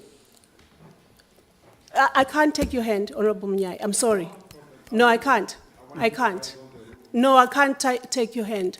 I just wish that we would really listen to one another and, to a certain extent, appreciate the fact that we are in a meeting where we are all, in my view at least, are trying to assist the process of what the organizations, what the department and its entities is here for, not to take issues the way that we have taken them, really. I don't know why we need to go to this length. I really would like Honorable Minister, I don't want to extend this. I really don't. Thank you, Chair. Thank you for the ruling. Chair, what I want to just, as the Chair has reflected, the CEO is going to come back. I want to assure the Portfolio Committee that like we are all concerned about the poverty in the country. Like all we are aware of the devastating situation that our people are going through. We want to once again emphasize the limited resources that NDAE has as according to the allocation by National Treasury. As you would have been able to see and identify the challenges, however, we're unable to go beyond the scope. But Chair, there's a glaring question that is being asked all the time, that the budget of NDA, 63% of it goes to the administration, which becomes everybody's concern. And ourselves as DST portfolio, we are hard at work in trying to deal with that. We want to accept that criticism, Chair, constructively. Yes. Because indeed, it is rather too high. We are dealing with that to an extent. It is NDA that is subjected to cost-casting measures that the new acting CEO has been assigned to look closely into that, because no one will listen to you with that kind of a skewed budget. Even international donors will not take you serious with all this. Again, Chair, we want to say the HSA audit outcomes are a really albatross to NDA. We want to accept that, and as such, Chair, we're hard at work in changing things around to make sure that come this first and second quarter of 25-26, that reflection must have been able to have been changed so that NDA can be able to do what you are wanting us to do and what becomes our mandate. Chair, the issue of the CEO, acting CEO salary is regulated but determined by the board. That's the responsibility of the board. Him being acting, remember, we came into 7th administration with that kind of a situation where we found many CEOs have been acting. And now we are in a situation where we brought somebody and we committed before this committee that we are going to resolve that matter. However, there's an outstanding question that was asked by this august portfolio committee to say, what comes first? Do you take a new CEO with the board that is on exit? That was the question that was asked by this committee. It's a difficult question. We have to deal with it so that we can give an answer that is really has been subjected to all other processes, but not cut corners, because it was raised. What comes first? Are you appointing a permanent CEO whilst we have a board that is on exit? What does come first? And we are dealing with that. It's not something easy, given the situation that you are raising about the situation where NTA is. We want to accept the criticism, Chair, and the counseling and criticism in a very positive manner, but we want also to assure the PC that come second, third quarter, things will have changed. We commit. We know now, we accept all this, but we are now against the wall, Chair, because just say tomorrow, with your eyes closed, then now NDA is not performing. Let's then close NDA down. Sounds like there's a phone that's ringing. Just to say, no, with all the reports, let's close it down. Will that be fair? That will be devastating. So this is why we are hard at work with the entire portfolio to make sure that we take the NDA out of the woods, make it something that was supposed to be, so that even National Treasurer can begin to look at NDA differently, to say, yes, you are playing a big role, especially this time around. We can then add more to give you more resources and wings to fly and do what all the honorable members have been articulating. Make sure that you change people's lives for the better where they are. Thank you very much, Chair. Okay, I think now we will hand over to the acting CEO and everybody else that needs to answer the questions of the honorable members. Thank you. Thank you, Honorable Chairperson. Thanks, Minister and the the chair of the board. And I think one needs to start by appreciating the questions, and some were just inputs that will use to guide and make sure that we strengthen the work that we are doing and the areas where we could improve. And I think Minister has covered that. I think there were some of the question from Honorable Munyai asking about if there are areas of duplication between the work that we are doing vis-a-vis SASSA as well as the DSD. I think one of the things that helps is that the planning that we do it together. So we know exactly what is being done by others, and we submit these plans as well to DSD for them to quality assure, and of course the expectation from DPME is that there needs to be alignment. There is alignment and not duplication. Because even we look at the role and space that we want to play in terms of improving the quality of lives of the people, that's what that brings us together. But in addition to that, one has been doing provincial visits, and each instance we've been meeting with HODs so that we see possible areas as well where there's no duplication. Because we have already started our process in terms of evaluating organizations that need to receive grant funding, and we are starting comparing notes with the provinces as well, so that we don't find ourselves funding the same organizations as DSD province as well as an NTA. So those are some of our efforts that we are putting in place, making sure that there's no duplication of resources, but also you don't want to deprive organizations of assistance, because even the one that we are putting may not cover everything they are doing. But once we collaborate more, at least we'll be able to identify those areas and see how then we create synergies instead of duplications. Of course, we might have not presented the actual projects to see which ones are dealing with climate change and so forth, but we could provide that list so that you see exactly what it is that you are funding. If then Honorable Munyai still feels we might not seen anything on climate change, but it's one of the factors that we considered when we did the analysis, especially for social analysis. I did present the pastel model that we use, which also looks at the climate change. And I did indicate the extent to which we are concerned that it's our poor communities that are hit hard by these floods and disasters as a result of these climate change weathers.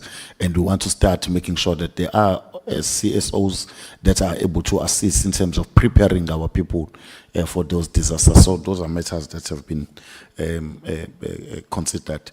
If you look, I don't think we are not targeting those that are excluded or the marginalized groups. If you look at slide 13 in terms of the new target, 31, the new target that you've included, we're very specific that on procurement, we need to make sure that we target women, persons with disability, as well as young people. And because we want to make sure that they're empowered. So they would be benefiting through our grant funding them, but also through our procurement, because we believe there are companies and that could provide some of the services in the areas where we need to outsource some of the work. I think we take the guidance and some of the proposals made by Honorable Abrams. The guidance, of course, we need to start. It's one of the areas where probably one has not been doing so much well in terms of always talking and showcasing the impact that you're making. And if then even that is silent and is absent even in our website, how do we begin to showcase and strengthen our communication so that people see what that we do, but also organizations as well are able to compare, as we are putting all in problem, the packs that we are providing them, so that there is consistency, there is uniformity in terms of the work that we are doing. But other guidances we are taking from your side. And I think others, colleagues, would provide more detail in terms of them. Of course, I understand, Honorable Tafen, the challenge that the NDA also contributes towards poverty eradication, and they're not the sole poverty eradication driver. But of course, we want to try and maximize more in terms of what we can do. Whether we have enough or not, I don't think is enough. And the country itself, even if you look at the anti-poverty strategy, one of the things that we have not done is to cost. What are the costs of eradicating poverty in the country? We still don't know. We don't know because also the poverty in South Africa is very multifaceted. We are not only talking about income poverty, where Mr. Matlo is assisting in problems of social grant system, but there are other elements as well. If you look now, even at many other issues, we've got food insecurity, and there's quite a lot that we're dealing with. So as NTA as well, we get to a space where we are also contributing towards that poverty eradication, but we see ourselves as also that making sure that we become a catalyst in terms of making sure that everything works that needs to drive the poverty in all levels. And these are also further exacerbated by quite a number of issues. Currently, we have social ills, you've got disasters and so forth. So these are some of the areas as well that begins to intensify the challenges that we are having. I think I would check through you if any of my colleagues would want to make additions, in particular the acting CFO insofar as the finances and budget. Thanks.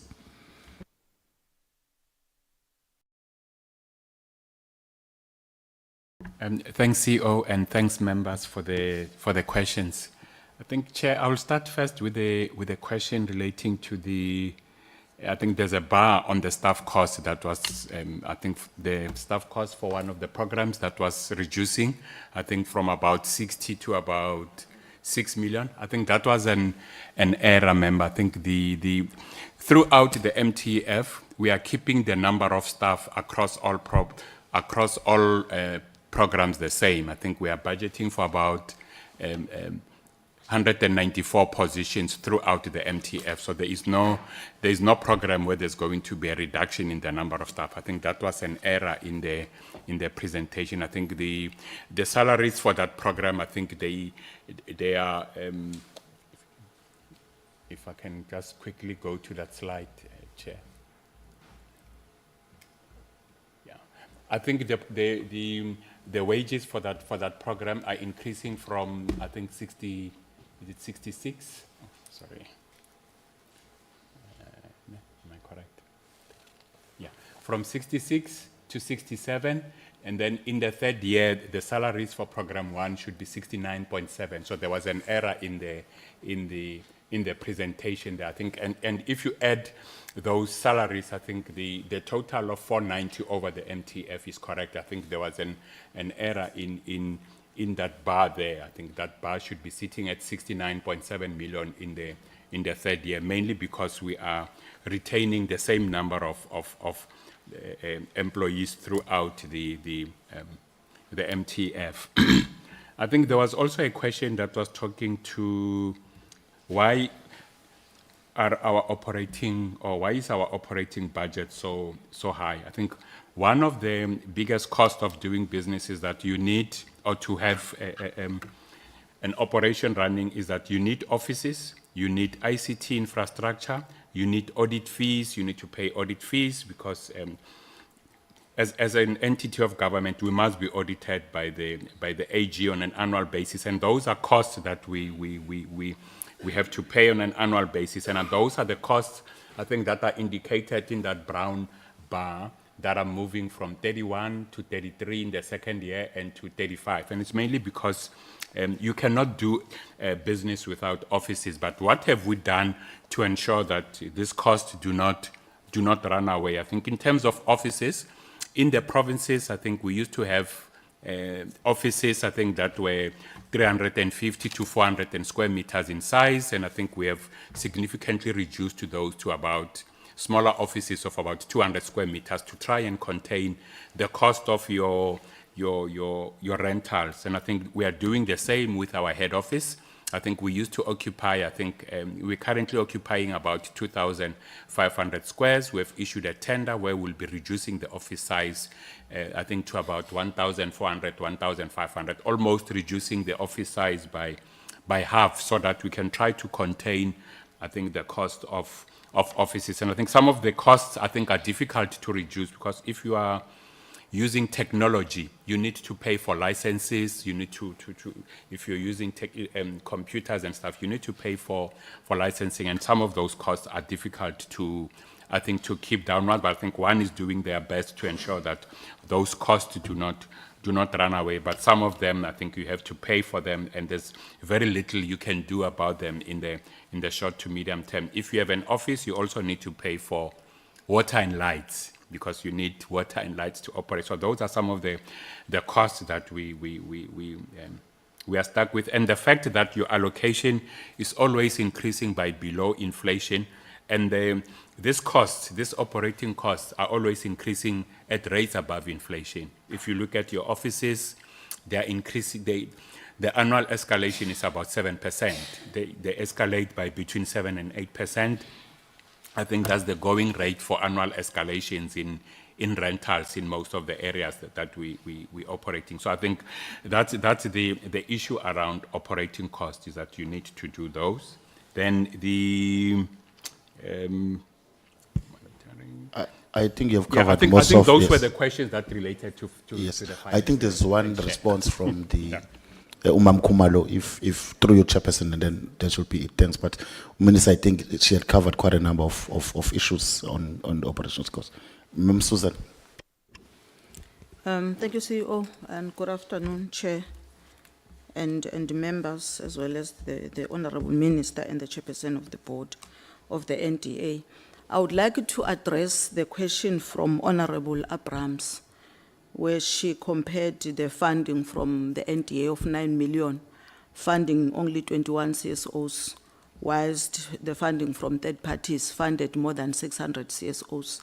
The distinction between the two, Honorable Member, is that the funding from the NDA directly went to grant funding, whilst the funding from third parties included other interventions such as capacity building. With capacity building, you are able to target more numbers from CSOs as well as from community members. Like we indicated that our KPIs, they focus on capacity building of CSOs as well as capacity building of community members that are interested in establishing CSOs within their communities. We had 2 partnerships that focused on capacity building. Those partnerships gave us high numbers of CSOs and community members. That is why you see that stark difference between the two funding from the fiscus and the one from third parties. The other question that maybe I will need to also respond to is the one for the target that we are planning to the funds that we are planning to raise from third parties for the 2025-26 financial year. Our target is 80 million for the current financial year, and we are basing that on the baseline for the previous financial year, which is at 65 million. So we are targeting 80 million for that particular purpose. Thank you very much. Thank you so much to the Honorable Chairperson of the NDA and your team, and the acting CEO for having done the presentation and fielded the inputs, questions, and comments from the party. I just want to, I think we have come to where we need to. Chair. Honorable Ramaila.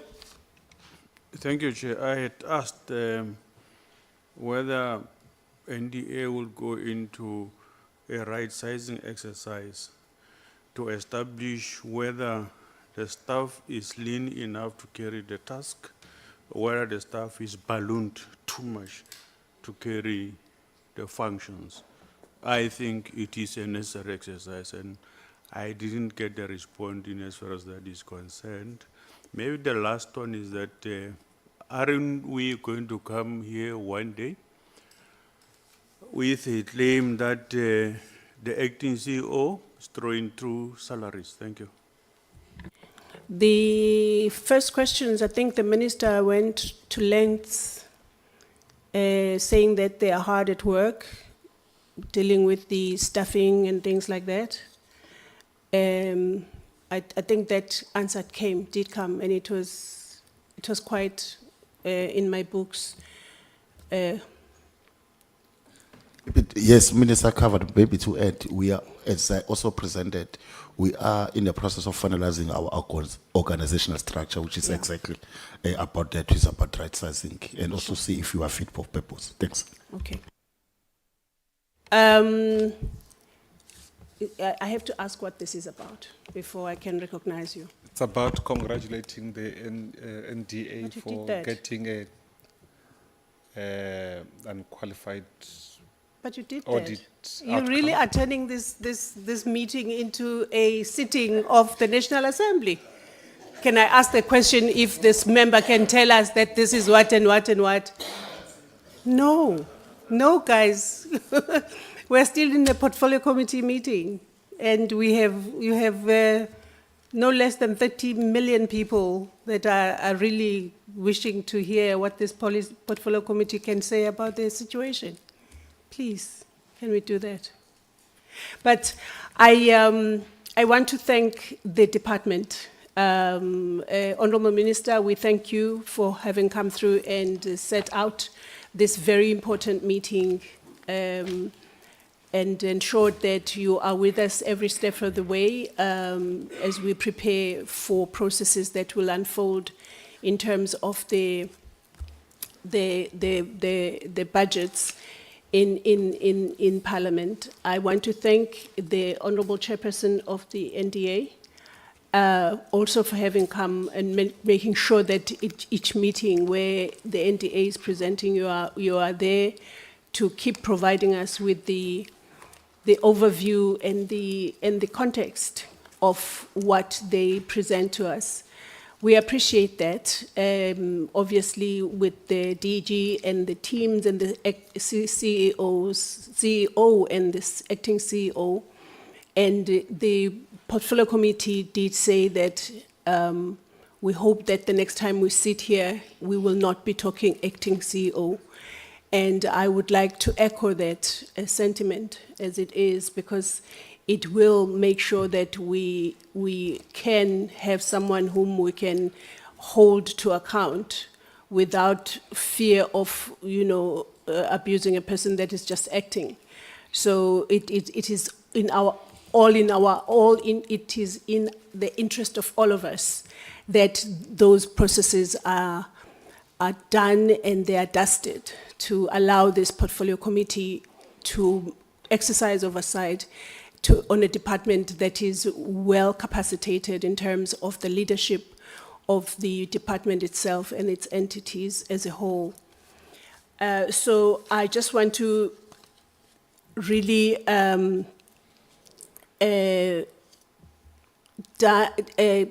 make sure that we all have said what we needed to say, and to ask that this meeting, this particular meeting, the open meeting, comes to an end. And we thank each one of you. I know that most of you traveled from Pretoria or from Gauteng, and please travel safely and make sure that you do what you do best, which is looking after the poor and vulnerable in this country. I want to thank our team here in Parliament, but I can't thank you completely because we still have an internal business to do. So thank you so much, Honourable Minister and your teams. Bless you as you leave.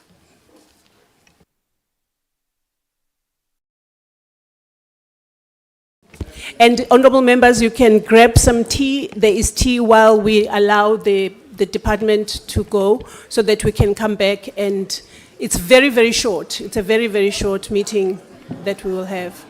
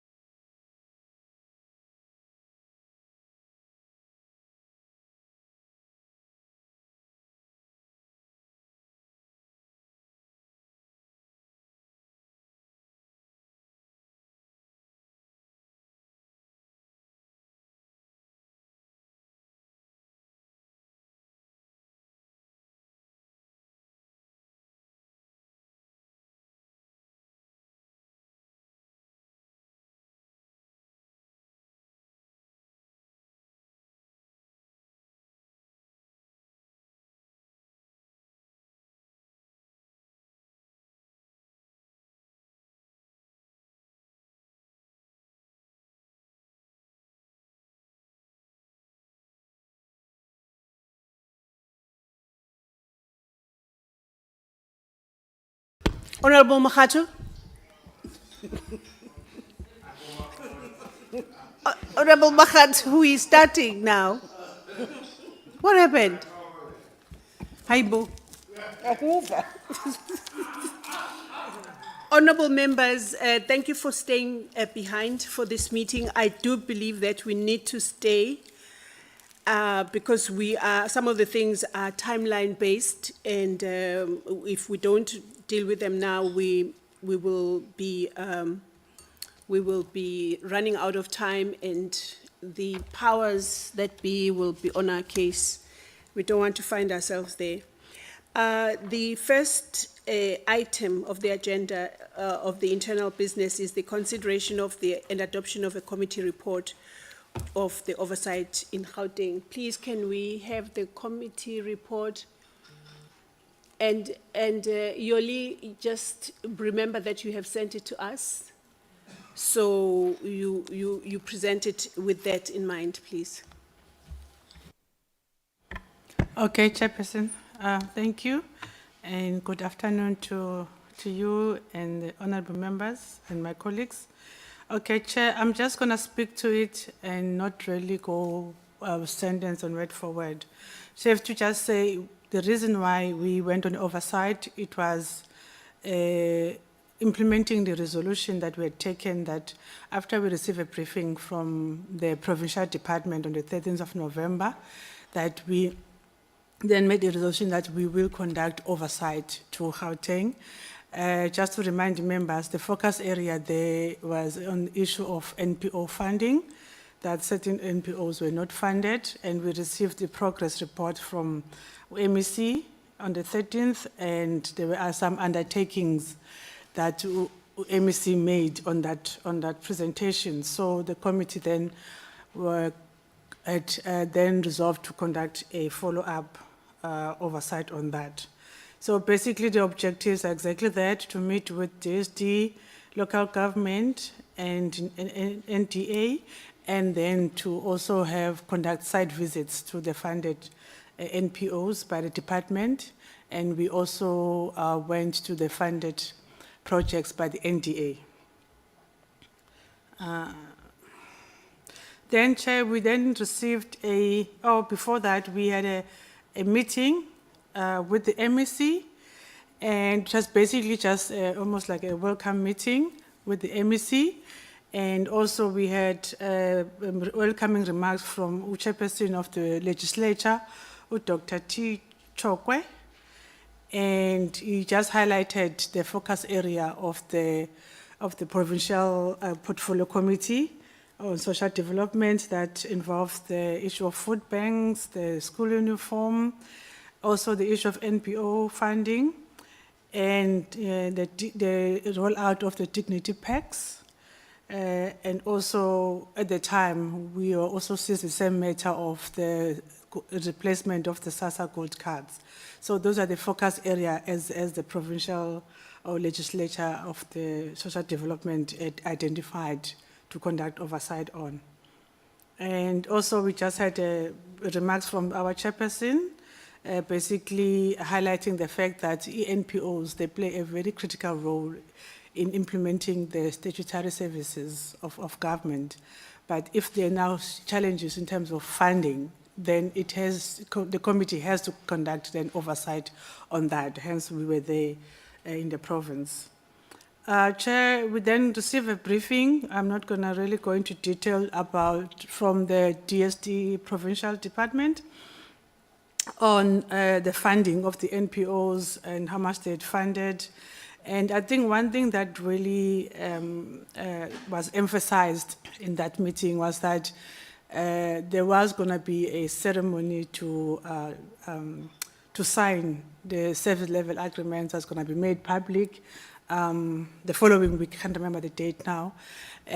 But I know subsequent to our oversight, there's been concerns raised by this committee that that didn't go as it was presented to the committee, or the impression that was given to the committee, because some of the SLAs were not signed. So there's still a continuing matter, Chair, that we can still continue to conduct oversight on it. So it was not really I suppose, concluded or dealt with as it was, the impression was created for this, to this committee. I think that's just the deliberations on that, on the committee, on this issue of the service level agreement, and what was responded to it. And basically, committee had welcomed, you know, that, because it was going to be a form of transparency when it comes to say, a process like that. But as I just said, Chair, maybe we need to make a follow-up, what happened since then.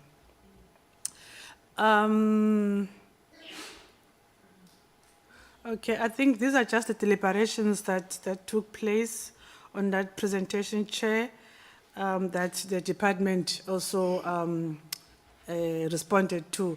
So I think because the members had, okay, I don't know if you want me to read them word by word so that the members can tell I captured them, or you had time to, if you have maybe why I didn't capture it correctly, then you can just let me know, members, then we can deal with that one.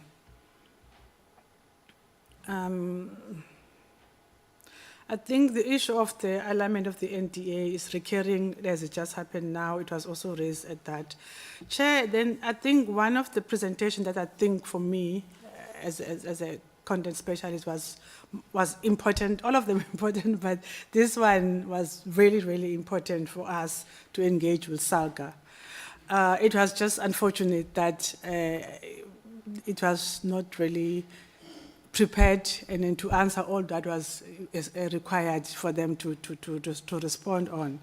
But I think what came out from this, which need further discussions or oversight, was the fact that the SALGA is saying municipalities, they can't generate enough revenue, you know, to then implement all these programs or services or support to the NPOs. So there's the issue of funding, there's the issue of now addressing, for example, the NPOs, they are raising issues of the not affording the bills, and also the issue of zoning as well. And for there, for me, my impression I got was that SAGA was saying it is not the right association for that. There is COCTA to deal with issues like those.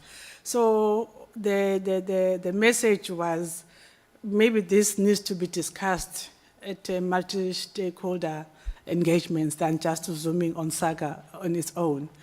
That's what I got from that presentation. So issues of maybe exemption and rebate and reduction, SAGA was saying the municipalities are not in a position to do all of things, because when the white paper was drafted, the assumption was that municipalities will generate income, but the reality on that we are faced with is that it is not. It's actually generating around 66%, which is not enough for it to meet all these obligations. However, then a briefing was presented on the municipalities that it managed to get information from, and based on what the brief had requested SALGA to respond on. So, Chair, all of these now different municipalities, and then the reports that it forwarded to SALGA that it then presented to us. They vary in terms of their support to NPOs. Some were more detailed than others. So as you can see in the presentation, we have some municipalities that really gave a detailed reporting, some they really didn't get a detailed reporting. But all to say, the issue of unifying all these bylaws, it was made as if it's something that is not possible to be done, but there was a push from DSD to say, but this has to be done because it is affecting the NPOs that are delivering on the services. And the issue of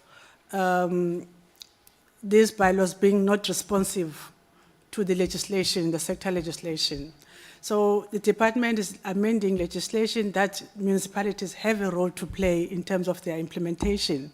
However, the municipalities, they are not progressive in terms of aligning their bylaws to respond to their role now as per those sector legislation. For example, if it's a legislation on older persons and having the residential care facilities or for children, all this legislation, they have specific roles that municipalities must play.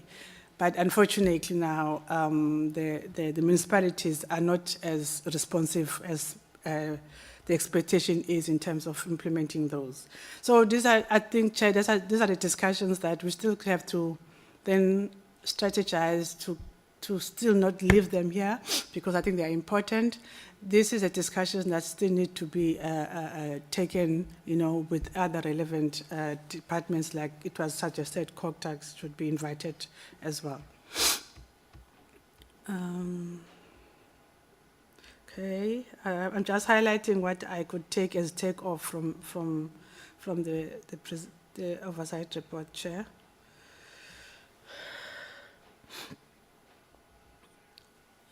Okay, I think the other thing that came out was the issue of the indigent policies. That even though they are there, not all municipalities are implementing it.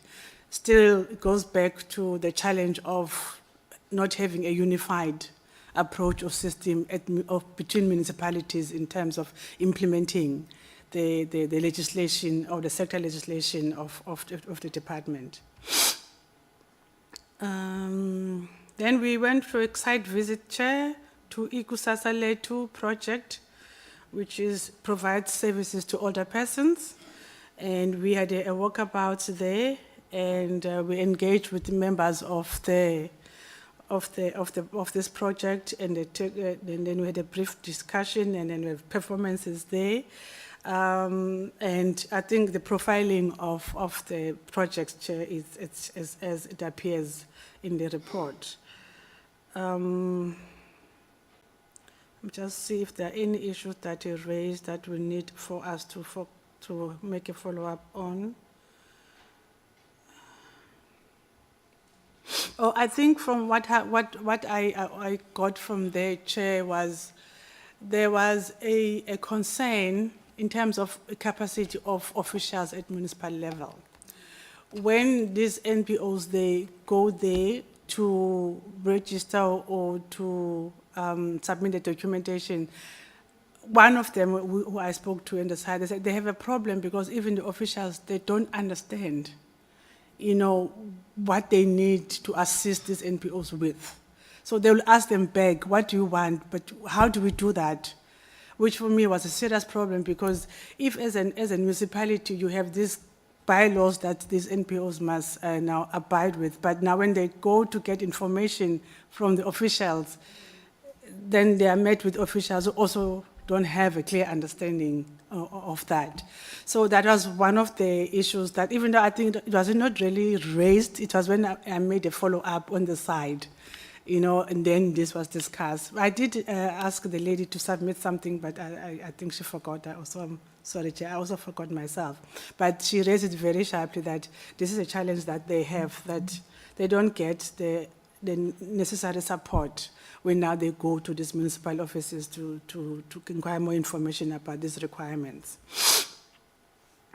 Then we went to another one, Chair, which is a site for gender-based violence, the Malimatin or Polokehong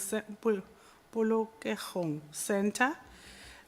Even there, Chair, that is a site that deals with gender-based victims of gender-based violence, and I think particularly they all mentioned that they deal with people who were trafficked, so they provide assistance to those victims.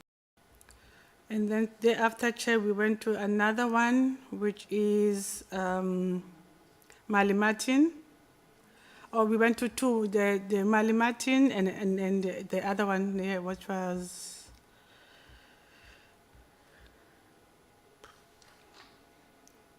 Malimatin is the same one. I think there's, yeah. Yes, I think I need to change that one, correct it here, because the next visit was the substance abuse one. Yes, Chair, that's why I'm confused, yes. Then thereafter, we need to change this one, Chair. I think the next one is this one. Site visit to African Youth Development Fund. We also, unfortunately, because of the weather, we really didn't have that enough opportunity to see what the program does in terms of the visuals that they had prepared for us and how they educate the youngsters on substance abuse and prevention of it. But we did have a detailed presentation from the person who runs the program, and there was a lot of information that he shared with the members. I'm just reminded how you were corrected, Chair, that you don't say. Never mind. Okay, it was a side comment. It just came to my mind. Yes, Chair, so he gave us that and basically saying it needs to be addressed at a very young age level, which is now what the target group is. And because if you miss it there, and then you will have lost the opportunity. Then, Chair, we went to meeting with the National Development Agency. That was now the following day. And we had opening remarks from Mamu Bengu. I think from there, my takeaway, Chair, which was is something that was raised, is the whole funding model of the NDA. Also relating to the fact that it is underfunded, but compared to the mandate that it has. And also the fact that there are there's other agencies, like mention was made of the lottery, that receive more funding, than the NDA, but the NDA plays a critical role in terms of poverty alleviation. So the issue of NDA not receiving enough funding to carry its mandate was overly emphasized in that meeting, Chairperson. And then they presented on the programs that they fund. I think that's what happened. And how much they've spent in terms of the projects that they funded, Chair. So that meeting was about that. And then I think thereafter, then we went to visit the projects that were funded by the NDA, and one of them was the one on school uniform, and the other one was the one on a more agricultural one. The name was a bit difficult for me to pronounce, Rotanganenza. Yes, Chair. And we also went to that program, and then we were briefed on how NDA has assisted in this program, in this project. Then I think the last one, Chair, is to look at now the recommendations that we, as a team, Sis Lindiwe and I, drafted, but more to her than to me. And the first one that I would really like the members to have an input, because that's now important, because these are the recommendations that are being made by the committee that will be adopted by the House. So I'm going to read this one, Chair. The Minister and the MEC of Gauteng should ensure that training and capacity building for NPOs on relevant municipal bylaws is provided. The primary purpose of establishing NPOs is to address the needs of the community. However, many NPOs face closure due to lack of funding or the withdrawal of financial support, which directly impacts the beneficiaries who rely on their services. Strengthening the capacity of NPOs through proper training can help ensure their sustainability and compliance with regulatory requirements. The Minister should engage with the Minister of Cooperative Governance and Traditional Affairs to address challenges related to bylaws governing NPOs. It is recommended that both the departments collaborate to develop a standardized and coordinated approach to municipal bylaws affecting NPOs. This matter extends beyond the scope of SAGA and thus requires interdepartmental collaboration to ensure consistency, compliance, and ease of operation for NPOs across municipalities. The Minister of Social Development and the Minister of Cooperative Governance and Traditional Affairs should facilitate a collaborative process with SAGA to ensure that the criteria applied by each municipality in the implementation of bylaws are made transparent and accessible to the public. This transparency will enable the NPO sector to understand the standards and requirements, fostering greater trust and confidence that bylaws are being applied fairly and consistently across all municipalities. The Minister should ensure that the department extends its outreach efforts to rural areas where incidents of gender-based violence are notably prevalent. Furthermore, it is recommended that the GBV Command Center conducts regular visits to local police stations to collect data on reported GBV cases. This will help to strengthen interagency collaboration and ensure a more coordinated and effective response to GBV across all regions, particularly in underserved and high-risk communities. The Minister should ensure that the department initiates engagements with the mobile service providers such as MTN and Vodacom to develop and implement a gender-based violence website with data-free access. This initiative will significantly enhance access to critical information and support services, especially for vulnerable individuals who may not have the financial means to afford mobile data. A data-free platform would promote inclusivity, awareness, and timely intervention in GBV cases. These were the recommendations as far as DSD is concerned. And then relating to the NDA, the Minister of Social Development should expedite the appointment of the NDA board before December 2025, when the term of the current board will expire. Failure to do so may lead to the lapse of governance as it had in the previous administration, The Minister of Social Development to liaise with the Minister of Culture to ensure that, I think this one we already covered it, Chair. It's just a repetition. The South African government, local government conducts education awareness to the NPO sector on the bylaws and other legislative requirements. Then the resolutions, the NDA should submit a technical response to the Portfolio Committee on the impact of grant funding. The report should also include the reasons for fluctuations in the NDA funding. The NDA should extend formal invitations to committee members to attend its events and visit the NPOs it funds. This will strengthen oversight and engagement, allowing committee members to gain first-hand insight into the impact of the NDA's programs and the work of funded NPOs. The NDA should present its strategic turnaround strategy to the Portfolio Committee, and the agency or the NDA should submit a list of its provincial offices and their location to the Portfolio Committee. So that's how, Chairperson, we've captured the proceedings of the oversight. Thanks, Yoli. Honorable members, that is the report. Could we have amendments or comments, or that we take it is being tabled for your consideration and adoption? Honorable Abrams.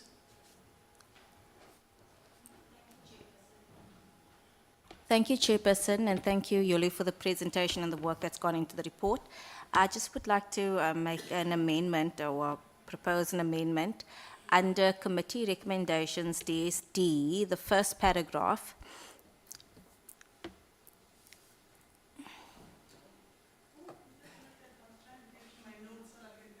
Yes, I know, that's why I'm waiting. PDF document, so I can't write on it.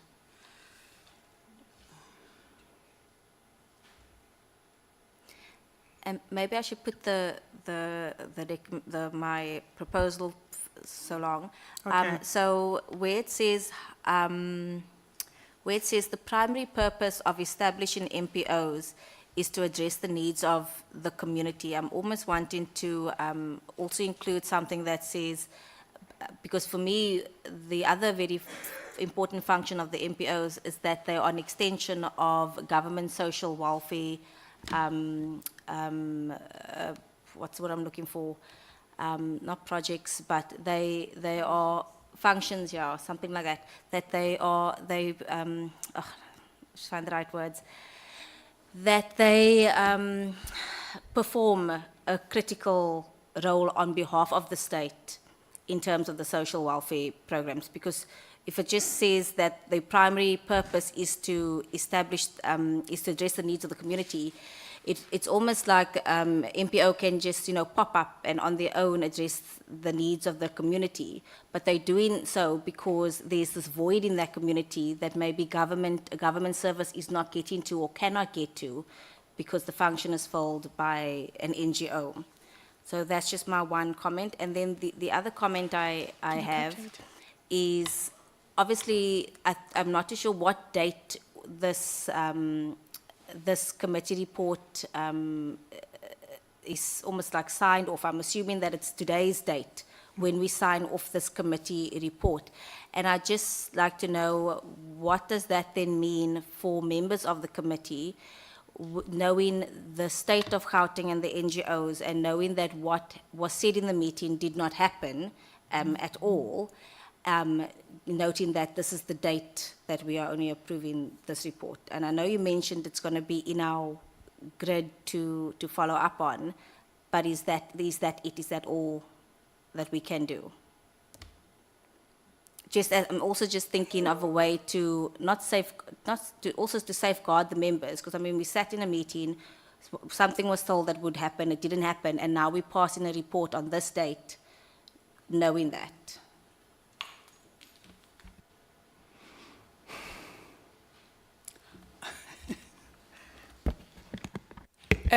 My understanding is that this report is like minutes of what happened.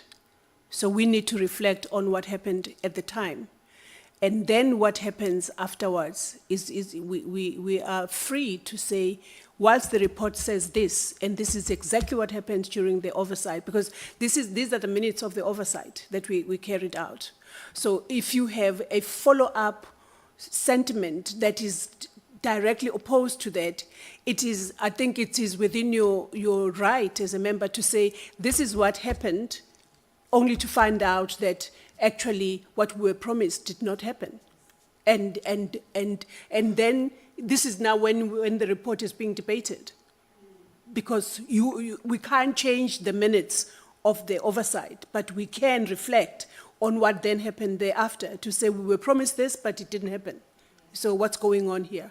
That would be my take. Honourable. Yeah, we can correct if there's a misrepresentation. I think that's the opportunity to do so. For me, really, the report summarizes all the activities. And I'm just saying now, I know we'll have debate about it, but the fundamental issues, we must have a forward-looking thing. Now, because we know that the commitment could not be fulfilled, we may have to call them post the act online for them to account and give us return report on time. This is forward thinking now, but I move for the adoption of the report.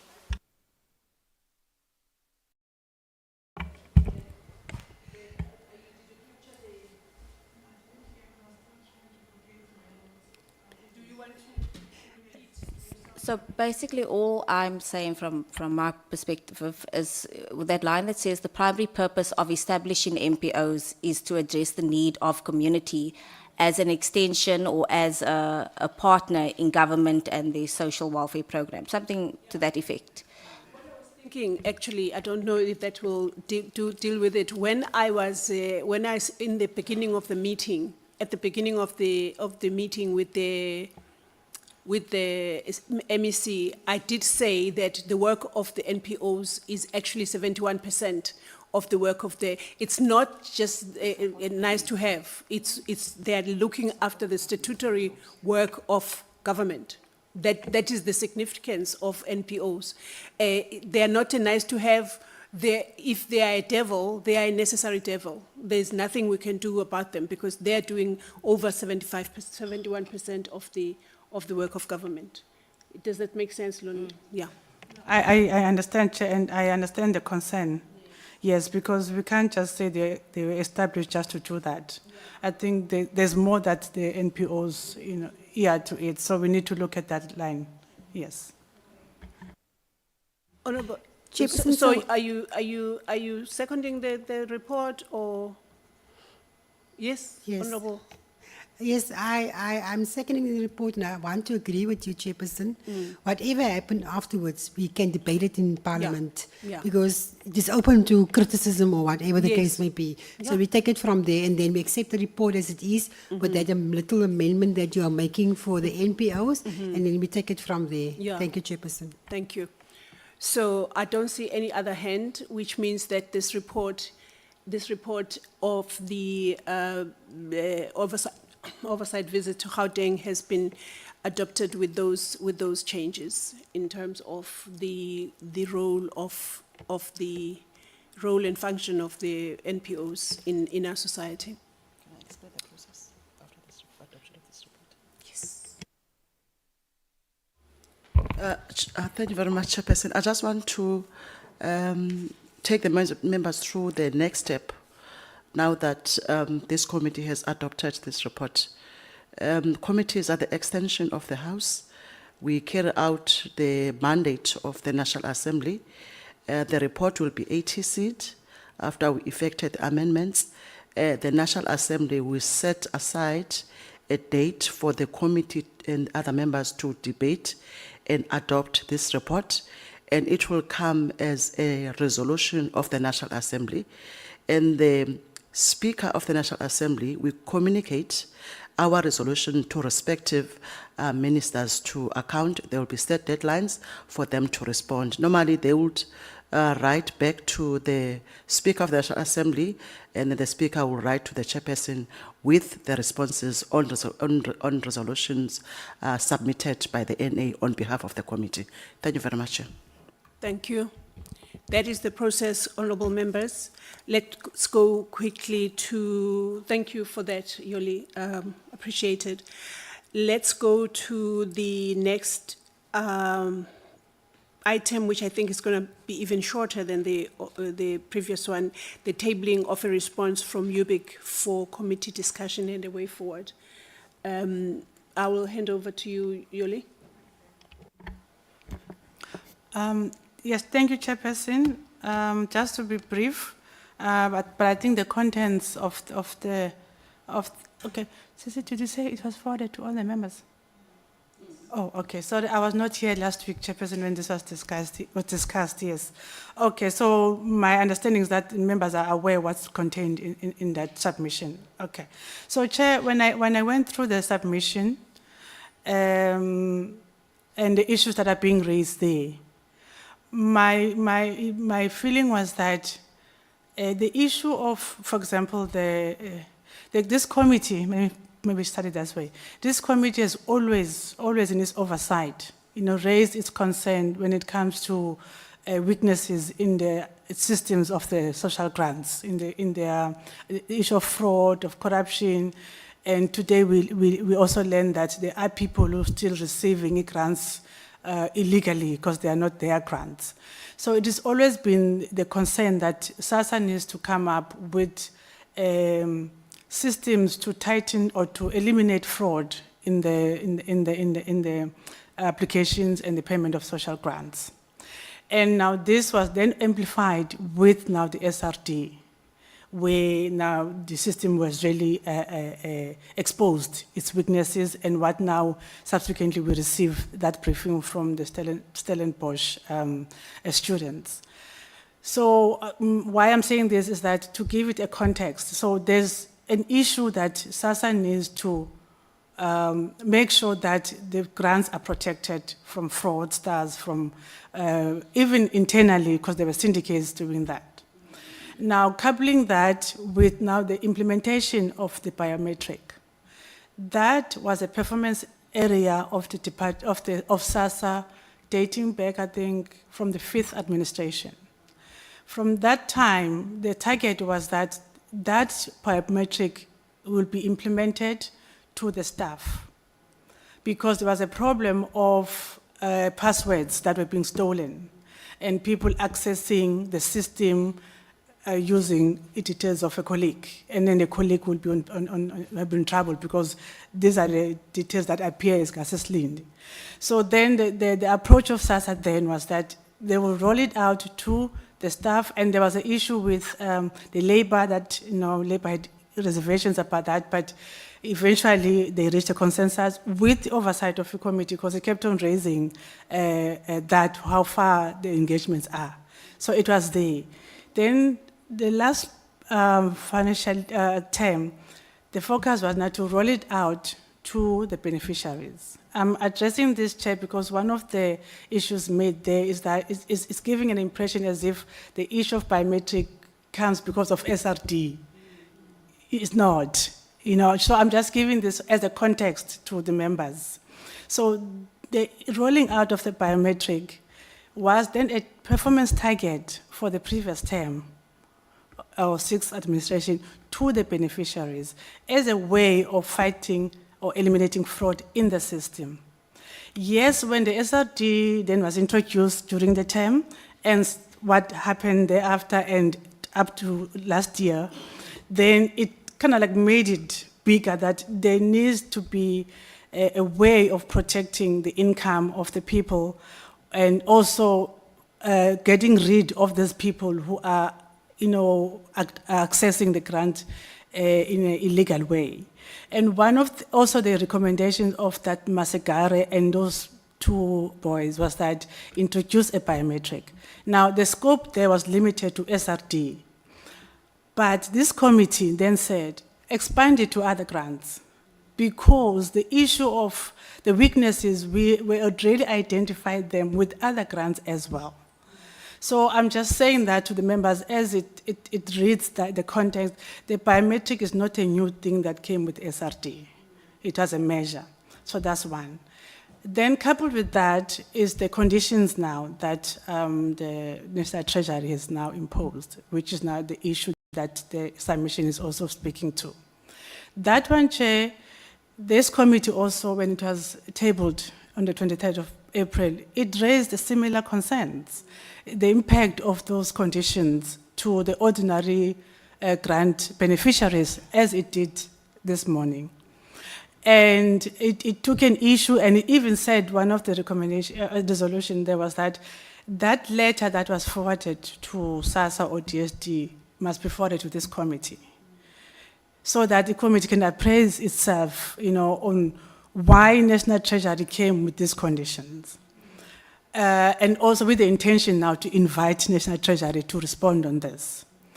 And we didn't deliberate on that presentation, but written response, we did, but it didn't finish. Questions were then forwarded to the department, which it responded to. So in the response, the department made it clear that it does not also support, these conditions because they are regressive. So even itself, it didn't support it. But then the process had to be put on hold, hence we're resuming now. So why I'm saying this, Chair, is that this committee didn't just accept those conditions. It raised issues around that. But also consider that this biometric and other conditions, they are being, the SASSA explains is a way of implementing measures to deal with the issue of corruption and fraud in the system. But what is happening now is the implementation of those measures, which the committee, by the way, the biometric had endorsed it, but the implementation is now proving to be disadvantaging the beneficiaries. So it is an area of oversight for this committee. So having said that, Chair, my advice would be, we have a UPIC that has written to the committee asking to come and present its evidence. That is only enriching these concerns that the committee has already raised. And my advice would be that can be honored, that invitation, Chair. And so that when now the National Treasury, SASSA and DST are then invited to respond, the committee, it's something like similar that we did with, for example, with this NPO. We first invited the provincial department, then we went on oversight. Now we're going to have a similar approach. They come with this evidence, coupled with the evidence that you as members have, because you've received phone calls and complaints and first hand, experience on what the impact is. Then after they come, they present, then we can then engage National Treasury and Chairperson, the DSD. So that's just that one aspect as far as conditions and National Treasury is concerned. The other one that came, Chair, was the issue of consultation on BIS policy. Okay, that one I'm not going to go much into detail because it's twofold. The policy was a performance area of the department in the sixth administration. Also, the committee conducted oversight, raising concerns that this target is not being met, and it keeps on being rolled over from one year to another, and now to another term of office. Okay, Chair. And, but what was said and made clear is that the department is still consulting. I'm saying twofold. There are procedural aspects now, which Mrs. Linde will speak to that.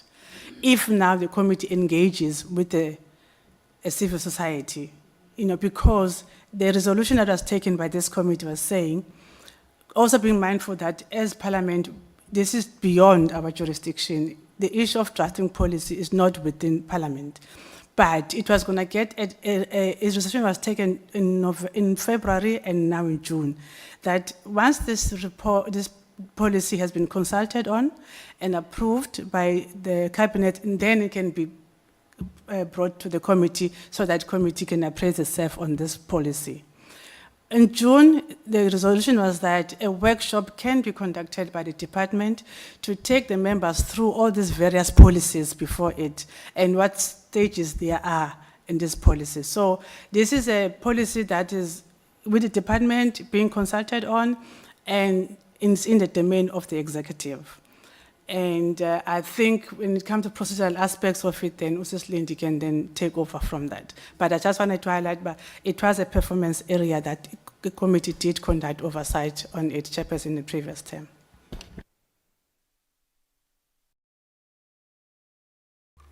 Thank you very much,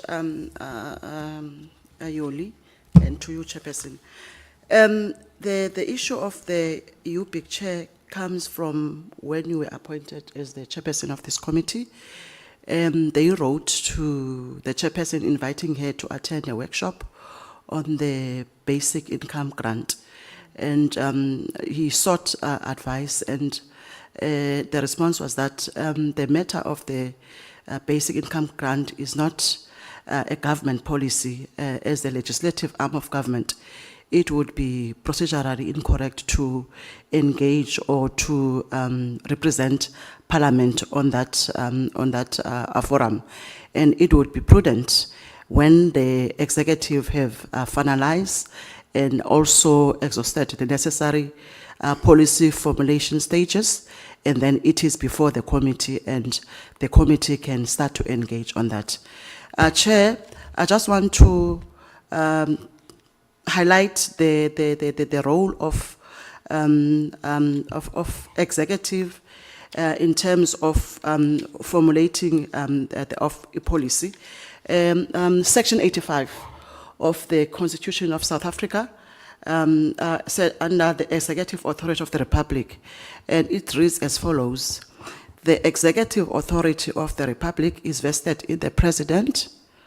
The President exercises the executive authority together with the members of the Cabinet. I just want to mention to subsection 2B, where it says that this authority is for the executive to develop and implement national policy. The stage of the BIG or BIS is at the executive level. So they are doing their necessary processes to ensure that it reaches the Cabinet and for Cabinet to approve, and then it will come before this committee for its advice and for information.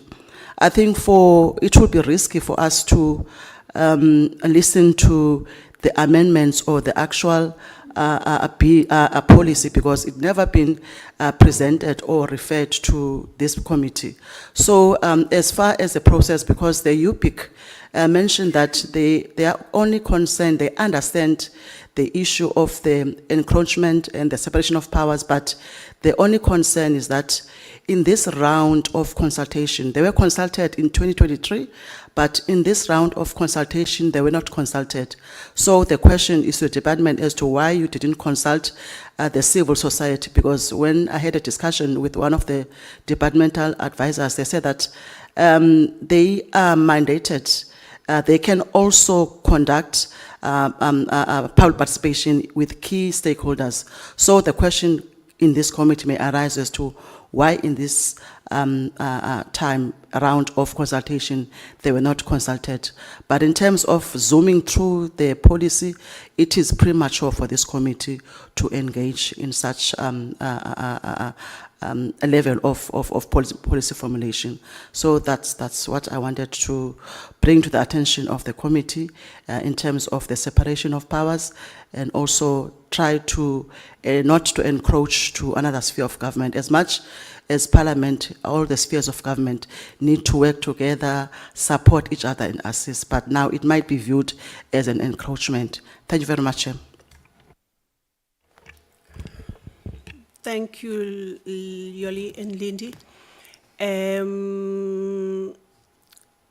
Honorable members, that is the presentation. We have a situation where we are invited, where we are asked to invite UBIC. I understand UBIC has a whole lot of organizations affiliated to them and so on and so forth, but that does not mean that we should overreach or we should ignore our constitutional obligations and mandates just to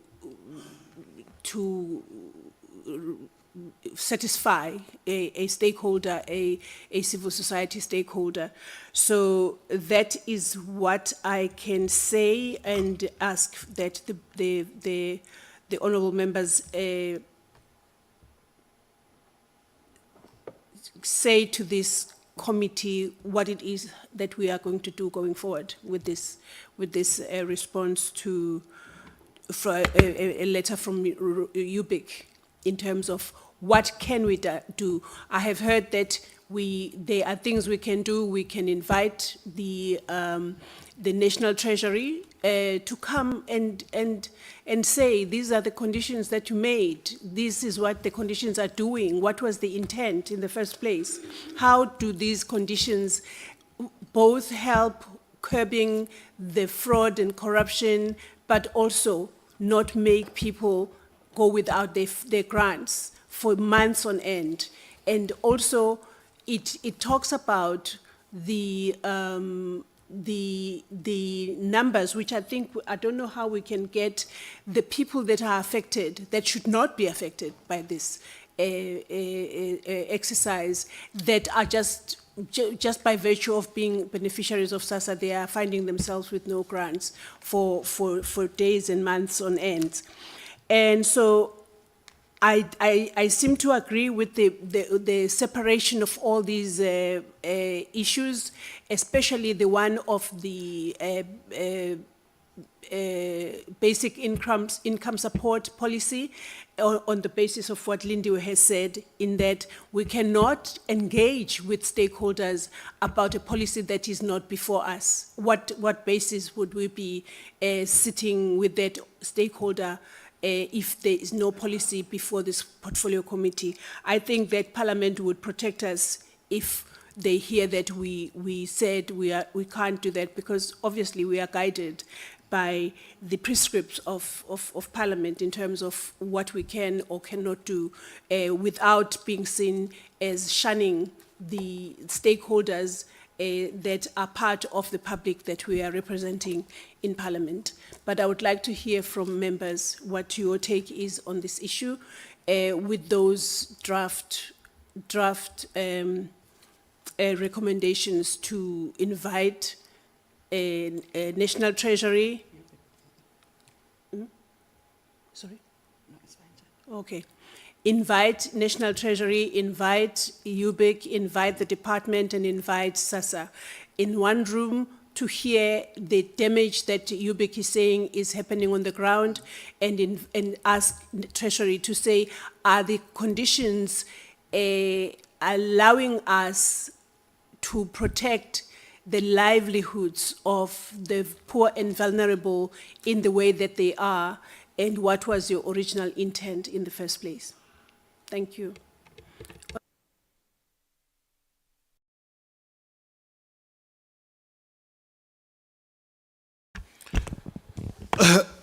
Thank you, Chair. Firstly, I agree with the view that suggests that UBIC, SASSA, DSD, National Treasury must be invited to deal with this regressive condition that's negatively impacting on our people, especially the most vulnerable poor majority. Secondly, I think it is our responsibility to ensure that that key performance area does not escape from the APP. We have to advance that particular course. Other issues, Chair, is that one would want to, because the content advisor was indicating that the issue of this BIS, they've been moving from other administration to other. So we need to have a clear timeline to the department, and we must have this one as a standard item on our program of action. And I'm sure program of action need to be considered by ourselves. I'm saying the recommendation, because it is very important that we must conduct robust oversight to see that this critical policy of the BIS, it's implemented. And we can't have these things locked up and say the cabinet, we went there, they are sending us back, and without this content on what are the bases, and I'm sure we need to request, portfolio committee must request, the basis in which the ministry has been sent back with respect to the BIS or the BIG. On the issues here, I was looking at the rule, Chairperson, and I'm saying this one, I'm saying this because I'm not a legal man, I'm not a lawyer, you know. The issues of, remember the rule 273 allows a member to introduce a bill. And at some point at this portfolio committee, we wanted to make a committee bill, you know, so, propose a committee bill on the issues that the department was delaying. So there was a bill which the department was delaying to start off with, and we're looking at the options that we can have a committee bill. So now.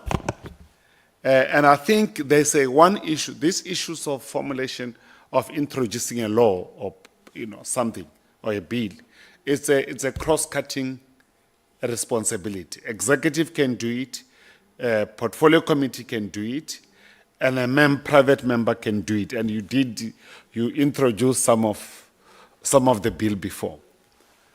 So because of that, I'm saying this, please forgive me because I'm not a legal mind.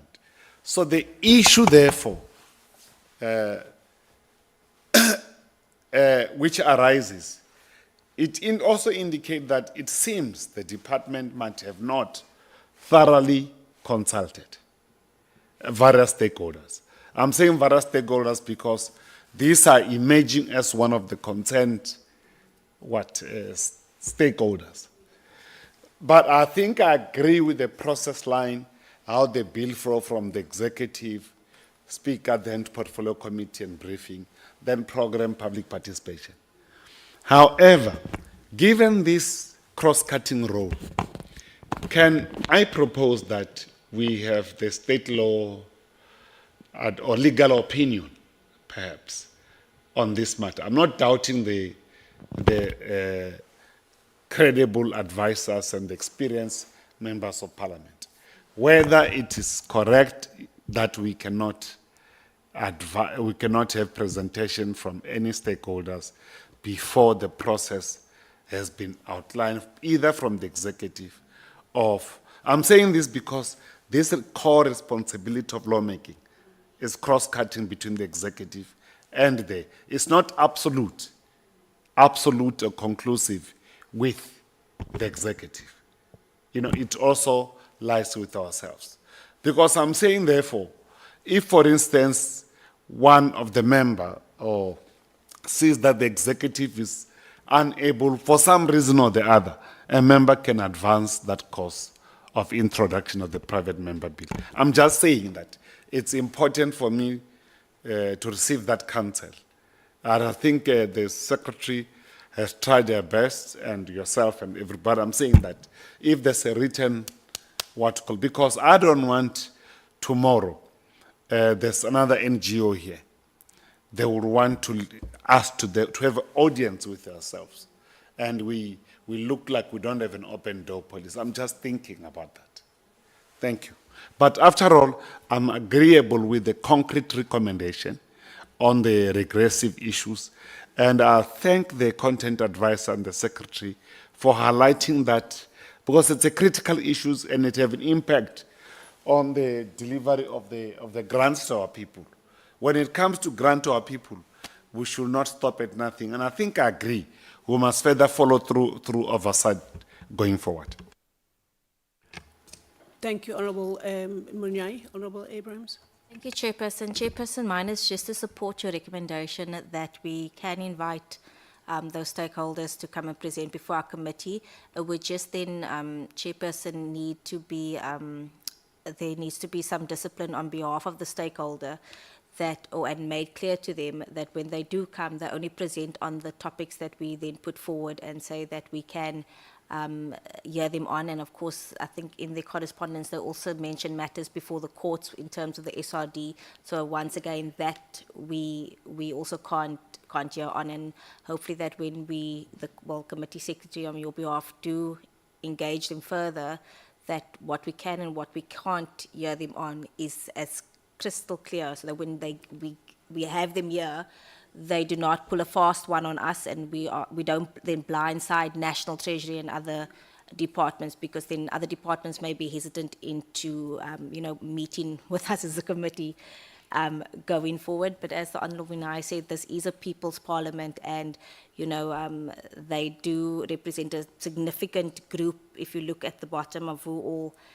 the organisation includes. And it does also then, it is an alarm bell when they say that they have not been consulted. When you just look at all the organizations, Institute for Economic Justice, which is also part of the a Black Sash Children Institute, and are all part of them, and they haven't been consulted. Thank you, Chair. Any Honourable Ramaila? Thank you, Chair. I think I'm largely covered, but was just also thinking that it's also within the purview of the Chair to redirect the request to the relevant committee, that is executive in this instance, so that it shouldn't be seen as if we're just trying to avoid them, but procedurally we can advise that let's redirect this way. Until the matter comes back here, we'll be open to engage. Thank you. Honourable Murray. Sorry, Chairperson, you know what? Now that we are talking about this thing, because we in the Department of Health, we are busy with public participation in the the one of the smoking what. So every day we're having long meetings, and it is never ending till late night, 8 o'clock. So my mind was not clear on this thing when we spoke. When the two of them spoke to me about it, I could not, but I agree with what they are saying, because we need to stick to what we are supposed to be doing here. Then I realized I received a letter last week from my chairperson, and I was so pissed off. I must be honest, I hope this thing is not recorded. No? I was very pissed off. So my colleague doesn't even know. Now that you people are talking, I go through my emails again. But I've seen this thing that was sent to me, and I didn't even tell my comrade here next to me, because it slipped my mind with all these meetings that we are having.